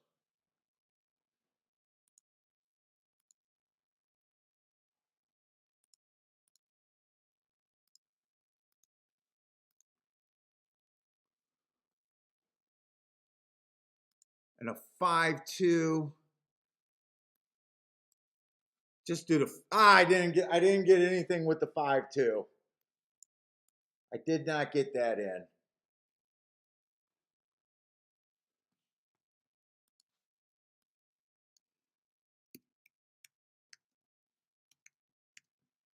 I didn't get 5 to the 2-9, but I got 1 and 7 to these, so I did get this one in. Let me just put that here so when I look at today, I know what I got in.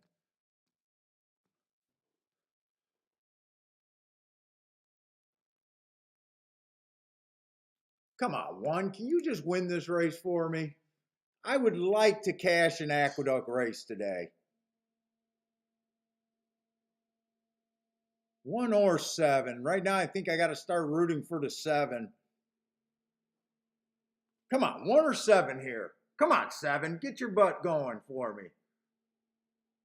Get your butt going for me. All right, I think I'll be in a good spot. I didn't get to look up those prices with the 7 winning, but I think they're going to be okay. So I did get that ticket in.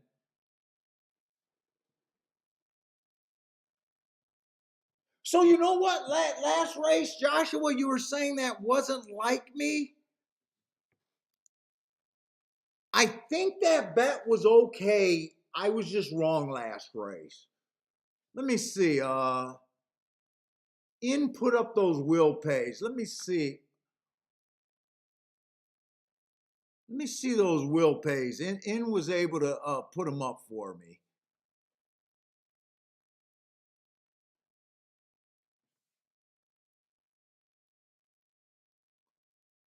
Yeah, if 3 would have won with the 7, I would have been on a 31-1 double. And if 6 would have won with the 7, I would have been in a 19-1 double. I think I'm okay with that bet. I was just wrong in the race before. I only played 4 combinations. The lowest one was 19-1. The highest one was 4. I think I'm okay with that bet. I was just wrong in the race before. So I got a little bit of hope at Aqueduct. I think the horse that I don't have that's going to scare me the most in the last race at Aqueduct,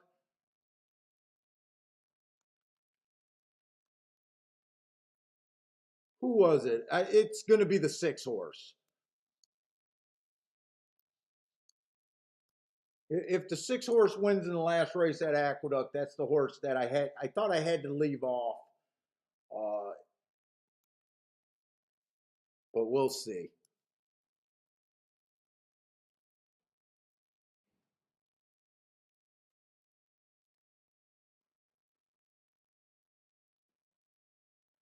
Charles, you got that. Nice. Attila says I'm warming up, but the day's over. I don't think I was terrible today. I don't think I was terrible today. I did not, I just didn't hit a couple exactas. Usually on a day where I hit an 8, what did I hit? An 8-1 or an 8-1 and a 6-1? I'm supposed to have a winning day. I think I only made 6 bets. It feels like I'm struggling, or we'll just call it grinding. It feels like I'm grinding. I haven't buried myself, so all I need to do is connect. If I connect on this double, I'm probably in a decent spot. It's just a grinding day, but when you feel like you had 2 winners at a decent price, and you went for the exotics, and you just didn't have enough on them to win to make your day. If I would have bet more than $20 on the win tickets, if I would have done the $60 or even an $80 ticket, I would have been up for the day all day. I mean, I ran first and third on both of those exactas. One of them was by a K hair. The other one was a $2,000 ticket. It's just a grinding day.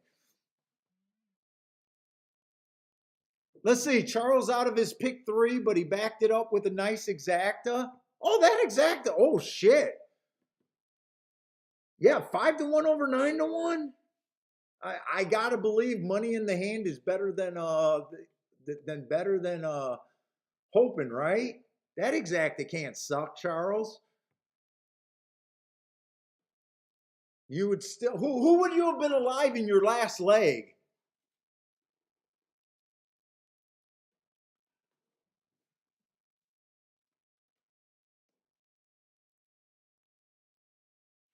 Yeah, so I got nothing going at Gulfstream, right? Yeah, I did not continue that bet. So Gulfstream, uh, it's either going to be a win ticket or exacta, or I doubt it if I get any more creative than that. Maybe even a sit out race. Who knows?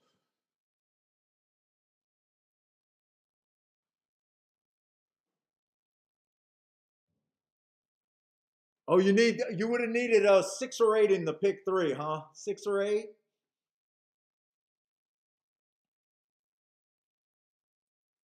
Yeah, sometimes it's just let's see. That exacta paid 31 to 1 for $1, so not a bad exacta. Hopefully that just made your day right there.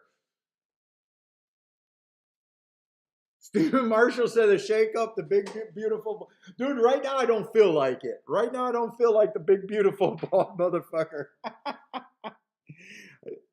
Oh man. Let's see. We lost. Man. I just went to. I think I got to go pee again. I got old man prostate going on or something. That sump pump tinkling's not helping either.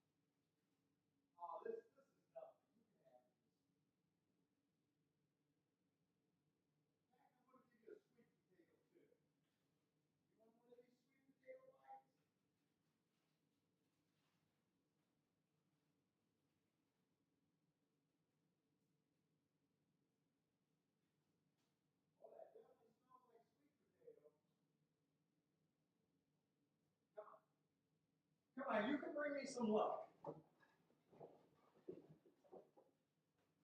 You want to bring us some luck? Here you go. There you go.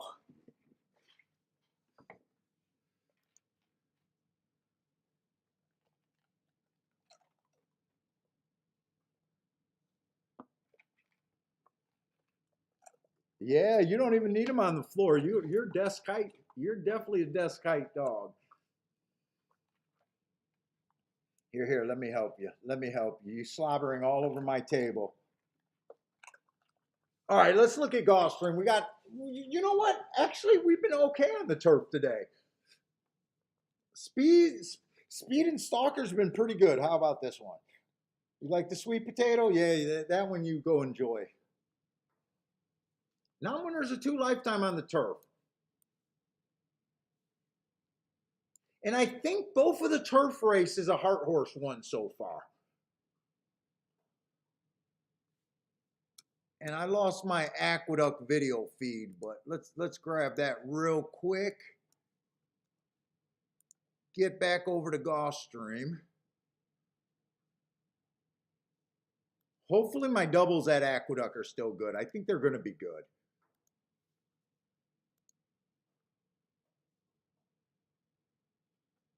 Oh, the double to the 4 is the one I got to worry about. I don't even remember who I was alive to there. The double to the 4 is going to be a low one, but I knew that. Let's see. Double to the 2 is going to be huge.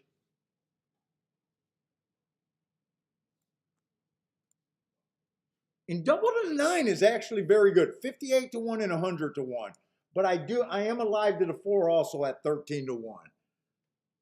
So that's the questionable one that I got. All right, but let's get over to Gulfstream. Gulfstream, we got 4 minutes. Let's see. The 1 was off a year layoff. He came back, ran 1 race. It was 1 race sample, and doesn't look like he ran that bad. Actually, he did a good job. He got in position at the top of the stretch. 2 to 1. I'm not interested in him at 2 to 1. He can beat me. The 3 horse, I really like the Hearts. Yeah, I think you got a little bit of an ear infection. You're going to have to get the drops. Yeah, you're a little musky on that ear.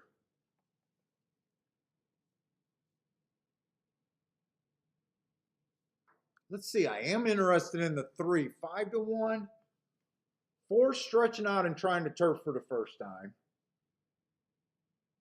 I kind of wish he wasn't in the race because the 4 was pretty quick in his Tapeta sprint.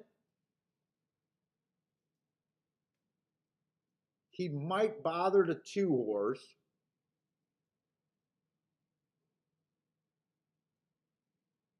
6 earned a heart last race. Coming out of the same race as the 2 horse, or I'm sorry, as the 3 horse. 3 ran a better race. I'm surprised that they're backing the 6. I got no problem that he can reverse it, but I'm definitely more interested in 3 at 5 to 1.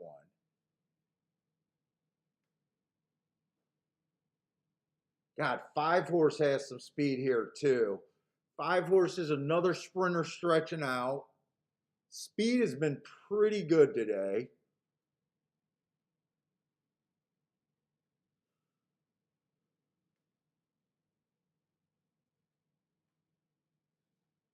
Eight horse, I'm interested in the 8, but he's another speed. He's been earning hearts on the Tapeta on a stalking closing day. Boy, you got a lot of sprinters in this race. It's almost warning me that I don't want to be on the speed, but the horses I'm gravitating to are all speed horses. I'm really a bit leery about these sprinters stretching out. If I didn't have to worry about them, I'm definitely interested in the 3, the 6, and the 8.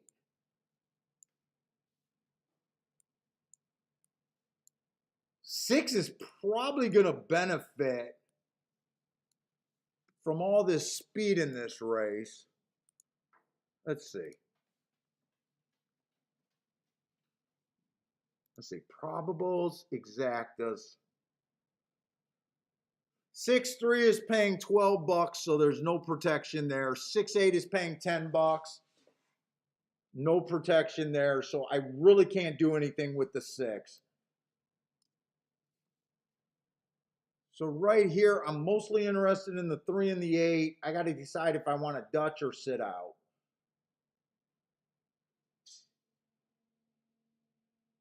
What about 2 on top? 2 with the 3 and 8.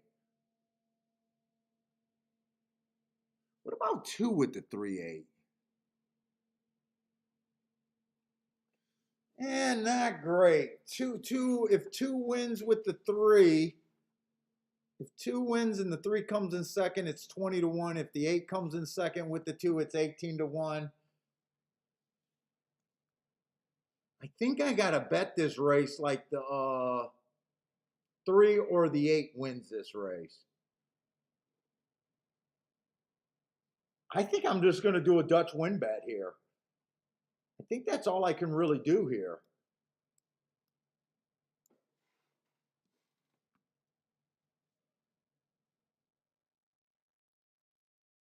8-3 exacta is paying 19 to 1. 3-8 exacta is 22 to 1. I don't think it's worth the exacta box. I think I just bet the 3 and the 8 here, and this is probably not the biggest ticket I can have today.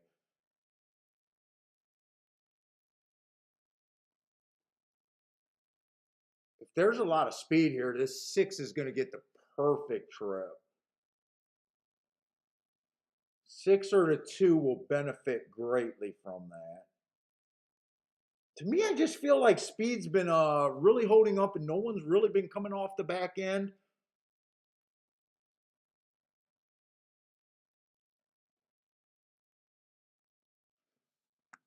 I think I'm just going to Dutch these two and that's it.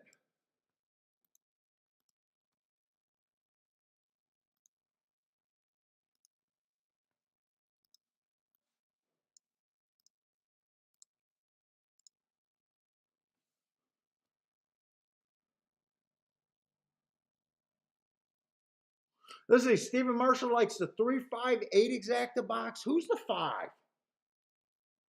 Can 5 benefit? Five's another speed horse.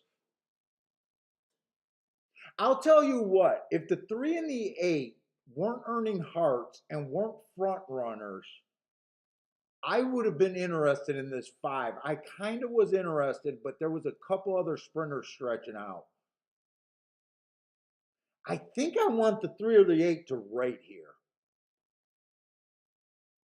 I just can't get away from these marks on the 8 or the 3. In my gut, I think that this race might come off the pace. The problem is, so does the public. The 2 horses that I think are most likely going to benefit from the fast pace is the 2 at 2 to 1. I'm really not trying to get alive to that. And the 6. I think the 6 will benefit.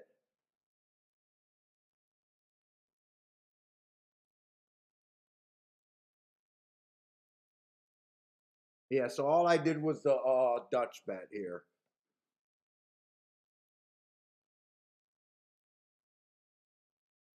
Let's see, I'd like to see either the 8 or the 3 get the lead. I want one of them to go to the lead, which is what happened. The 8 went to the lead and the 3's rating.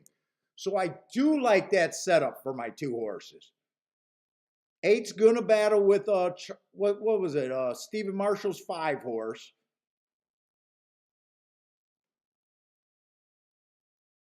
They look like they're going fast. And right now, I think 3 and 6 is in perfect striking position.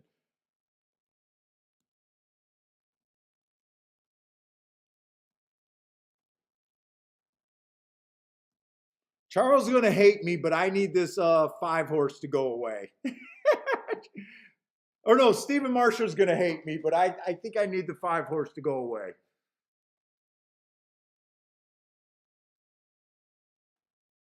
Oh, and 3's getting passed by the 9. Right now, I'm not sure if the 3 has any more horse. 3 got some horse. 3 got nowhere to go. That's why he backed away. He's going to have to force his way into nothing. Come on.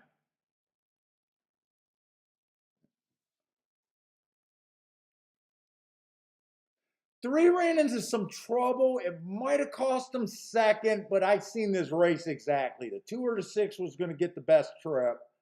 3 ended up with a bad trip there.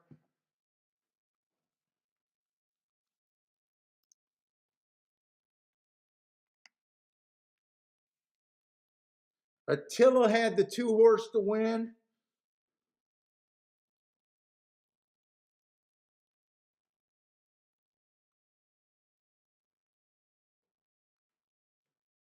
Oh my God, I can't believe I got to go pee again. There's nothing in me. Oh.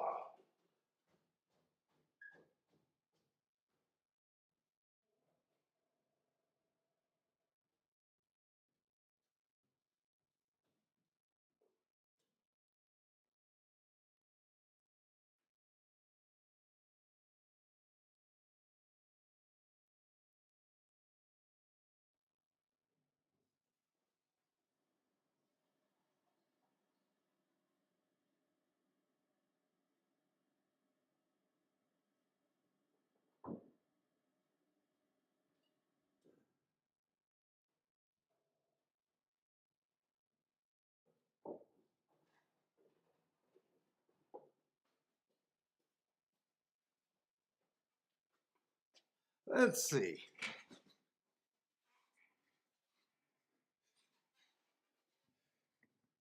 Was that another 313 saying that was another Irad?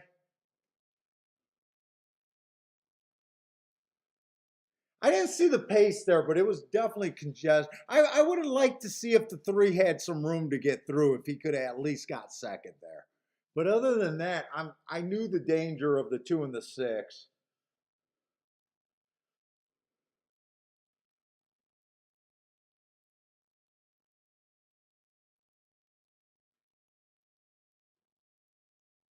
Who was the 8 that they bet down to 2-1 there?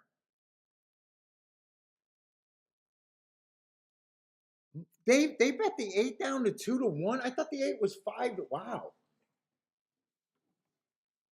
Well, obviously I didn't like that win bet. I would have just bet the 3 horse if I knew I was getting 2-1, but that's late money. Oh God, that was I never realized he was 2-1.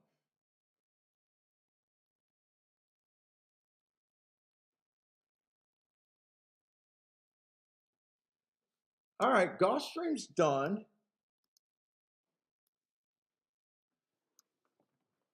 And I'm still just this is Aqueduct's last race, so that's gonna be the last race. Did I bet another Marcos horse? Wait a minute. I did I bet another Marcos horse by accident? Hold up, hold up.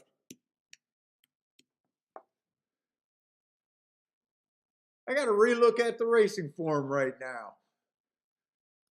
Did I do that again?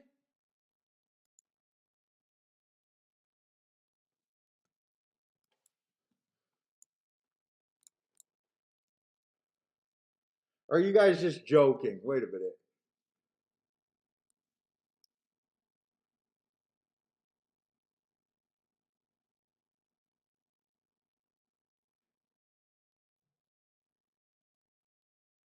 Oh, that must have been a joke because I don't think he's in this race.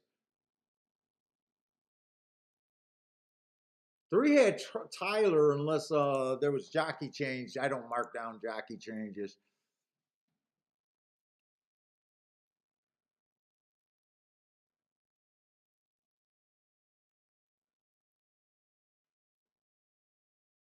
Oh, Jared, what was a Marcos horse that you're talking about?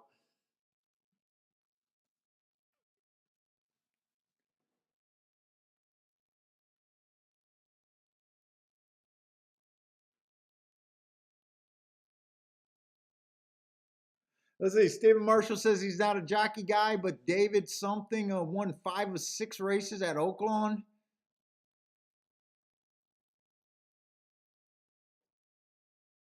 Charles says Turfway Park streaming up. Oh, I'm definitely not doing Turfway Park tonight. Not on a Thursday.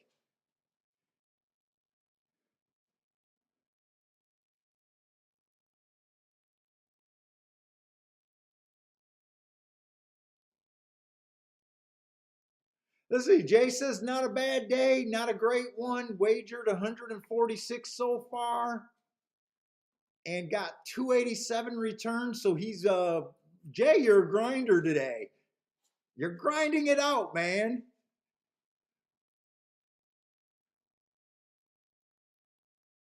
Now, Jay, do you got plans for playing all day and all night? That's the question.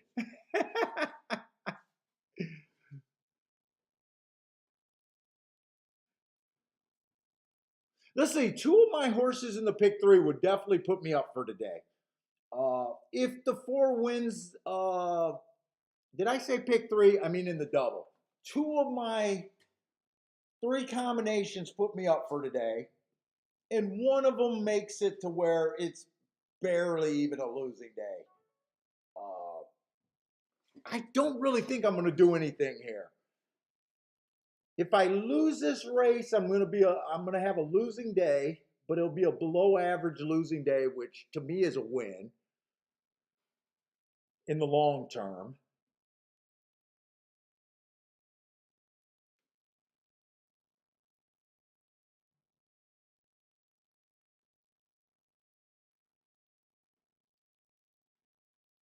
let's see. The horses that I think could beat me are the 3 horse and the 6 horse. Wow, I'm surprised the 6 horse is 7-1. I left the 6 off because I thought he was going to be the chalk here. The 6 horse is the question mark. I really don't know what to do with this horse. And I kind of was expecting him to be bad. Man, 7-1 almost sounds like they're tempting me to do something here. Let's see if I play exactas. Let me just look at this race like I got nothing going on. Let me just think what I would possibly do. If the one wins this race, I'm definitely okay with it. I know I can't get to him. He's lightly raced. If he beats me, he just beats me. Well done. Other than him having a drop in class, I'm not really scared of him. Looks like he did have 2 races where he missed the break, but still, I can't support him. I'm alive to the 2 horse, and that would be a big ticket, so I don't have to do anything more with the 2. Yeah, if the 2 wins, I'm great.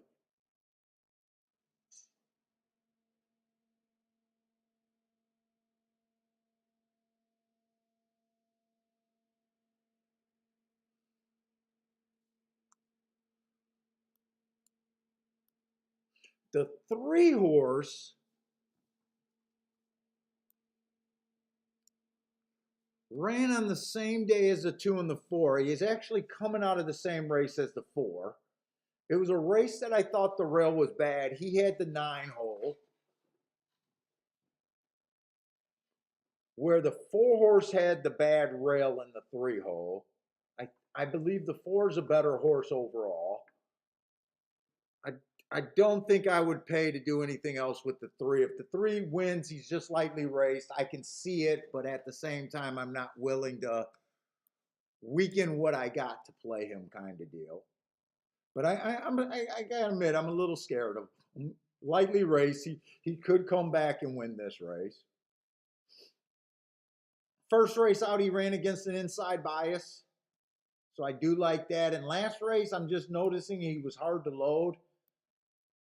I mean, he could have burned a lot of energy, maybe not ran his best. I've been warned, but I don't think I want to do anything here with him. I got the 4. It's my worst double. The 5 horse, I just don't care for. I still can't believe the 6 is 6-1. 6 is a horse that I left out that I'm probably most scared of.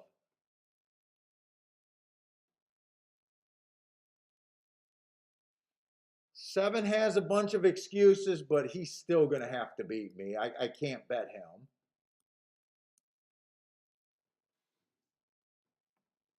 8 horse ran on a bad rail first time out. He's making a monster class drop. There's an excuse there. I've been warned. If he wins, he'll be at a huge price, but I don't. Okay, I believe in my notes that that was a bad rail day. I do believe he's going to improve. I don't know where he's going to improve to.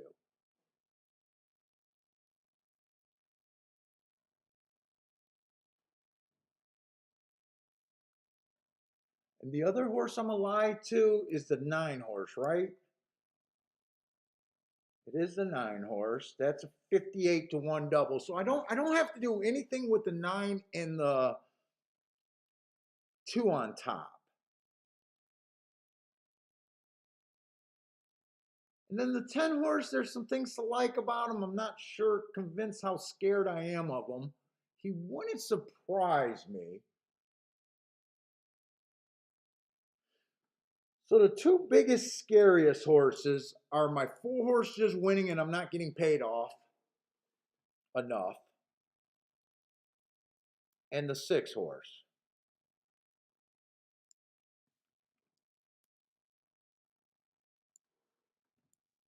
Did I want to play some exactas here? To the 9 and the 2. Do I want to try to get a little bit if one of those two horses win and my best two options run underneath? It's not really a saver bet. It is, but it's not. The 4 wins, I would like to get paid more without a doubt. And if the 6 wins, I thought the 6 was going to get played. What is that double paying to the 6? I wish I had that double, honestly. So if it comes in 6-2, that's paying 79 to 1. If it comes in 6-9, that's paying 31 to 1. Neither of those are bad.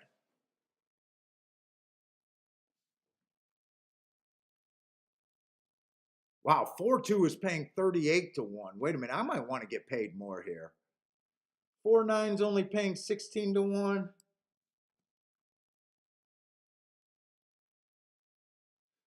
4-6 is paying 8 to 1. So I definitely don't want to play that. These are the only 4 other combinations. Do I want to throw 40 bucks, $10 on each of those combinations? If the 4 wins, I got a chance for making more money.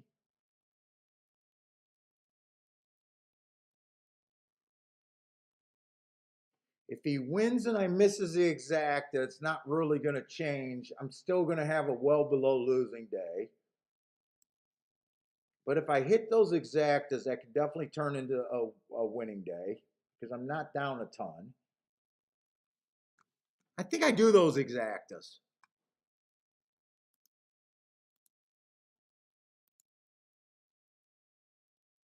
What was that? 6 and 4 on top of the 2 and the 9. I'm just going to do them for $10.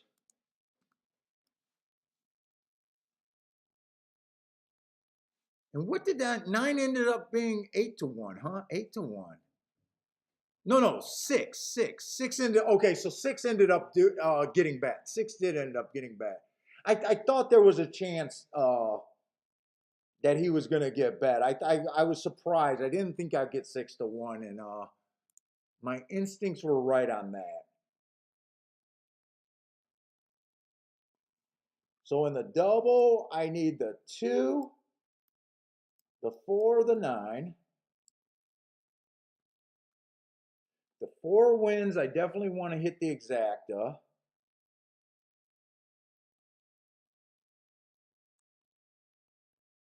And 10's the only other horse that I was a little interested in, but I don't want to spread this out too much. Don't want to spread this out too much. Actually, 10 and 3. 10 and 3 were the only two, but I'm okay if either of them win. What was it? Let's see. 3 is at 10 to 1. 10 is at 15 to 1. Shit, maybe I should have looked at those exactas with the 3 and the 10 underneath. Not on top, but underneath. 4-3 is not paying anything. 14 to 1. 4-10 is paying 16 to 1. I don't want those. 6 on top of the 3 is paying 30 to 1. 6 on top of the 10 is 40 to 1. I could have done those. But I don't. This was a no bet right here, by the way. That was a no bet. They're already off. Oh my God, I got to pee again. Holy cow. And 3 ends up getting the lead there.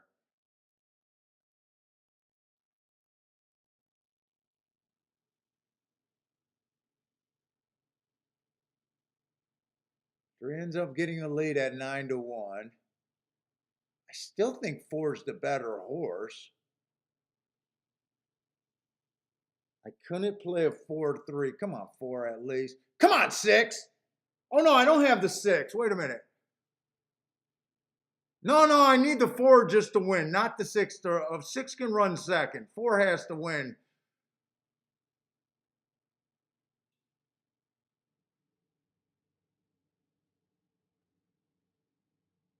I couldn't have played the 4-3. I did see that danger.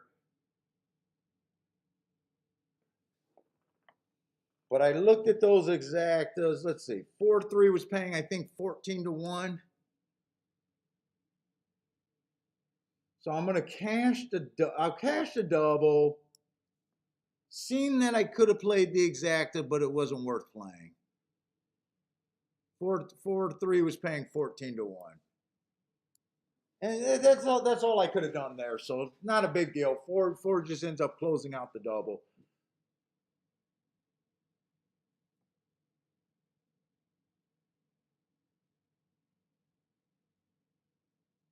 Did 3 come over on that horse? Who finished? No, one got third. So my 2 and 9 didn't run a lick. 2 and 9 didn't run a lick. Okay.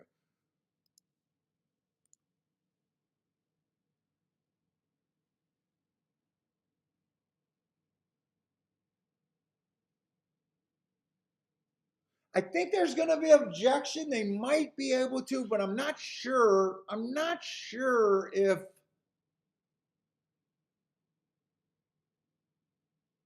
You know what? They're going to take the 3 down. They are going to take the 3 down. I think they're going to take the 3 down. Hold up. I'll be right back.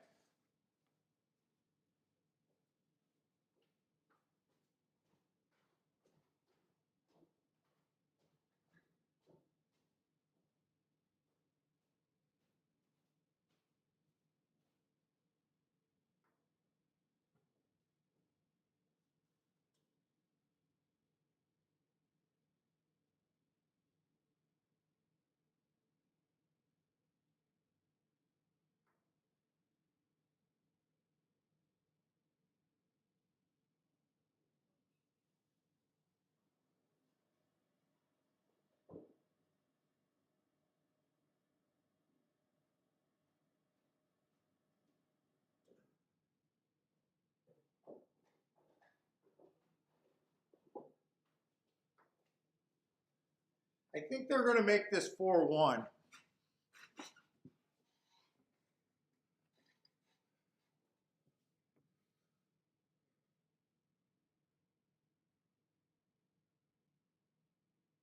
By the way, I think they're going to make this 4-1-5 is what I think the try is going to end up being here. The 6 was making a scary close, and the 3 altered path, and and the 6 had to steady. I don't think there's any way they leave this 3 up.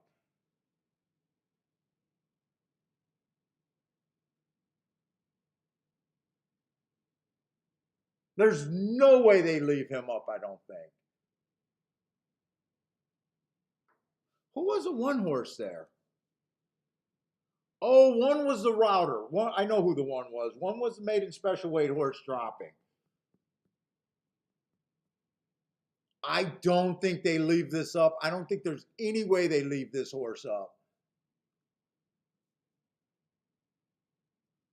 So that's even better that I was not willing to take a 14 to 1 exacta. I knew exactly where I was there, and I wanted to try to make a little bit more money. If the 4 horse won, I was just wrong about second.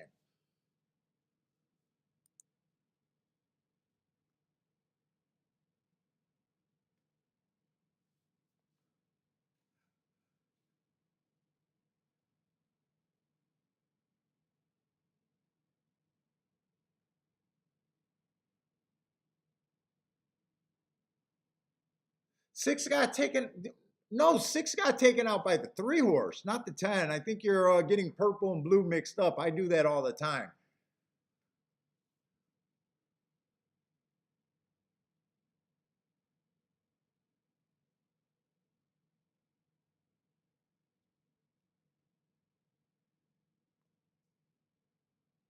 I don't think there's any way they leave this up. That's the only reason why I'm sticking on here to see if they leave this up or not. I don't believe that they can.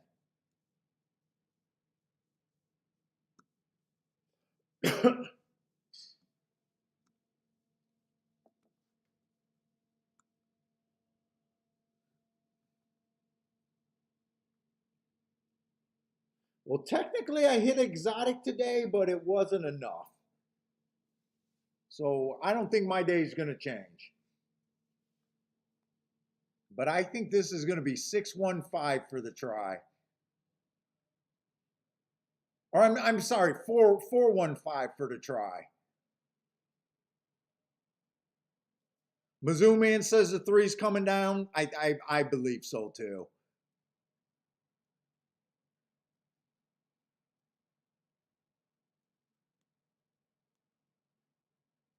Let's see, what is Charles saying? Kendrick was pissed he hit the dirt earlier with Trevor's horse, blatantly cheating, suspend him.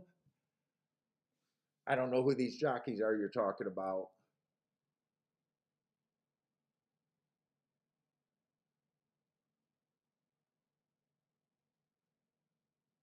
Kendrick Kamooch. Yeah, they took him down. Obviously I believe that was the right call there.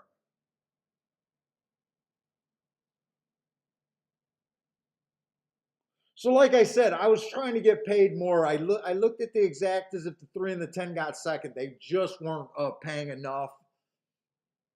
And then they end up taking the 3 down. So, and 6 was live. 6 was coming and looked scary. I don't know. I don't think he was going to beat the 4, but we'll never know. I don't think he was going to beat the 4. I think it was probably going to be a 4-6 exacta, but you never know.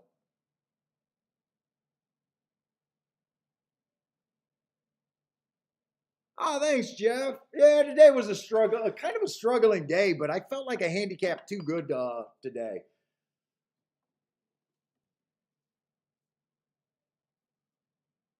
But I did finally hit a ticket over there at Aqueduct. It wasn't a great ticket. I think that double only paid 13-1.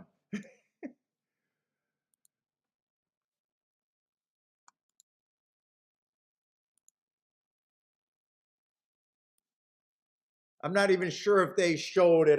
It better paid at least 13-1. Probably a double I shouldn't have owned.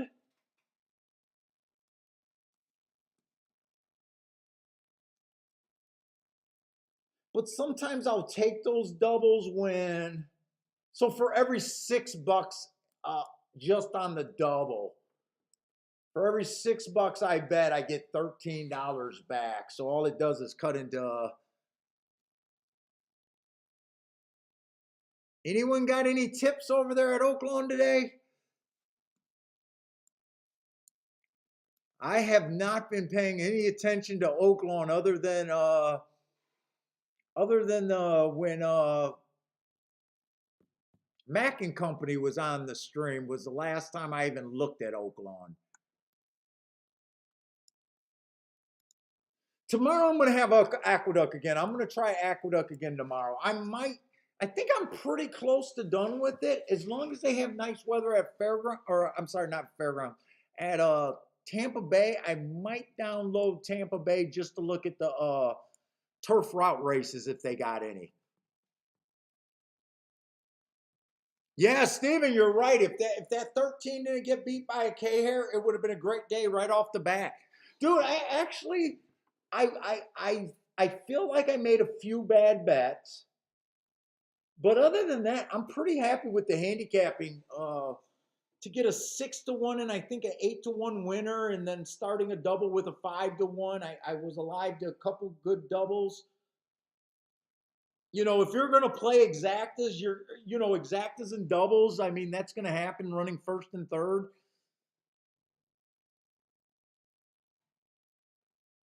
Let's see. Lloyd Green says yes. Pass Oaklawn. Let's see. Stephen Marshall. I'm going to watch this last race at Oaklawn.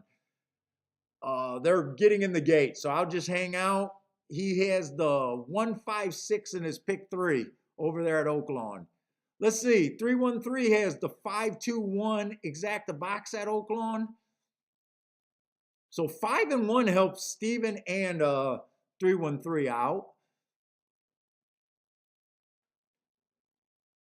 Yeah, Steven, I wish that was a double that was one of those over the top doubles, but I do feel good getting off the and at least hitting a race. Shouldn't it be like that playing almost every day? But sometimes you feel like it.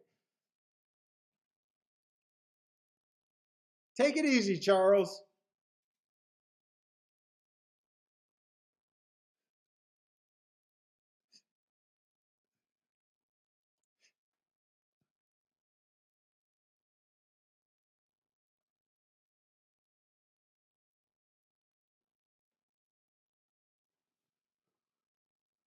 Let's see, 4 horse won that race.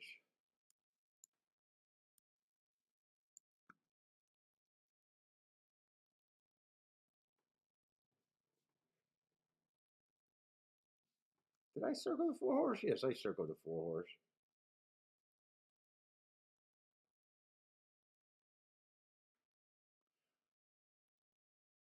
And really, I like the first half of that double. Yeah, I'm okay. Let's see who we're rooting for. I think 1 in the 5 was for 313 and Stephen Marshall. We wanted the one on top of the 5.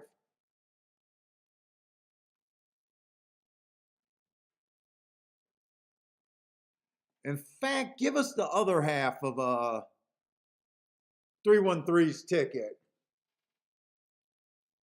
We want the 1 to win here, but we want the 2 to get second to help both of you guys.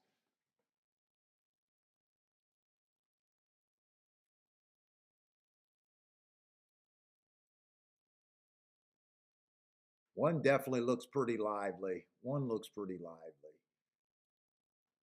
Well, 8-3 breaking. You just need this 8 horse to go away. 5 looks pretty solid too.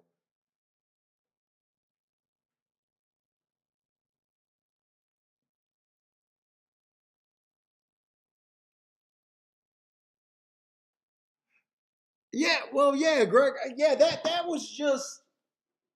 I know in the long term I would be better if I only played races where I played 10 to 1s or higher. That was just to point out to new people about it's easier to bet the game when you already got the fact. Like you're not getting anything safety by playing chalks all day. In that video. And I kept saying you got to cash. I think I kept saying tickets, and someone brought it up. You don't cash 25% of your tickets. I meant races, 20 to 25% of your races that you play in, not tickets. I mean, shit, there's sometimes I got 10 tickets in a race, so I was a little messed up about the wording. I kept changing it. But I think everyone that watches, the shows knows what I was talking about. Yeah, I got Aqueduct, I think pretty much done, and I think I got Gulfstream all the way done. So if I download Turfway, or I'm sorry, not Turfway Park, Tampa Bay, I'm only interested in the turf routes at Tampa Bay. Uh, but if there's only 1 or 2 turf routes tomorrow, I probably won't download the card. I probably need at least 3.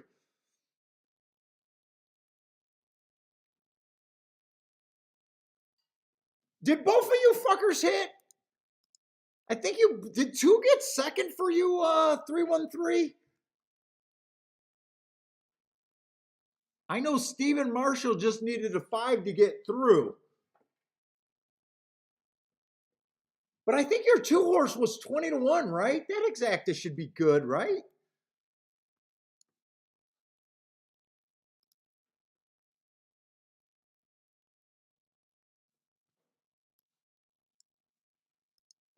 Yeah, you did get it with the 2. Nice job, 313. But anyways, guys, thanks a lot for hanging out with me today, like always. Good luck if you guys are playing what, Sam Houston and Turfway tonight.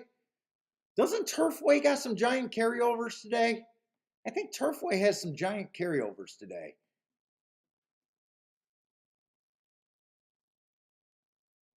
But anyways, good luck if you guys are playing that. Hope to see everyone tomorrow. Stay safe out there, and I'll be on tomorrow.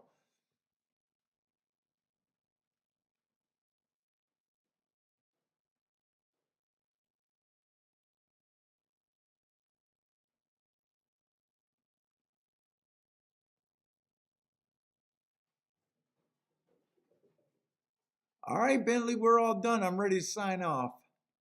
All right, everybody, take it easy. Oh, the 2 was 31 to 1. Yeah, so nice hit. Hopefully that paid. That should pay. You always worry about a 3 to 5 horse, but that got to at least pay 20 to 30 to 1, right? Take it easy, everybody.